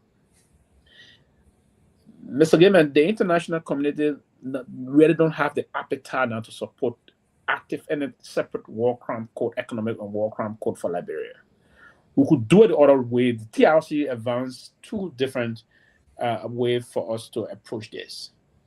Now, we trash out the issue about the whole thing about prosecuting people, and then name and shame, and I would have done that as president of the country, name and shame and call a reconciliatory conference that all Liberians, for all walks of life, we will meet, we do a massive amalgamation of everybody from all aspects of the war who all did this, that. We go back to the same TRC report.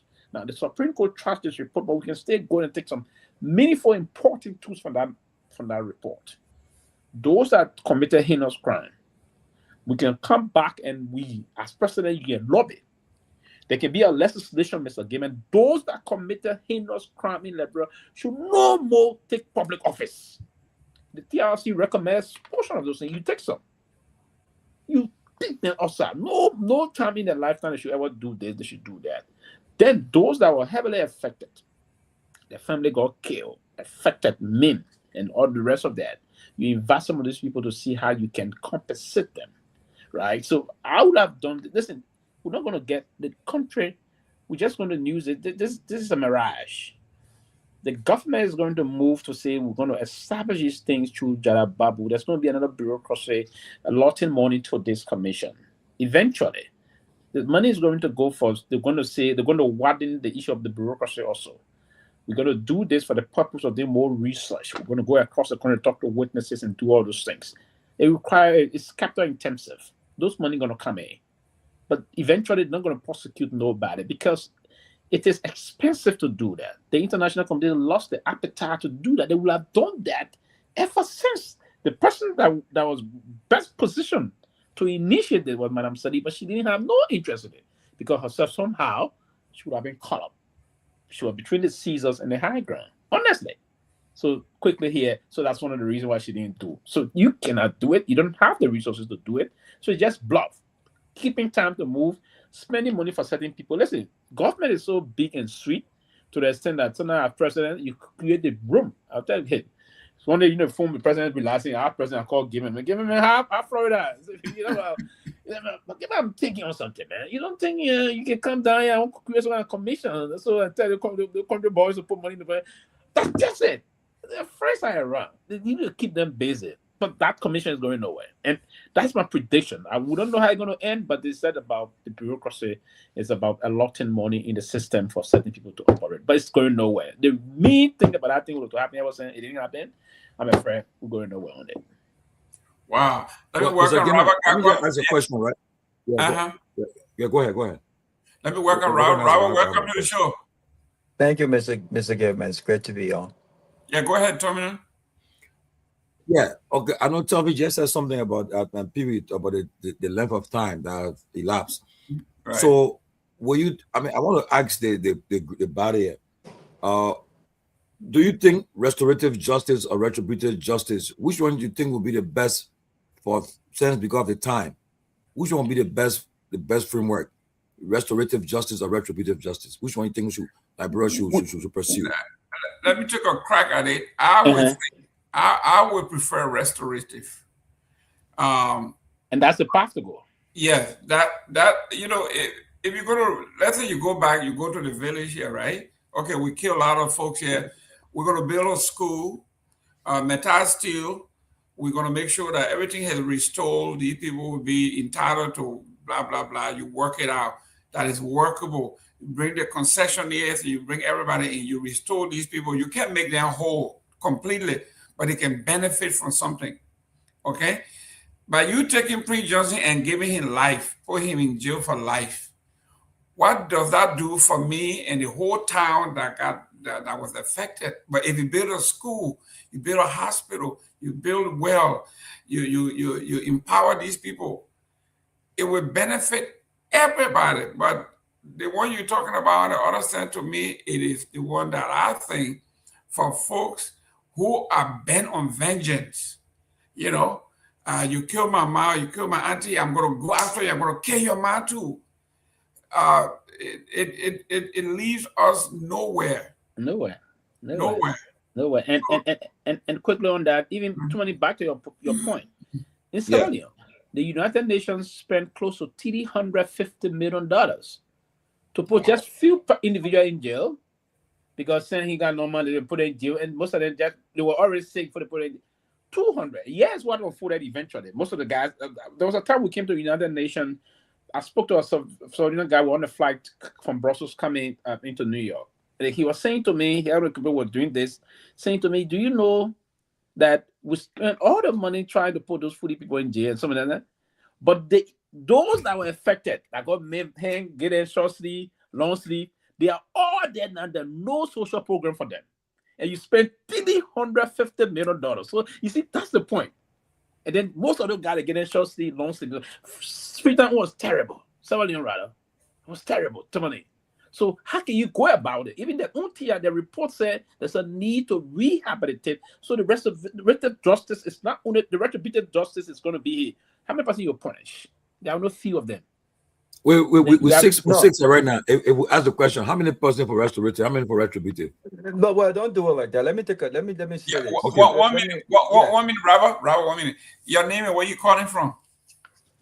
This is Kehleboe Gongloe calling from the state of Pennsylvania. Okay, go ahead. You got a lecture. Hold on, man. Because viewers are allowed to call, so that I'm calling. Go ahead, yeah, sir. Kehleboe, go ahead. Don't. So I disagree with Mr. Gayman and Pewee on the question of restorative justice.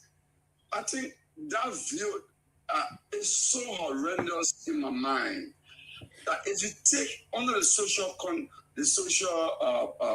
contract theory, where the national resources, the natural resources of the country belongs to all the citizens of Liberia. You have a government that has failed to deliver the safe drinking water in Monrovia to the citizens of Peabody, my hometown. They failed to give us electricity. But you want that thousands of our citizens in Peabody be killed, and in return, you say, okay, forget about the death of your citizen in Peabody, we'll give you electricity. Exactly. Whereby, as a citizen of Liberia, I'm entitled to equitable distribution of the natural resources. Is that the kind of social contract we're talking about, man? You're confusing it. No, not now we're talking about electricity. No, that's what we're talking about. Pewee, let him land. Go ahead. Continue, please. I listen to you and Gayman said building school would be better than putting someone in jail. That's what I said, yes. Yeah. And you know the school, what our school would do, Green School, to rehabilitate these folks that were affected by the very carnage of the war. It's what Gayman meant. My village was affected, but my village is still entitled to whole part of the natural resources that the government manages for us. Because under the social theory contract, we cannot all manage the downward and gold and the iron ore. We have few people who have the authority to do. You're not giving mine, but because I was affected by some horrendous of crime, you say, okay, we will restore this to you. That view is so horrendous. I mean, I reject it. You know, I think we'll get to about restoration of justice in other instances, but under the context, I reject it, and I disagree with Mr. Gayman. Thank you. Let me just buttress what Kehleboe just said. Even though I don't like the idea of us holding so callers can call. Let him come on the show. He's not a caller, but he won't let him come on the show. But I just want to buttress what he said though, because the whole idea of this whole restorative is the idea of dialogue and reintegration, right? The idea that we're going to reintegrate, right, offenders from the context of war crimes, to me makes no sense in Liberia's context, because most, if not all of our warlords, if not all of the folks that either directly or indirectly play an integral role in the destruction that is Liberia today, have reintegrated themselves, and I go further by saying they have done well than the very victims that are victimized without justice. And so what other reintegration do we need? If Prince Johnson was alive today, how can you start a conversation about dialogue, right? By crimes committed, right, through his involvement in the war, through any kind of reintegration of offender, if the idea of restorative, right? So I don't think in our case, I don't think it makes sense. I think that our democracy and our peace in Liberia, from all indication, remains fragile. If you looked at what happened in real life today, with a group of people deciding to undress a young woman in public, only because they think that her outfit is indecent from their own perspective. I mean, you mess with the wrong person, you get shot. What becomes of that situation? What happened to it? Well, a young lady in red light, in red light was undressed by hundreds of marketers and I didn't know something can do not go around. And business people, including women. You said she was not properly dressed. Because they don't think the outfit she had on was too revealing, and so they just said, "Well, we'll take it upon ourselves to just undress you." This is the mindset that we're dealing with. So you mess with the wrong person, you're gonna get shot, because we know the police won't do a damn thing about it. You get what I'm saying? So I think we should focus on reintegrating offenders. The war in that country have damaged the mindset of our people, and we continue to play with this stuff. The mindset, the war has damaged us. In any serious country, we will be talking about rehab. The people who need rehab in that country is not only people who are going through drugs, devastation. But Robert, the question, you're not answering the question. I answered the question. What I'm saying to you listen, he gave us a choice, right? No, what I'm saying, the choice is you gotta take one and defend it. No, but what am I doing? I'm laying the context. I'm laying the premise. Okay, I'm telling you that restorative justice makes no sense for us. Who are we reintegrating? Okay. The concept of restorative is through dialogue and reintegration of offender. So people who, for instance, have mental issues and they committed heinous crimes, they kill people, they did this, right? You dialogue with them and you attempt to reintegrate them. Who are the warlords right now that need reintegration? Most of them are government officials. They're doing well. They're doing better than the people than their victims. So what sense would it make to even go after this whole restorative justice? Lastly, though, right? I could be wrong, and I will give you guys the opportunity to expand on this, right? Are we saying that if Prince Johnson or Ellen Johnson Sirleaf or whoever committed a crime, are we saying that the money it would take to prosecute them, the money it would take to ensure that they are in prison, could be used to build hospitals and schools? Yes. Is that the idea? Yes. Right? Is that the idea? Okay, so if that is the idea, then I will give you guys the opportunity to tell me this. What message are we sending when it comes to people who believe that we have a system that encourages, impunitive, right? That you can create, you can commit a crime, and no matter how long it takes, the system will reward you. And then we as a people will say, you know what? Let bygone be bygone. In fact, given our economic strength right now, we don't have money to focus on persecution. We should use that money to invest in the people. You know what? I agree. It may make sense from face value. But right now, as we speak, the monies we don't have, how well have we managed the resources we don't have to invest in the very people now that we're saying, instead of persecuting them, we should invest that money in them. The millions of dollars we spend on purchasing lawmaker vehicles, those monies could be invested in building schools and hospitals. The monies we waste on these large internet delegations, those monies could be invested in building schools and building hospitals. Our problem is not how much we have. Our problem is our inability to manage what we have properly. Our problem is lack of patriotism. Our problem is greed. We have greed. So politicians who are corrupt, politicians who are warlords, politicians who kill people, they will agree to this nonsense because you know what? They still benefit without no punishment whatsoever. So what message are we sending to say we would not tolerate anyone who wishes to go in the bushes rather than respecting our laws to get redress on any grievances because they believe we're going to come back to the table and say, you know what? We ain't got money right now. Let's talk to the man. Let's reinvest that money in building schools and hospitals. I think that's a bad idea. I think we should punish warlords. We should send them to jail, and they can also pay fine too. Okay, great. This is for everyone. Go ahead. Then Pewee. Yeah, but okay, Rob. No, I disagree with Robert though. Robert, because you say, I think restorative. At least you're facing your accusers.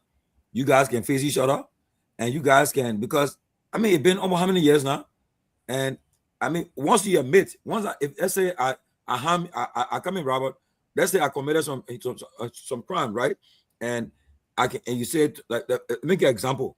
This boy, he's in Rhode Island, Johnny Nine Jr. He was there when he still got a bullet on his hip today because of what happened to his father. He saw how they killed his father, right? He can face those. I don't know the guy who killed father, George Joy, is dead, but those who are involved too, if they're around, he can face the accusers and say, look, this is why they admit the fact that, look, I'm sorry, what I did to you was wrong. I did what I did. And if he can forgive the person, they move on. But the problem we face is that, for instance, right? I'll take an example. My immigration lawyer in this country, his mother was killed in the Lutheran church. He was young. He's still hurt today. His blood brother and his sister was killed in the Lutheran church. He's still hurt today. He still believes that until he can face the accusers and so forth, from a closure, he still battled about that today. So it's been how many years? Since 1990. He's still hurt that he didn't see his mother and his sister and his brother. They left in the place. But if they can face them, those who are involved, somebody around today, come forward, come and make your guilt. Let's put it into an end. Because let me ask you a question. Let me ask you this question, please. And maybe we all can take a dig at it. If someone who is remorse, right? If any of our warlords, after some self-reflection, regardless of where they find themselves, in government, out of government, in the United States, wherever they find themselves, if they are truly remorseful for the role that they play, how many of them have come forth to say, listen, I think after some self-reflection, I think those victims, the young man you talk about, I think they deserve some level of respect and closure. I'm without the war crimes court, I'm willing to say I play a part in the destruction that is Liberia today. I killed innocent people. I inflicted harms on people. How many? If I'm remorseful, Tomalin, you don't need me. I don't need any negotiation of I am not going to lock you up. I'm only going to have you face your offender and admit to your crime. It's easier said than done. That's not showing remorse. If I'm remorseful for what I did, I will admit to it even before these negotiations start. My point is, we're making it too easy for people who committed crimes in our country. We're making it easy for them. We're telling them, you're not going to get locked up. There are no consequences other than you admitting to your wrong now. So come and admit to your wrong. That's not genuine. And it doesn't solve the problem, because there are people in Liberia today who are still thinking about running into those bushes. Our peace is still fragile. What message are we sending to those people who are thinking about causing any kind of unrest in our country? What message are we sending to them? We haven't. Let me go to Pewee. Pewee, we are talking restorative justice. We're talking retributive, right? He is bent on chasing these guys down, putting them in jail. But the question that that Mr. Blai, but naked as the intellectual, and they couldn't answer. All the people, he told them, who are you going to be persecuting? Me? What about those that financed the war, that bought the gun, that recruited me, that trained me?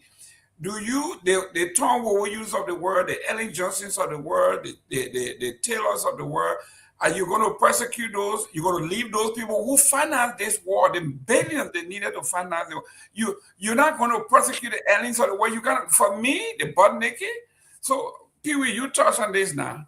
Yes, and then I would touch on that quickly, then and come back to what I was initially going to start from. So, Mr. Taylor, for instance, got punished not because he was one of those agents. No, not in Liberia. Yeah, right?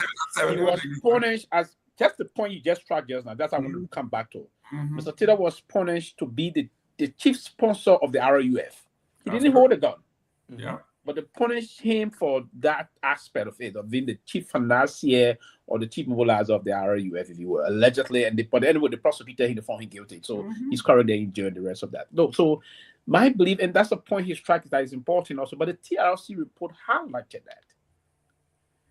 The retributive justice aspect versus the restorative justice aspect. It's the key thing they put in there as to why they prefer this. So therefore, that go back to the restorative justice. It says here, it's a collective approach to conflict that focuses on repairing harm caused by crime against the crime rather than just punishing. So you are bringing the perpetrator and the victim versus the community together one-on-one to meet the perpetrator, the victim, and the community. It's part of a healing process to have a dialogue, rather. So the intent is that now Liberia will have gone to retributive justice if, and only if, the time it was happening. We go almost 20 plus years after the war. Do we want to open new wombs again? I mean, old wombs, if you will. That's part of the line. And then you still have folks that suffer the consequence of the war, that have no help. There's no counseling program for them. So all these things about counseling, where the man will come and sit in a town hall and say, okay, John Paul, I saw him massacre my parents. There's folks that saw people beheading their parents right there. Some of them were just around, some of them were teenagers, even far younger than that. They were not even in their teens when those things unfolded. And they saw those things happen. I saw, for instance, during the war, we walked from Monrovia all the way to Lofa County. You will imagine that. I saw there was a gate in Cox City called the God Bless You Gate. Anybody that traveled that route, God Bless You Gate, where they will just see some people walking, they see the man, they see the man working in government. There's a man, his family, they beheaded right there. Some of us, I think, at that tender age, we saw those things unfold. So imagine, so there's a need for repelling, to heal. So you see, because we brought the whole thing up, the same thing the Saudis suffer today. They wanted to do all that thing. Today, most of those that suffer the consequence of the war, the pinch of those things, rather.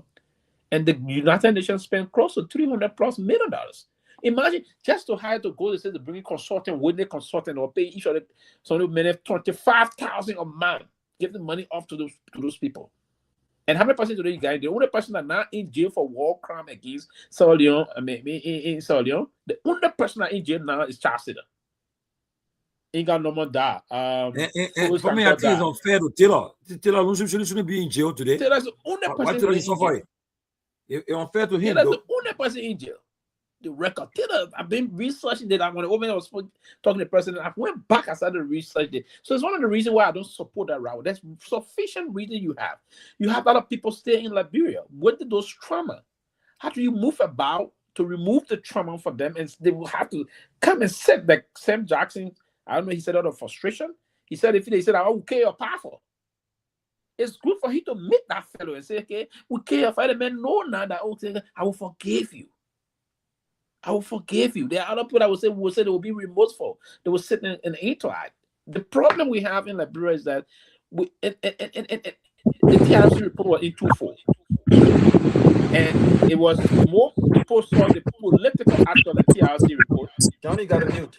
I think it's feedback coming from you. They saw the political aspect of the TRC report. They intended to undermine that. And the reason why they undermine that, because most of those people that were already at the helm of government, in power, if you will, were the same people that the same TRC report was indicting. I don't know if anybody can accept that. the TRC report came out indicting President Salif, saying she cannot participate in politics for 30 years.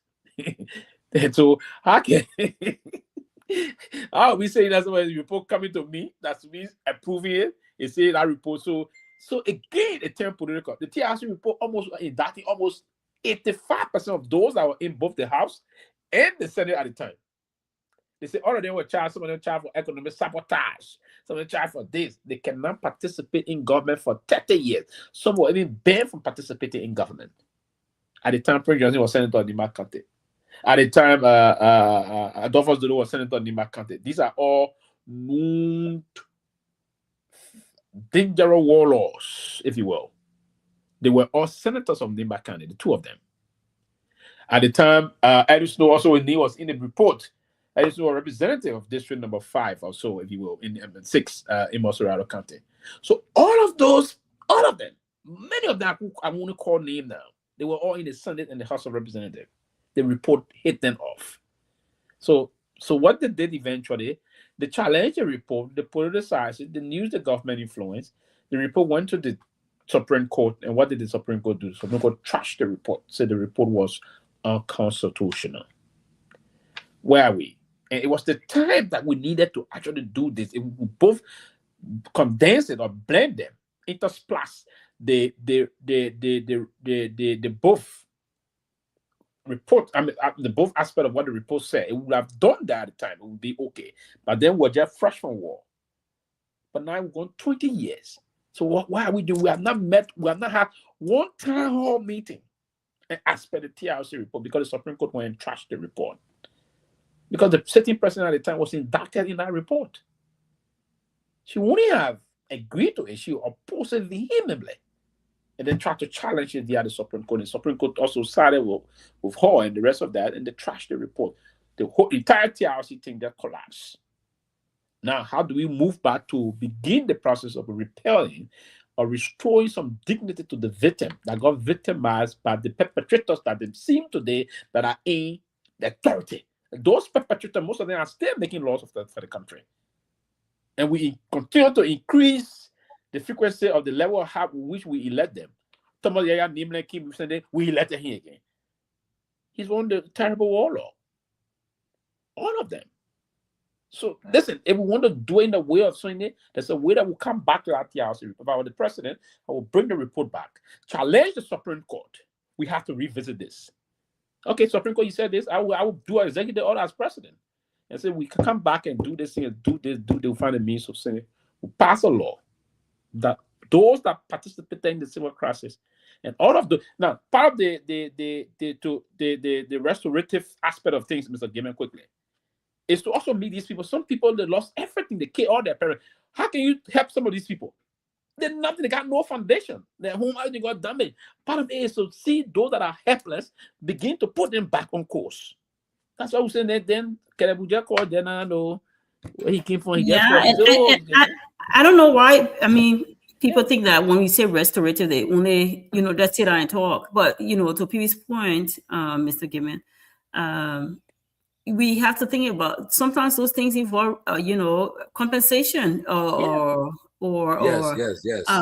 What we call it here in America, restitution, things like that. So it's not only about that. We focus on one person. Just say Prince Johnson was alive today. You take him, put him in jail. But the 30 people that Prince Johnson caught their hand, took the baby out of their stomach, and they're walking around, and how are you helping the rehabilitation program, giving them, sometimes in these instances, and that's why I'm not all for war crimes. Sometimes just somebody publicly apologizing, being remorseful and publicly apologizing, it suffices. For me, that's adequate. If that's closure for me. I don't have to lock somebody behind bar. I think that's a greater shame than even locking somebody behind bars, taking state resources, you lock them behind bar, you got to feed them, you got to do all kind of nonsense for them in the jail. No, I'm not using my state resource on that. No. So I think there are better ways. There are better ways to handle this. Yeah. Johnny. Yeah. That's quickly. That's how the dictionary define the restorative justice to be very clear. It's a collaborative approach to conflict that focuses on repairing harm caused by crime rather than punishing the offender. That's right. So the intent is not only to punish the offender, but the intent is also to repair the damage thereby caused by the nonsense of that perpetrator. Yep, and this is what we are doing, Johnny. When we talk about restoration, right? There were villages that were leveled. You dare to give my more just and that's it. There were villages that were leveled. People ran into the bushes. When they came back, there was nothing. But you know, Lufa, he can't do one of those areas that. But Mr. Gayman, I'm having something.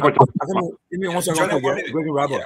You think Madam Salif? I would say restorative justice is the best, because if anybody think that Madam Salif will all go to jail because of what happened in the war, they're joking. She will not go to jail. She will not be held. She will not bear any kind of a consequence for her action or what she did. So Robert, I want to tell you, restorative is the best way forward. But it's not above the law, but the UN will not prosecute. So that's the reason why part of the TRC report. Listen, the only way you can convince me, and Sylvester, Jerome, I put out one for give 30 years. Listen, the only way anyone can convince me about restorative justice, TLV, is the idea that we say, if you participated in this war, not only are we going to engage the communities and have you admit to your crimes, but there will be a lifetime ban on you from running from running for any public office or any appointment in government. If you want to work, if you want to be a productive citizen, you should prove and show that in the private sector. That this is the only way anyone will convince me that restorative justice is the path that we take. If we don't do otherwise, and we have these criminals, these warlords, these people who finance wars, and people who kill people, and they are the most rich, well-off folks in the country today, and the victims remain. They continue to oppress their victims because they're doing absolutely nothing for them.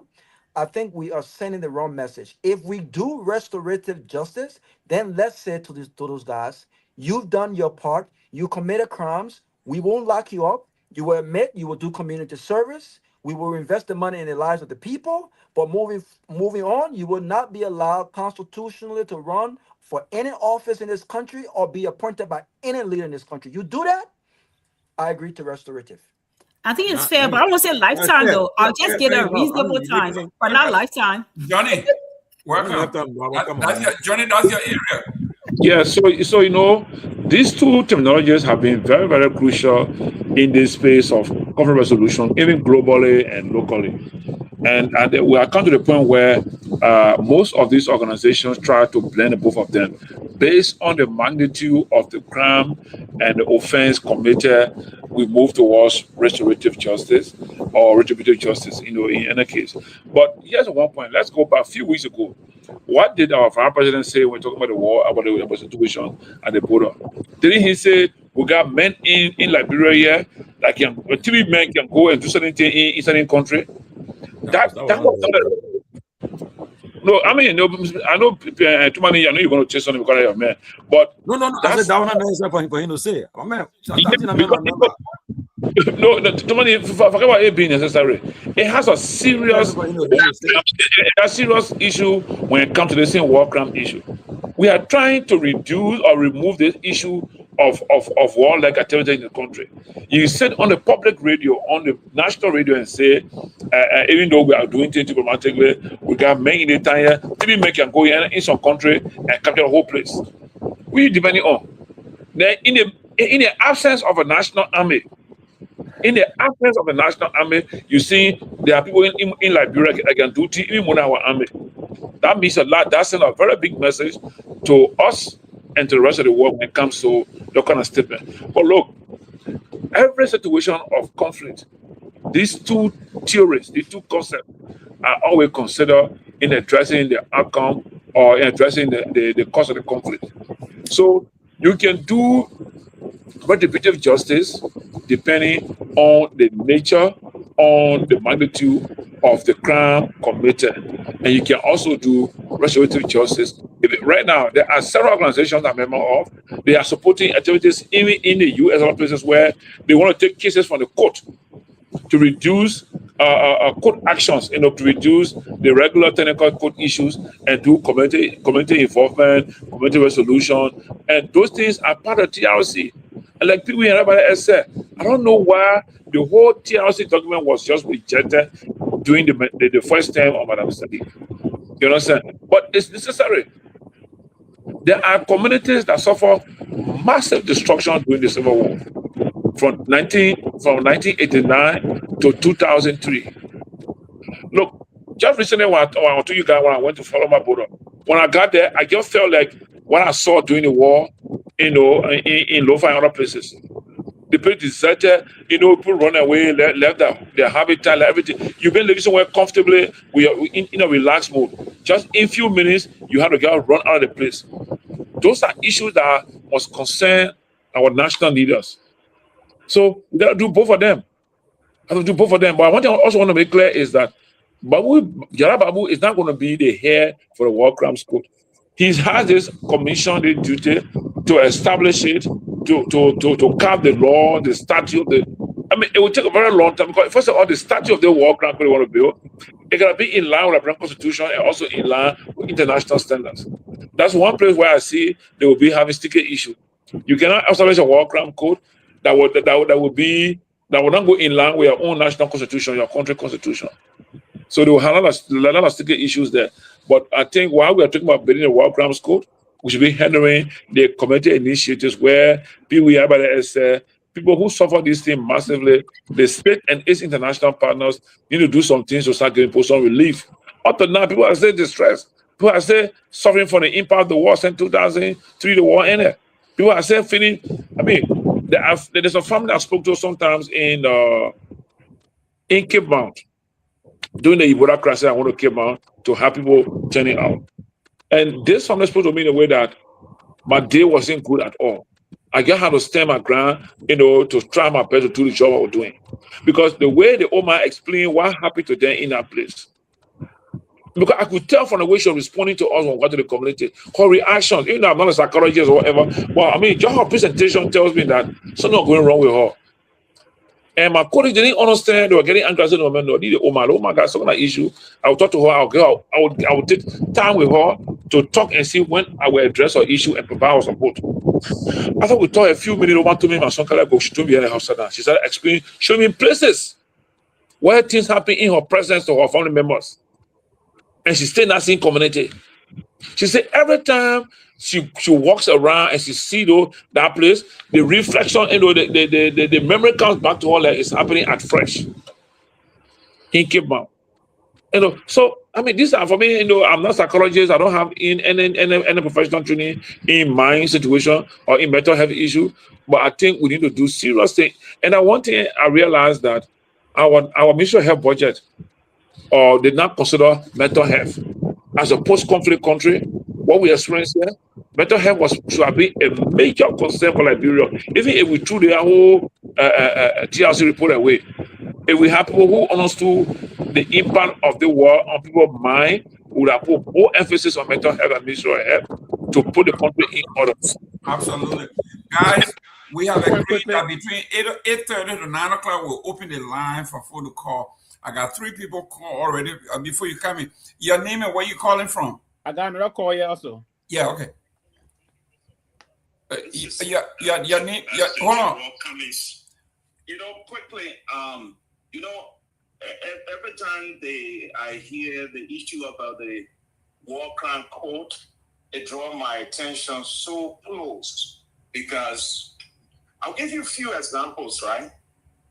When Tom Kamara was writing and doing some propaganda work for the establishment of war crimes court in Sierra Leone, our people were sitting and reading the Democrat newspaper, but not taking into consideration that Tom Kamara was helping to lift up the Sierra Leonean fight until Charles Taylor went to Sierra Leone. When it came to our time to lift up our own fight, we started playing games. The commissioners were playing games. I'll come up for a few minutes, so thank you. Let me hang on. Were divided in a sense that I recall when Madam Prayer Bramble, Councillor Prayer Bramble, came to my office at the radio station and she said, Mr. Cummings, you got to do an exclusive with me because the center will not hold. I said, Commissioner, what happened? She said, today the TRC will dismantle. And just what she told me, that's what happened. And then our lawmakers received, Mr. Gayman, they received the communication. But the lawmakers told the citizens that they were going on a break. And during the agricultural break, they were taking the document to their constituents or their constituency to inform the Liberian people they will come back. Mr. Gilman, between you and myself, gentlemen and ladies, those lawmakers at the time never had one town hall meeting with their constituents or their constituency to tell them what was in the TRC document. But look at the case of Sierra Leone. Tom Kamara was writing from right in Liberia when some of our journalists were also divided on the fact that they were supporting, we had the Sawyer Bloc, we had the Erding Bloc, we had the Kromah Bloc, then we had other groups. And then people were using ethnicity to present some of the people as heroes and heroines. At the end of the day, we gained nothing. But do you know that the TRC spent $10,000 to make sure that the website they have would get, how they call it, this university, community college in Georgia, the website they were running, Mr. Gilmore, not many Liberians were checking out that website. Not many people went there until I went and got all the videos down. All the videos, about all 200 plus. People only see the perpetrator or whatever the victims. When I started lifting up the story, Mr. Gilman, people were insulting and saying I was digging our own wounds, but we were trying to enlighten them, bring their mind back and say, look, we had the opportunity, we had all the peacekeepers in the country to establish the War and Economic Crimes Code. So we're divided on so many fronts. And today they're talking about it. Just for me, it's just laughable as to whether we are serious at this. I just wait to see it happen.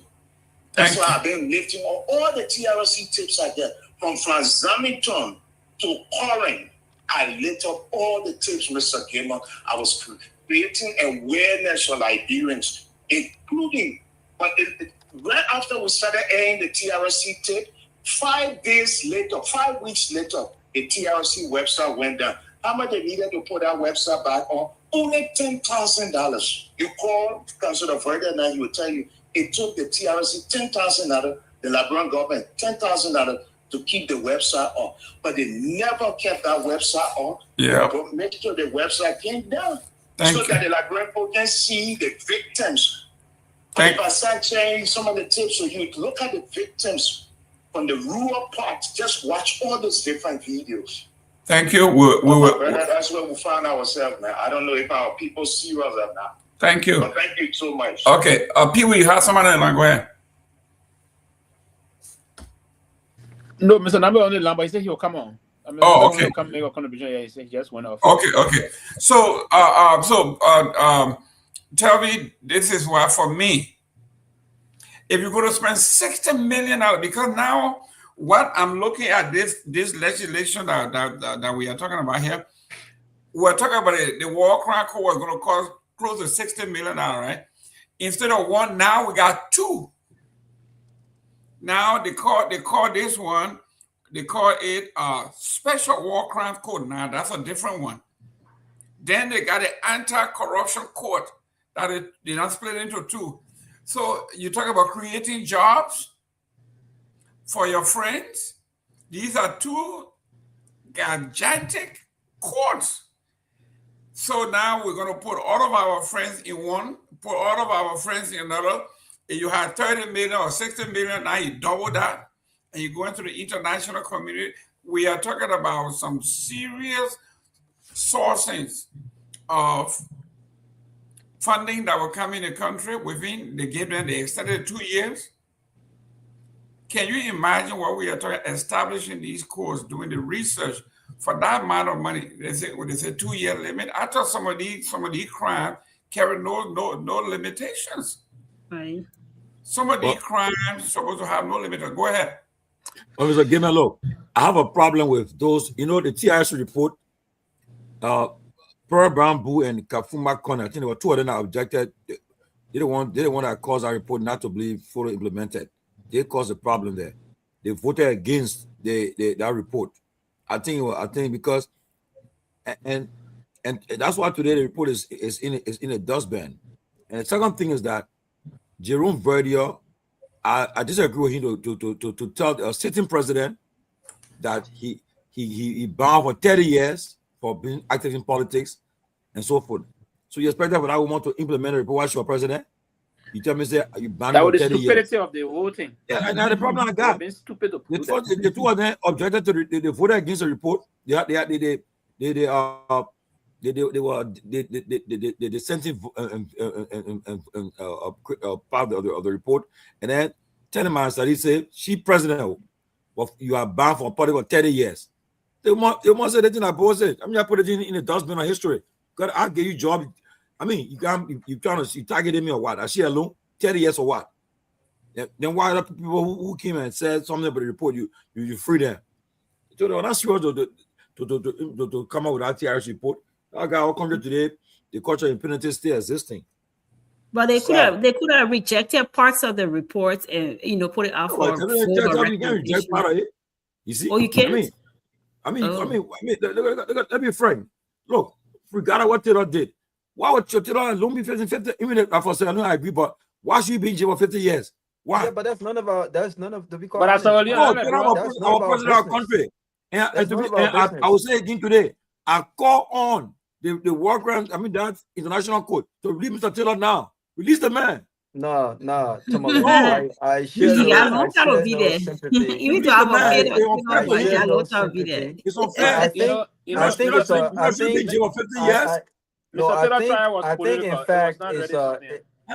I think in fact we should be embarrassed. If you ask me, we should be so embarrassed. We should be embarrassed because we have failed to do what we were supposed to do when it comes to holding warlords accountable. All of the warlords that have been held accountable, arrested, they have been arrested in other countries. They have been held accountable in foreign courts. They have not been held accountable for crimes committed in Liberia. That's why. Did you really follow the Saudian crisis? I didn't. There were people equally that were held accountable. Now, this is the entire UN system, and that was for me. Sometimes I can get disappointed. Mr. Taylor was a victim of a kind of a circumstances that are unfolding globally. They thought he was a danger and they want to pin him down. That's why they linked him. Exactly. I understand they didn't prove this in court. You saw the case. I understand. I understand. I understand that. What I am saying is, I understand that. I understand that they decided to get Mr. Taylor and lock him up. For whatever reason, they decided to lock him up.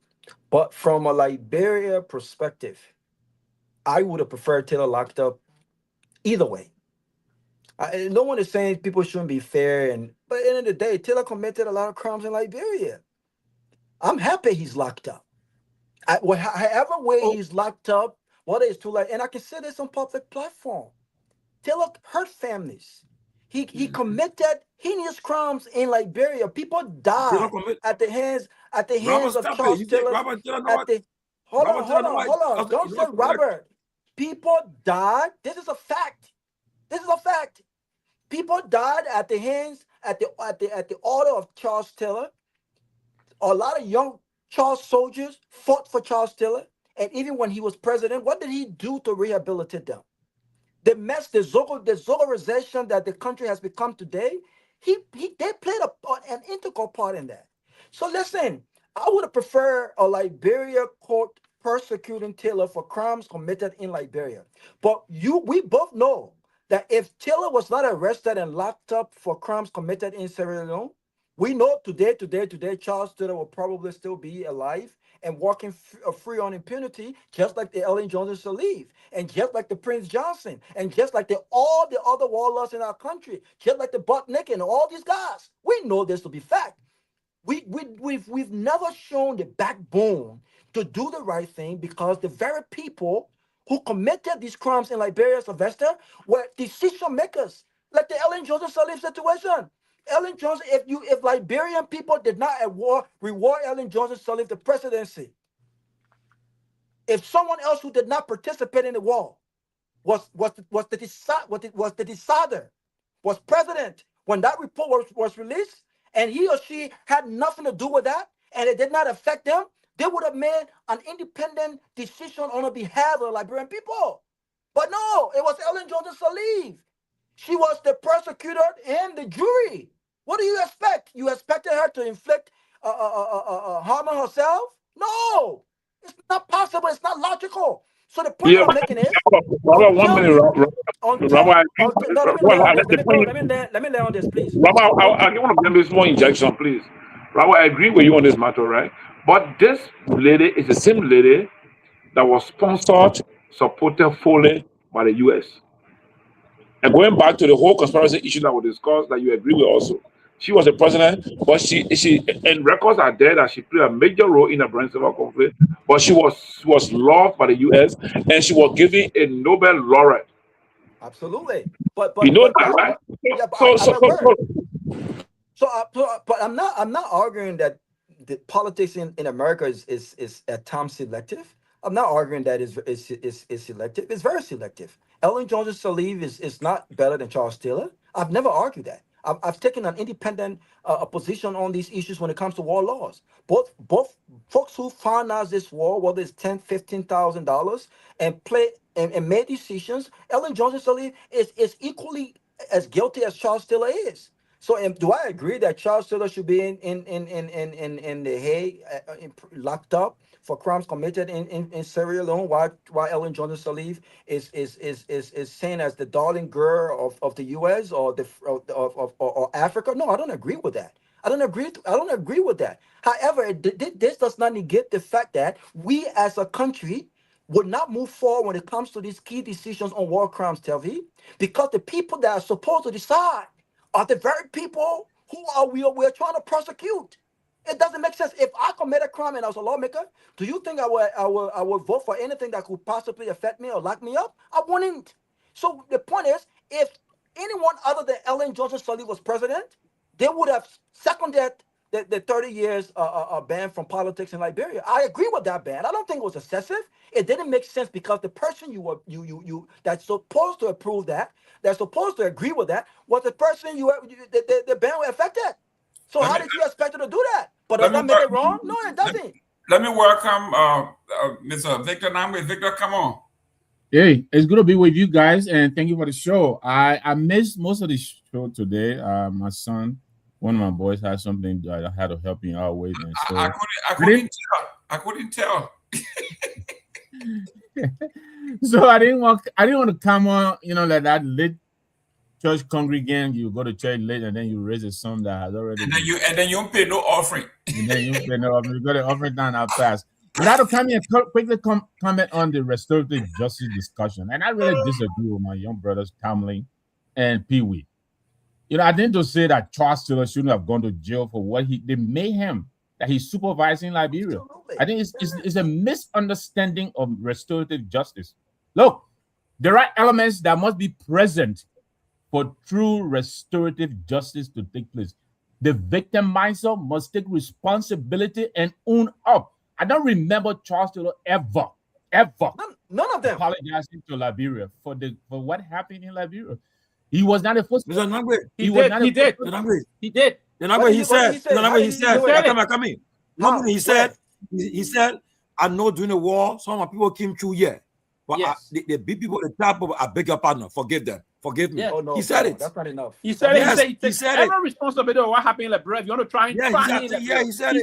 He said he takes responsibility of what happened in the war. He said Liberia has self-destruction, but she shall rise again to war. Oh, can I go on now? Listen, let me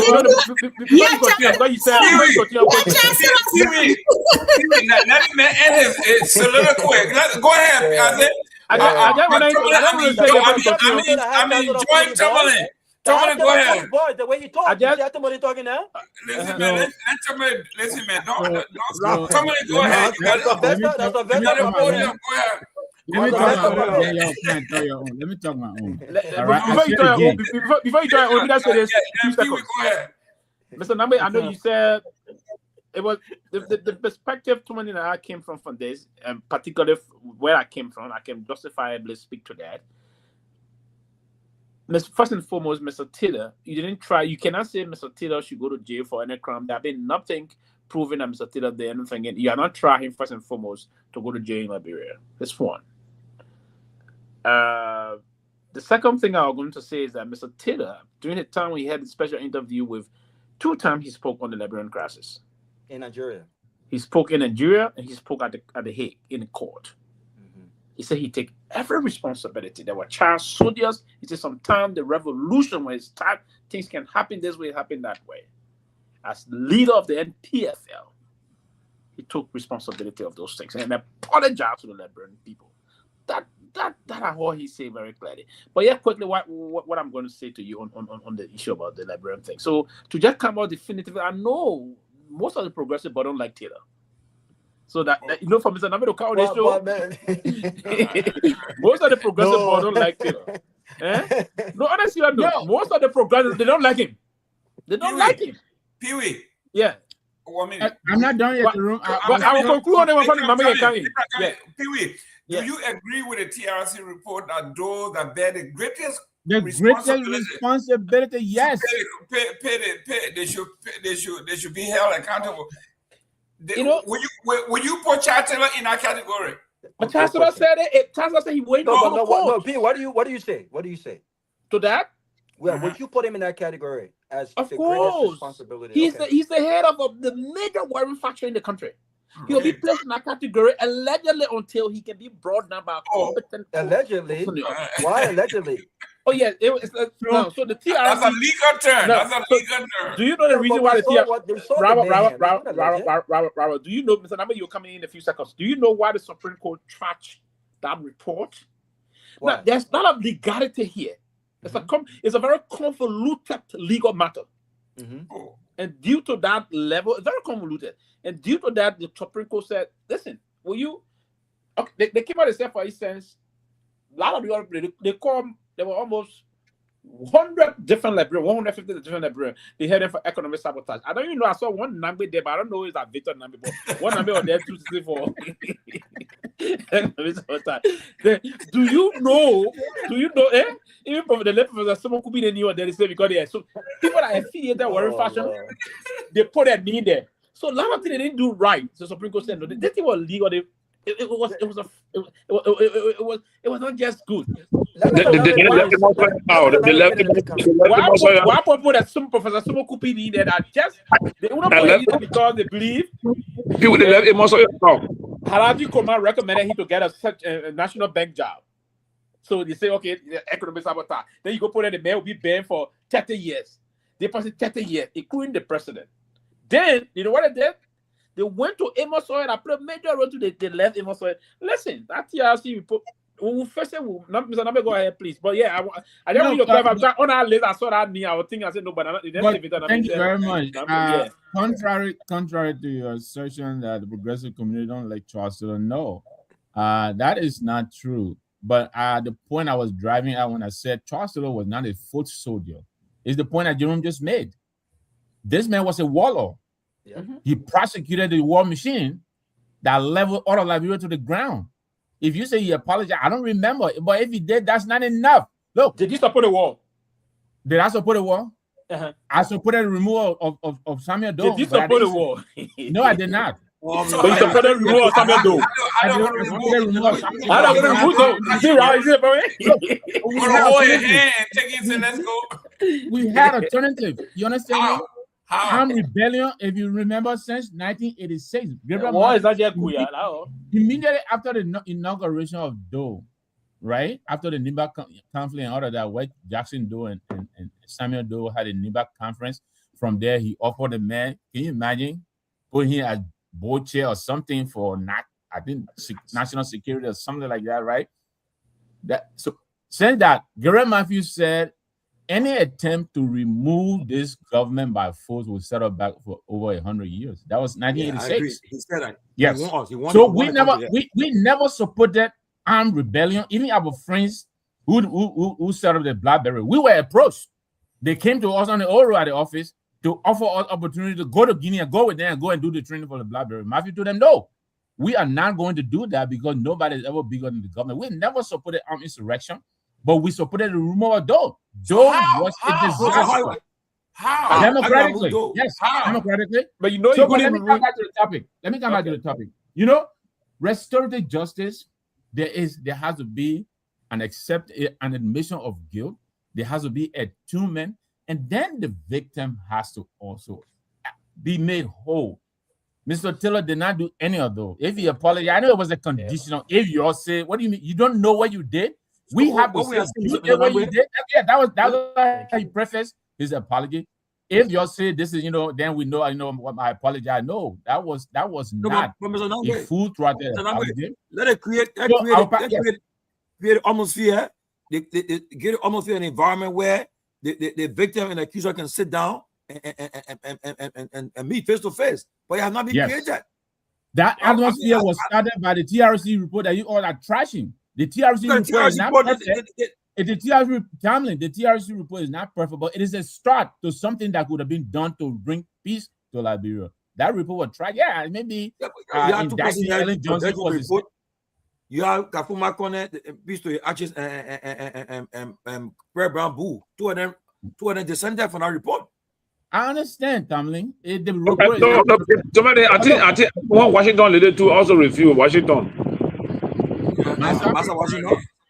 Yeah.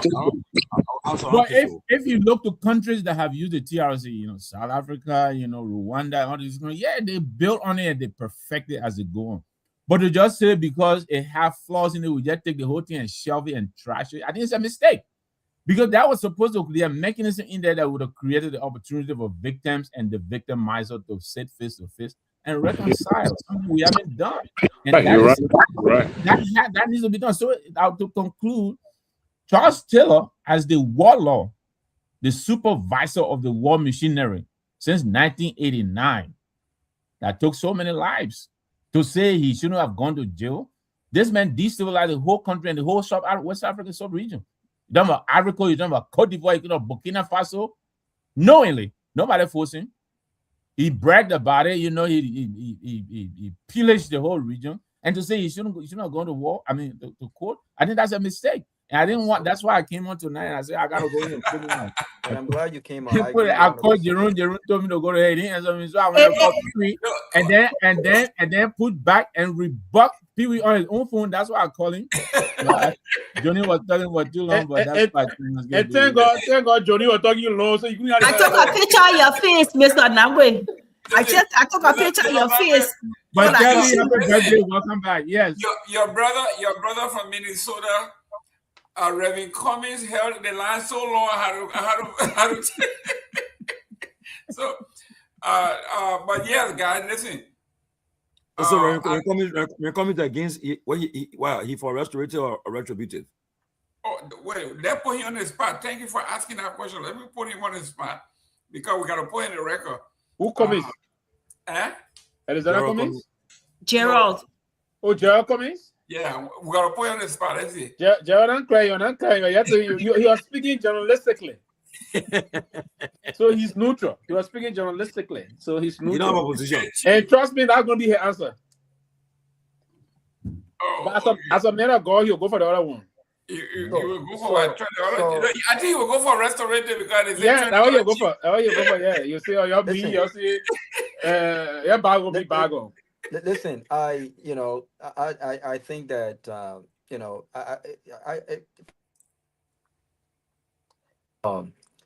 Sylvester, what do you think about, because Ellen Johnson Sirleaf, I think she should be where Charles still is, if you ask me. Right?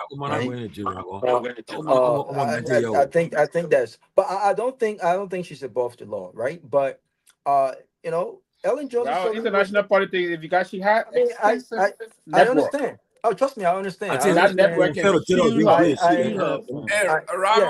the message you call his name. Yeah, please tell us, they want to know restorative or retributive justice. Where do you stand?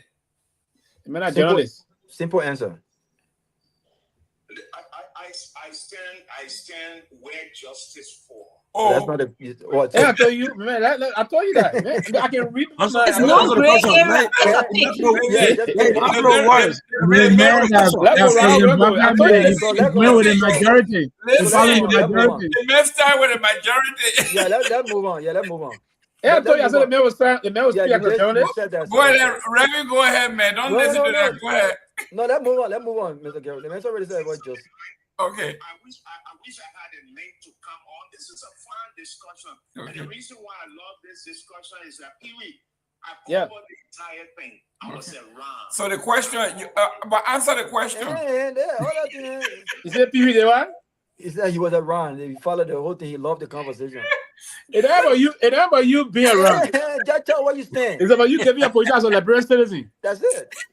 So are you speaking as a journalist? You want to be neutral?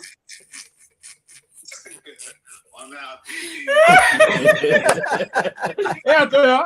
The next speaker as a journalist, you want to be neutral. Well, let's move on. You got to cover all sides. Let me go behind the scene.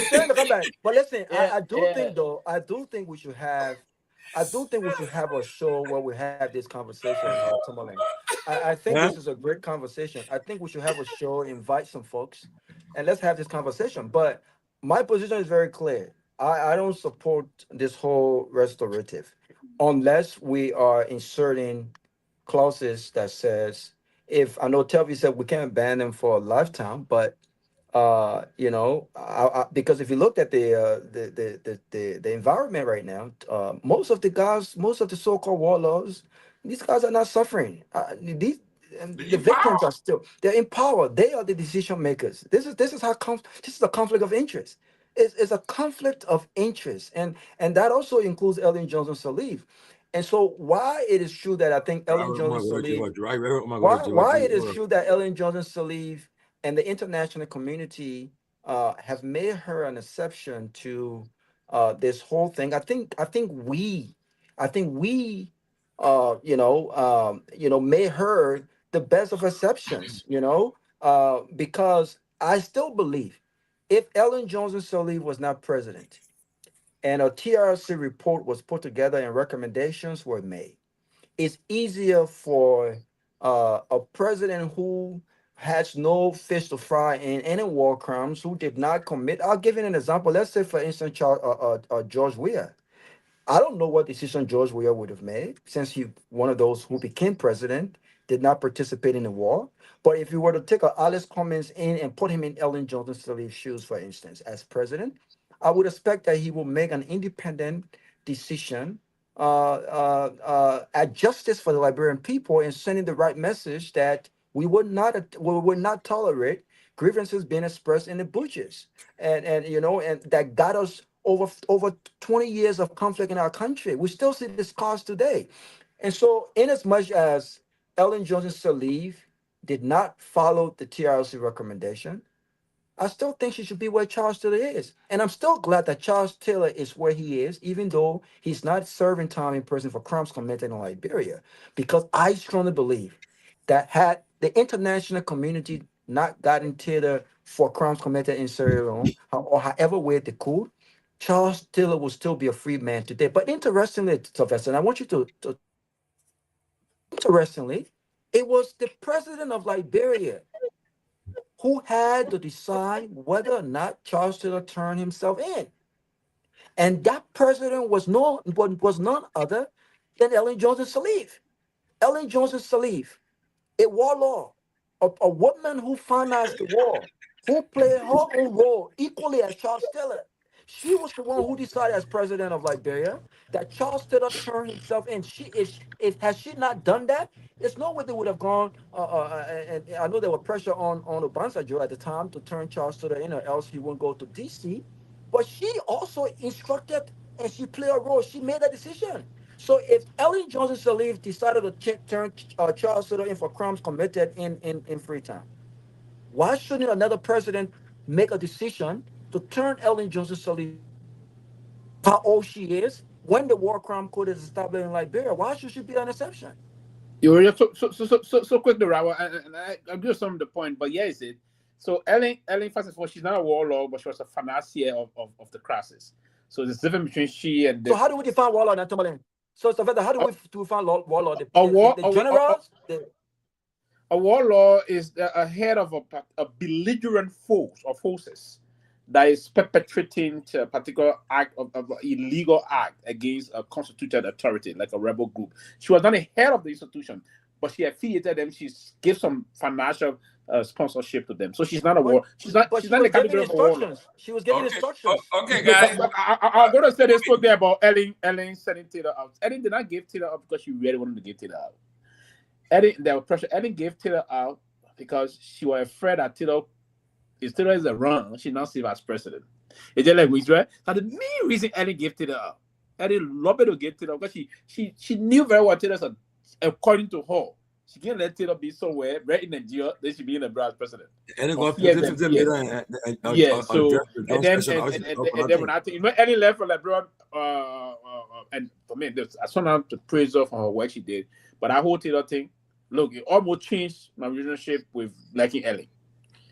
Right when that day when that thing happened, Ellen left LeBron the cover of darkness, and that kind of they could demon surreptitious way. A personal leaving. Ellen left on LeBron that night around 10 o'clock in the night. No announcement. Was she afraid the United Nations was no announcement. Security? No announcement. Ellen, because she have communicated with the president of the free world, the other thing, they told her to go and see Obasanjo.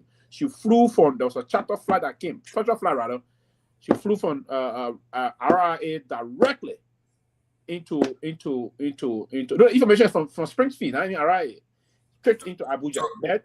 To Calabash. Yeah, met straight, met your man, talk to the man. And that's how the man said, you can remember Obasanjo said something. Said, I didn't want to do it. But Ellen pushed, Ellen just gonna lie. And then he betrayed Taylor, man. Stay at that. Obasanjo didn't want to do it, Mr. Gayman. The man only way come here when they said he would not see the president. That's right. Good man, what in the air. Guys, your name and where you calling from? Yeah, my name is Elfani Mame and I call from California. Go ahead. Yeah, so I just want to make a little contribution. When it comes to the justice, whether it's restorative or reparative, or retributive, most of the Liberian, for me, I would say most of the Liberian will consider restorative justice. Given the fact that most of these perpetrators, a good number of the perpetrators who bear greater responsibility of the atrocities that happen in Liberia are nowhere to be found. And if you really want to carry on any kind of retributive justice, there will be some level of instability in the country again. But I would like to see in a situation where Madam Sirleaf, who is one of those who sponsored the war, like Any other person, I want to see her like going from county to county on an apology tour, telling the people I'm sorry for, because there's no way possible for Charles Taylor to have left Brooke Geo in America to land on the shores of Butuo in Ivory Coast and brought war to Liberia without the involvement of Madame Salif. Nobody can convince me that Charles Taylor broke jail in Boston and left from America and went to Liberia on the shores of Africa without any international involvement, without any big hands behind it. So we know some of these things, but we don't say it. So I'm saying, with all of those perpetrators, those victims that don't meet face to face, they need to apologize. Some of them need to do community service. Some of them need to go on an apology tour from county to county so that people can see the sincerity in the apology. You can't just go and just make one skinty apology somewhere and consider it to be an apology for killing 250,000 persons. Some of us, we are 40 years, our lives, most of our lives were lived during the war. We did not experience anything beneficial. And nobody has come to apologize to us. Nobody can have even said, oh, your scholarship, you go to school and improve your life. Nobody has said, oh, your buildings were level to the ground. This is something for you to be able to pick up from. Nothing. We are only asking for justice. We're not even asking for reparation. And we can't get it. And Joseph Boakai is one of those who knows exactly what happened in this country. It is a responsibility of this government to show that everything that regarding the TRC report, regarding the Supreme Court judgment, they need to rectify it and bring about justice for the victims so that this country can have peace. Because in the absence of justice, peace is an illusion. Peace is just not the absence of the gun. So that's what I'm saying. That's my contribution. Thank you very much. Mm-hmm. Well, restorative justice, guys, it looks like is the way to go. If you're going to spend $60 million to persecute 10 people, $60 million can go a long way to build villages, bring in professional counselors, talk to our women, talk to the children, build schools, build parks, anything that would improve and enhance the lives of our people. But for us to grab 10 guys, put them in jail for life, and then everybody else suffers, I think is yeah, you see the Reverend Anka? Hold on a minute. Your name and where you calling from? My name is Kehleboe Gongloe from the state of... Where you calling today? You come a leader, man. Go ahead. Oh, yeah. Phone show me and start calling. Listen, man, he just envious of you. Don't worry, he got phone. So I listened to Mr. Nagbe. I just wanted to make one correction on that. When G. Gabriel Bikers Matthew spoke about not having a civil war, it was in 1987. I remember it was that year that I entered the University of Liberia. And that speech was given at the Chamber of Commerce, right behind the current National Police Station. I was there. I was at the Monrovia Press Club. I'm talking about the PUL Press Club. Yeah. So I was right there. I was on the floor with go ahead. firebrand militaries at the university at the time. And because Bikers Matthew was the most politically active president from the progressive wing.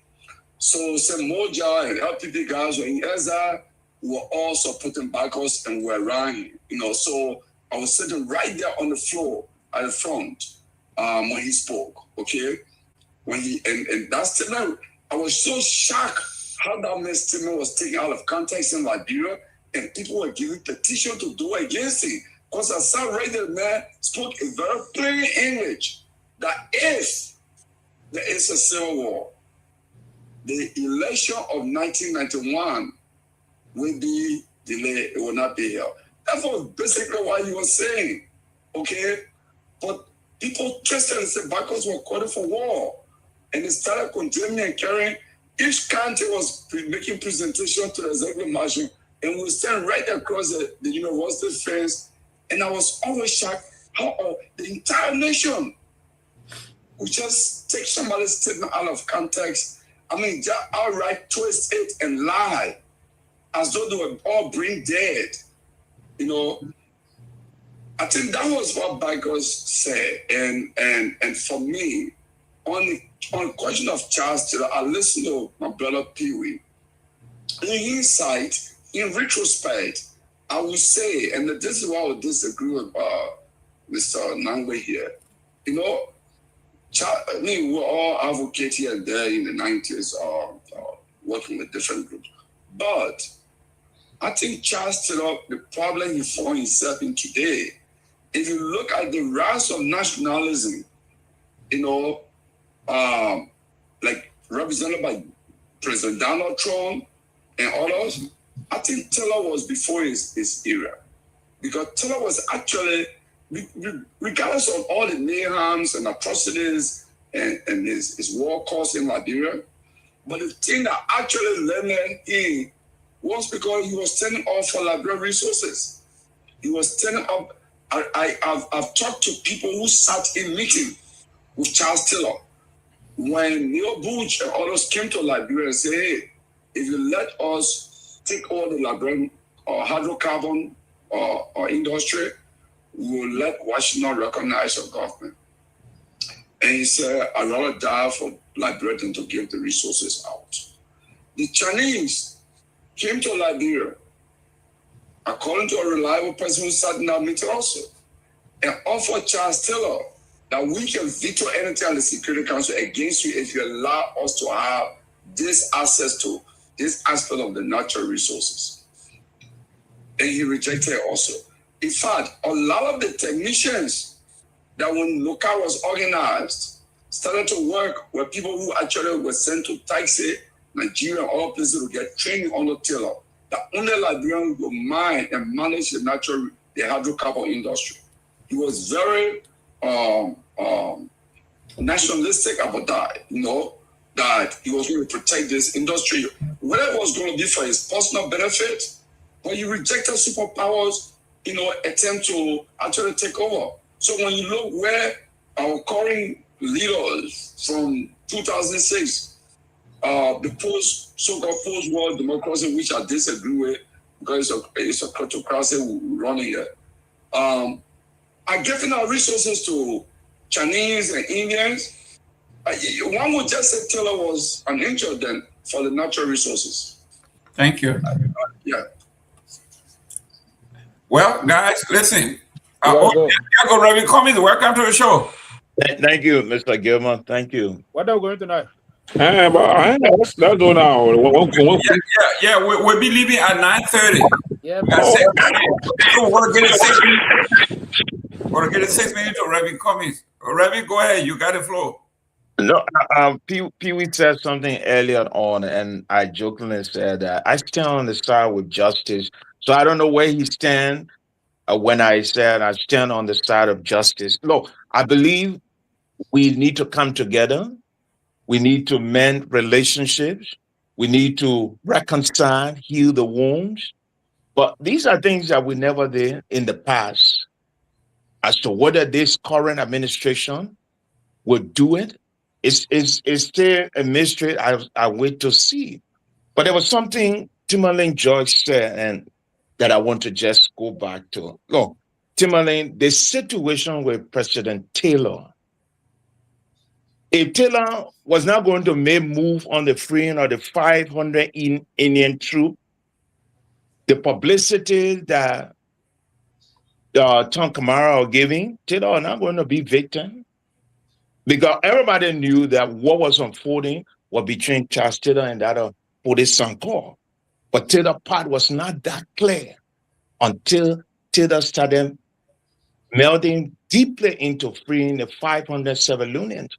Even when the Senegalese government had problem with him for the beheading of the 7 Senegalese officers in Kolahome.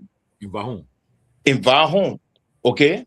But when he freed, if you go back to history, when he freed the 500 troops, go back to General Mosquito interview. It's almost the same thing that Sekou Damati Kone did when Charles Taylor left, when he congratulated the Guinean president for giving them the opportunity to remove Charles Taylor. It's just almost the same thing. My brother, look, I can come back to look. Let's look at Louis Brown. Louis Brown, Roland Doe, former Minister Chie, and the leg of Saboli. Those guys had a press conference in Liberia when they just arrested Charles Taylor. They had a press conference. Nobody told them they were about to move on them. But they had a press conference. Who were leading the press conference? Louis Brown said that, and I quote, that if they move on them, they were going to make Monrovia ungovernable. Tomalin, that very day I put my life and my job on the line. I went on the air. It was my broadcast that day, and I said, if Louis Brown and others make Monrovia ungovernable, we will make Monrovia ungovernable for them. So because we never set precedent in terms of justice, that's why we found all these guys today, they are lingering in power. They're moving from one end to another end, making themselves to look that demagogue. Now you talk about it was Sheikh Kapuma Kone and that lady. No, Timothy, it was all of them. Because if you look at Commissioner Stewart was from the Sawyer block. Yes, he was one of the main person, yeah. Stewart, it started from Sawyer Dam. It never started from the Salif camp. It was the Sawyer group that informed Madame Salif what they were going to do. Now, Prayer Brown being a Salif person, led her group to Love FM. I conducted the interview with her. So when I said I was in the know, I was Commissioner Massa. Commissioner Massa then came in late. Yeah. Oh, they came in late. So Brother now was just a lone guy when they all have agreed. Don't let any one of them fool you that they were not in the know. They all were in the know. But when it came to a place for prosecution and sending the recommendation to the lawmakers, that's when they started going to their kingsmen and the political godfathers, and the whole thing went helter-skelter. What about the lawmakers? When the lawmakers had the opportunity to turn the table around, they lied to their constituents that they were going to their constituency to have meeting, and they never did. So we're just caught up in a spider web in a sense that all of these guys never wanted to give us justice. We saw that 6 years ago. We're seeing it now. Will we see it even after this government leave power? No. Prince Johnson was not the only person. He was not. But you expected the lawmakers to go to their constituents when 90% of them were indicted in a report? Exactly. That's the point I keep making. Exactly. Okay, guys. It was incumbent upon them. No, now, here is the play. How do I report myself? It makes no sense. This is why I keep saying we need to get our listen, we're so intellectual, right? But sometimes common sense, the things we do defies logic. You expect criminals, you want to indict people. The decision, they have to decide what happens to them. They have their own fate in their hands. What do you think they will do? Okay, it doesn't work that way. Guys, our time has ended. Johnny close. Let's go. Let me say this. Don't many lawmakers are there. Listen, Johnny is closing. Go ahead, Johnny. What happened event was all these things were taking place before 2005. Thank you, Johnny. Right there. What's the idea? But now, Judy Bryan had 2 years, and 2 years in my mind was not particular to do everything before the election. So there was a reason that there was a request to Judy Bryan time, and everybody refused because all the guys should remain neutral, should remain in the private left. Judy Bryan was responsible to do all these things and put it in order before the election. But they went against. So when part of the deal was that they were reflection. How was that? Okay, so I got to bring in Gayman. Thank you. Appreciate my darling sister Tevi. I'm still hunting you to join the right. And so let me say thank you to everybody.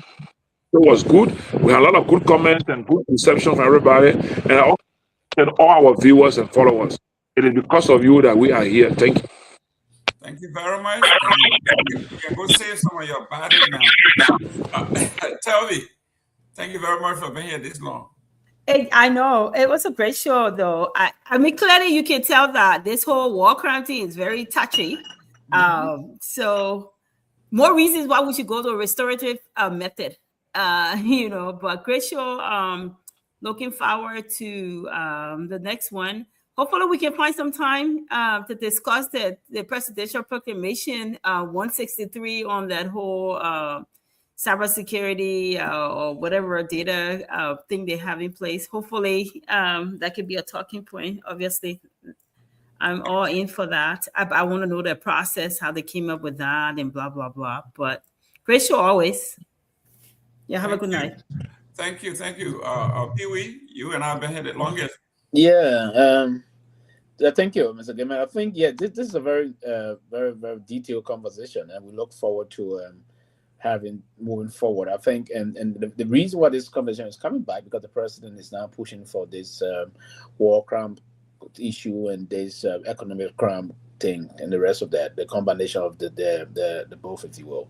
So it's going to be a very interesting thing, and we've been here a long time tonight. We look forward to having different set of this discussion moving forward. Thank you and good night. Thank you. Guys, don't forget tomorrow we're going to have Dr. Red will be here from the University of Wisconsin. We'll be talking films. We'll be talking religion. We'll be talking about poetry. We're going to be talking about books all tomorrow. Dr. Red is going to be here. Victor, no, you will be live. You will be live because you just came on. Let me relieve. Tomalin was the third to come here for a long time. Tomalin, go ahead. Yes, great show, guys. Again, I want to condemn what happened at the red light. I just watched the video. I sent a message. I want to hear from the authorities. What are they doing about that? I mean, people. Look, we in a country that is very free. Like I on the phone with my guys yesterday. I told them, I said, look, the country, someone coming again. People walking in the country. They walk. Some of them walk practically naked. Oh Lord! I mean, you're all everywhere you go. Come to South Beach, Miami. Yeah, come to Miami. And so forth. But you didn't have the right to go and put my hands on and the and say, cover yourself. No, in fact, they were insult. Who made them morality police? So I don't think. I mean, then when you press it, say that culture been it. Our culture. Give me a break. What that thing you're doing, it's not good. It's not fair. I mean, if the woman want to left for her, I mean, that whole body she's exposing. But I mean, there are laws for there are laws on the books for people being. There are laws on the books. Also, that's correct. Yeah, she improperly a tie is wrong. The laws are there. They call it indecent exposure. I think so. Yeah, but I don't think people should put hands on the person and we'll to beat discuss him it up. in detail tomorrow. Yeah, and also about the attack on Yeke. Look, people should be free to go and say what they want to say, but whatever they say will be accountable for the act for what they say. But if they are not breaching the peace, I don't think you come and attack the person because the person in a country that's opposed to the president or the government or in a majority, the person can say what they want to say. Freedom of speech. So I think all of this should be condemned. And let me say this. I'll end on this. The Supreme Court. I'm watching this Yeke trial, the Yeke case. I see what the Supreme Court would do. The Supreme Court ruled that Yeke removal was improper. I'll see. People are telling me already. Some lawmakers told me, say, you're wasting your time. I don't care what the Supreme Court say. Yeke is gone. The Supreme Court rules and say that it was improper, and he should be given right to represent his people, and they refuse. We should all be worried that we are coming towards the election. If the Supreme Court rule and say, what it will say at the end of the day, will tell you say there were irregularities, but it wasn't sufficient to resolve the election. What we will start a year. So let's be warned. Be mindful. The president the Supreme Court ruled that the action against Kufa was illegal. The president said, "Well, why you have the right to disagree, but I will not work with Kufa. I will work with the people that are available." And Kufa was forced to resign. Now, if they come to the Yeke case, the same thing will happen again. I just found out too that Prophet Key should have been given only 30 days, but instead they gave him 6 months. On a serious note. And we said that letting go, all the thing happening, and we ignoring it. It will come to the point where, come to election time, I think we'll always start saying, oh no, it's getting zero, but it'll be late. So let us be very careful. Robert? Listen, this is, first of all, I always stand on the side of justice in Liberia. And I believe that anyone, directly or indirectly, who participated in this war should be held accountable. But I'm no fool to understand that I do not expect any accountability from the hands of those who we have given the power to decide on what that looks like. And unless we are able to say to ourselves, enough is enough, it's time that we put on decisions tables people who have got no hands or no ties to war and these crimes that are committed in our country.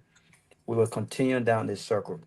I don't think that Joseph Boakai has it within him to once and for all see this to come through. Listen, he established this thing in 2024, March of 2024. He spoke about it. This is when what's his name was still alive. Look, we're in 2026, approaching 2027. I think this is all a political bluff. I don't think this is ever going to happen under the watch of Joseph Boakai. I don't think it's going to happen. Who is he going to persecute? I think Prince Johnson was a source of motivation when this happened in 2024. We saw the pattern of conversation. What is his motivation now? Yeke Koluba? It can't be Ellen Johnson Sirleaf. What is his motivation? Who? I don't see this. I don't see this to be possible, because if Joseph Boakai was serious about the establishment of War and Economic Crimes Court, we will see some needle move in 2026. That has not happened. When the interim government was formed, it was a sharing power government. It wasn't just Julie Bryan, the guy who was an independent and outside of the war. He had to appoint key folks from these warring factions. We didn't say no. We shouldn't have none of this happening. So to John's point, how was this going to happen before the election started? There was nothing in anything that says, moving forward, they should be done by Liberians who had nothing to do with the war. They could not have done that, because we would have continued the fight. It was always about power. It was always about greed. And almost all of these decades later, the victims continue to be oppressed and victimized by the oppressor. They are the decision maker. I don't expect anything to happen. Lastly, we need to be careful in that country. Stop applying this misaggression. Stop putting your hands on people. You're going to mess with the wrong people one day. You do not decide how somebody dress. So true, so true. You do not decide on how somebody dress. The way you dress, I don't like the way you dress. Does that give me the right to come to pour clothes on you? To take out your lapa? People wearing country cloth in the sun. I don't like it. I think it's a health hazard. Does that give me the right to go and remove the country cloth from on you and put on a t-shirt? What kind of nonsense is this? You will play with the wrong people one day and somebody's going to get hurt. Because not everybody's going to sit and allow you to disrespect and abuse their loved ones. And what would the police do? We got to stop this nonsense. This is part of the trauma that our people have gone through. This is mental issue. You see somebody dressed and you don't like it. Just leave them alone. Focus on something else. You go in your own dress that somebody's daughter, somebody's wife, somebody's girlfriend, you're going to get shot. That's what's going to happen to you. Go around. You're going to get shot messing around with the wrong person. Typical American because man. not everybody's going to tolerate this nonsense. So you got to be very careful. We will come back to our country. You will come back. You are not more Liberians than us. And your standard of dressing would not be our standard. You don't decide what is decent and indecent. You mess around, you will get shot. So be careful. This nonsense have got to stop. Thank you. Damn it. Rabbi has spoken. Yeah, that's my boy. My boy has let it out today again. Yeah, you're right. Somebody will get hurt for true. Am I right? You know, when people molest young boys and girls, our people don't get too angry. When folks steal from government, they don't get angry. They enjoy living in poverty. They don't get angry. Me, as a pastor, I can say to you, dress modestly, but you can't come to church, then I undress you. It's not nice to do. It's not something that anybody should do to anyone. But in this generation, they never fought the war. I don't think some of them were even victims of the war. But something wrong somewhere. For some of us who live in the country from the 90s to the end of the war, to the end, to the 2005 election, when I see this generation, Mr. Gayman, and I see the things they do, I said, but we were around. How come? What was wrong with these guys? But the issue, you see, the issue of the war crime and economic code, the reason why it caught my attention and will always do, peace be to the ashes of my late father. When Unimbo people went for my father, it was under the order of Seleke Kromah. They said my father was keeping rebels in his swimming pool. Rebels and ammunition, autopods, grabbed my father from the burrow, beat him beyond recognition, almost died. Wow. But Kromah became my professor. He taught me television production. And every time he sat in the classroom, I would look at him, no security. I said, this guy, I can move on him now. But I remember my late father always used to say to me, don't even think about it. So when I had the opportunity to be on the radio, to conscientize my people, I kept saying to them, justice is the way forward. And I just want to appeal to this group. Let's continue to have these conversations. Look, that one thing that didn't happen our days in the media, we were not picking up these stories with consistency, because 99% of the media institution at the time, political alignments here, political godfathers here, there were certain things we would say and we'll leave the story. But the more you talk about these things, the more you air them, it draws attention. Who say our government officials are not listening? They are listening. But they keep our people in darkness because they don't want them to be adequately informed. That's why they don't want to make sure that internet is cheap, even though it's affordable, but it's not cheap, so that they cannot see some of these things, so that they don't express themselves. But great show. Thank you so much. It was good, being out here tonight with you people. Thank you. Thank you very much, guys. Tomorrow, be here on time. We're going to continue the topic on the undressing of this young lady. This is why when we say what's on your mind, let us know, because before we go to press, there are stories that we didn't cover, and I'm glad you covered this. Tomalin, we're going to continue this tomorrow. We're going to do some more researching, and we're going to follow through. I'm going to, if I get a video, I'm going to send it directly to the U.S. Embassy, to the department that is in charge of law and order. Let them see that. I know Gregory wouldn't like that, but that's what we have to do. Because this nonsense have to stop. This is not Iran, where they have morality police all over the place beating people because your face is showing. This is Liberia. And if you want to bring your culture into what we do, there is no culture in Liberia that supersedes freedom of movement, freedom to live, and the pursuit of happiness. It's enshrined in our Constitution. No barbarian will come from Lofa, Bassa, Nuclear Town, wherever, to come and impose their will on other people. It will not happen. The last time when I read, there's something called rescue. The arrest thing, they call it arrest. The R in that was the rule of law.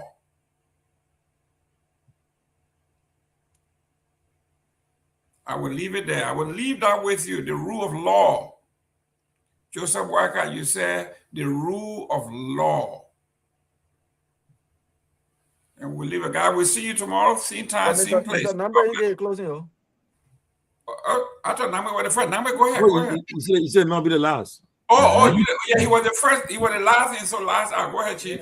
Sometimes I think it's men conspiring against me, you know, to silence.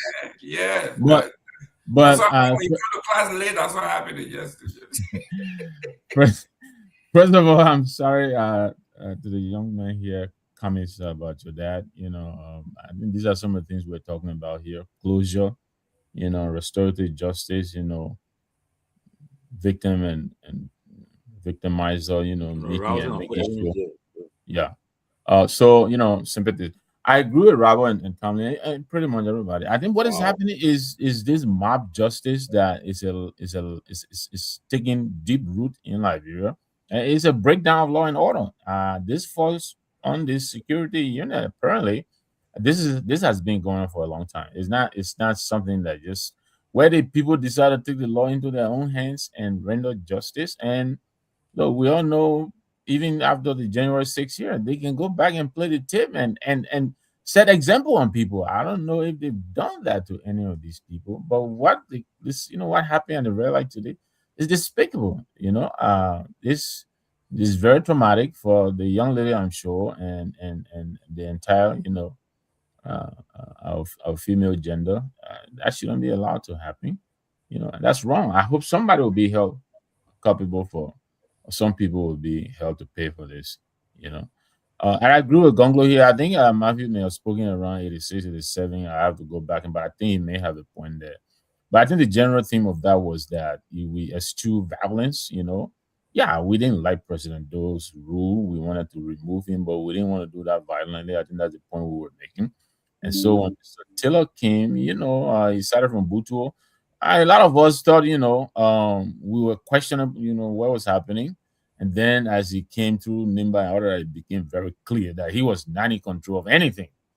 You know, the moment Emma Glad Johnson was taken out of the equation, the news spread to us that this was going to be anarchy. And true to form, that's what we witnessed in Liberia. I don't think Mr. Charles Taylor has ever made an attempt to tune in reality, in real feelings about what happened. A lot of people got killed.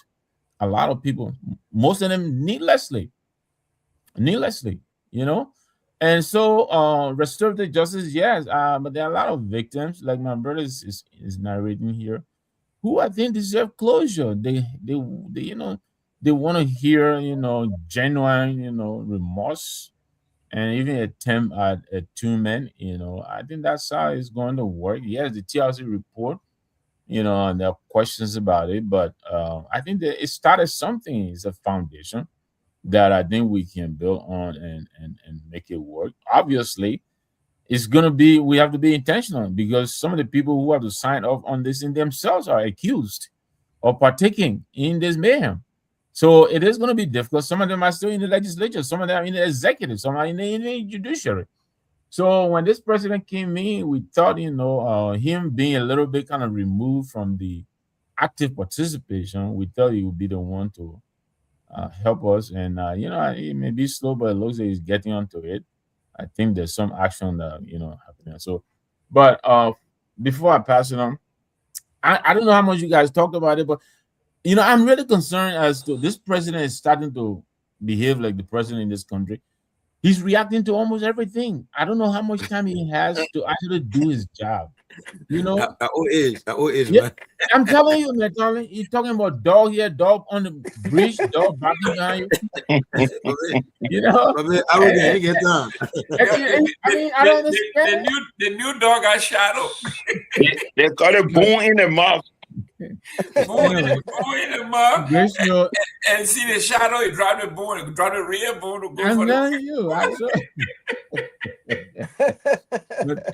Thank you all very much. Let's do it again tomorrow. Oh, Sylvester ain't close though. Oh, Sylvester already close, huh? Sylvester close, but what with him? When you are lonely in the night, when you wake up 3, 4 o'clock in the morning, nobody to talk to, you get down and start talking about your bullshit. You got me your boom stories. All right, guys. God, we'll see you tomorrow. Well, great show, man. Great show. All right, bye-bye. Hey, God, keep your bone to yourself.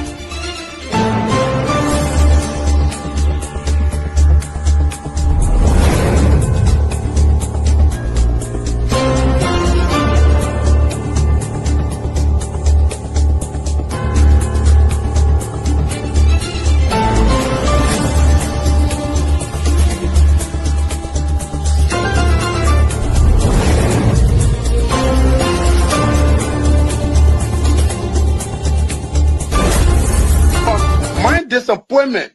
Now the vice president often tell me since he got a seat as vice president, how many persons are recommended in this government to serve in the government as presidential appointee? 0. Every appointment in Nima County was done by him. He and I would discuss something as a brother. To implement it, you will bypass me and do different things. I better keep it. I don't talk on it. Now you need to deceive us. The thing we saw, it frustrates us. So why can't you lie? Why can't you steal? Why can't you allow the citizens to be? You see, we just tell you that why we voted you.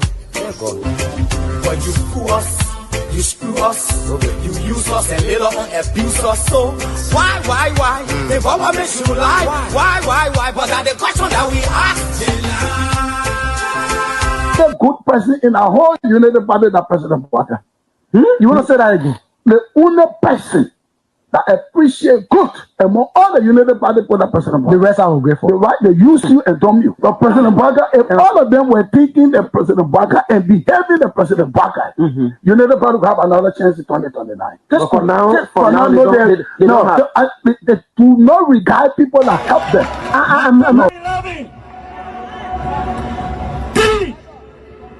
Of our soldiers were executed on this party ground. 2 at the back and 1 right at the headquarters. The man who shot and killed our people today is a darling boy in the Liberian National Police. They brought him back to shoot more guns. Get ready to shoot. Because we challenge the status quo appropriately. Inform that the violence or still any student because of the action, it will be the day the entire Brothers administration will call down. We will massively violate the students in this country and will shut down the Brothers administration. The day that happens, we have the capability to do so.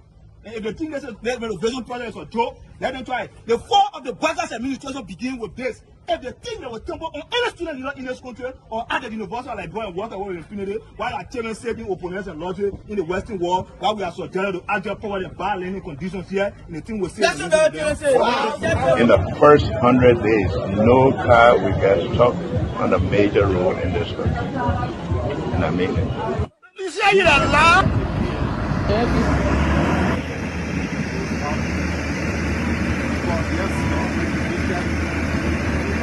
It's going down. First floor. There you have it.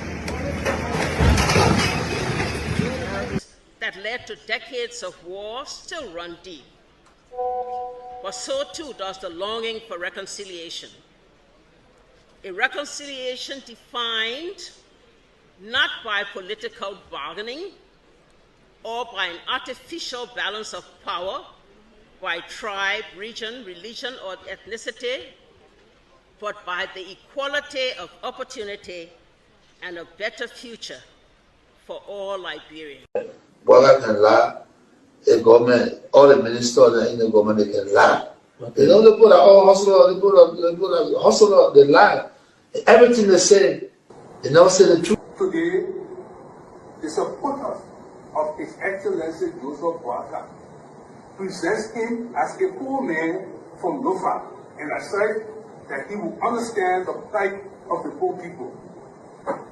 Fellow Liberians, do not be fooled. Vice President Boakai is not poor like you, not even as me. As Vice President, his office received more money from the government budget than any other Vice President has received in Liberia's history. He has enjoyed some of the best and most lucrative government jobs. First of all, there's this, what I call sort of vicious lie about the fact that Mr. Kobe is gay or bring gay lifestyle to Liberia. It's complete bullshit. When people can accuse you of stealing people's money, when they can accuse you of being involved in war, anything, people don't make up stuff. They don't make up shit. Excuse my language, right? So it's complete nonsense.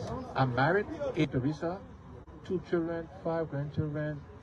I believe in traditional family values, so it's complete bullshit, complete nonsense. Jamaican, young man, vice president, young man that are vice president, they may just so 500,000. I mean, Jamaican, the man just went to I forget that Jamaican, the man just went to Ghana the fit and they may bring it all company in the country. I mean, Kun just can't reach yourself. Kun man, you know, Kun but I want to sophisticated, quiet, hardcore rule in Liberia. But Liberia when 2029 come and pass, then you finally leave. Mission is completed. Now, what the rules of engagement? When the war ended, the guy said, the captain, the commander said, mission complete. There wounded outwards, all men on board. Everywhere there is no school, I will put school. And everywhere there is school and school in bad condition, I will renovate it. I told them, towns and villages, everywhere you will have lights in a town for children to play and people to see. I told them, every town will have safe drinking water. If Charles Taylor is the problem, he will be out of here in the twinkle of an eye. And I say, let well-meaning Liberians come home. If we respect this constitution, a government formed in Accra is a violation of Article 1 of the Constitution. Let them come home. Let that government be formed in Monrovia. The government that capital road, small road, B road, all kinds of places. I think the reason Joseph Boakai will not do much because the old man, the papa is suffering. The papa loves the country, but he can't make it. The criminal there around him, they sophisticated than him. They are sophisticated criminals, so they can't make it. Your league Costa, God know how to pay people. It's just simple. Costa that accused everybody here but himself. Everybody, Joe, we join, we accuse Joe, he killed Joseph Boakai. Boakai still living. Joe, no, you leave better. He made me senator. He almost made Joseph Boakai president until he screwed up. We gave God the glory. Yeah. Well, Boakai, when he screwed, he said, oh, we don't want to make sure we fought for him to be reconciled with the president.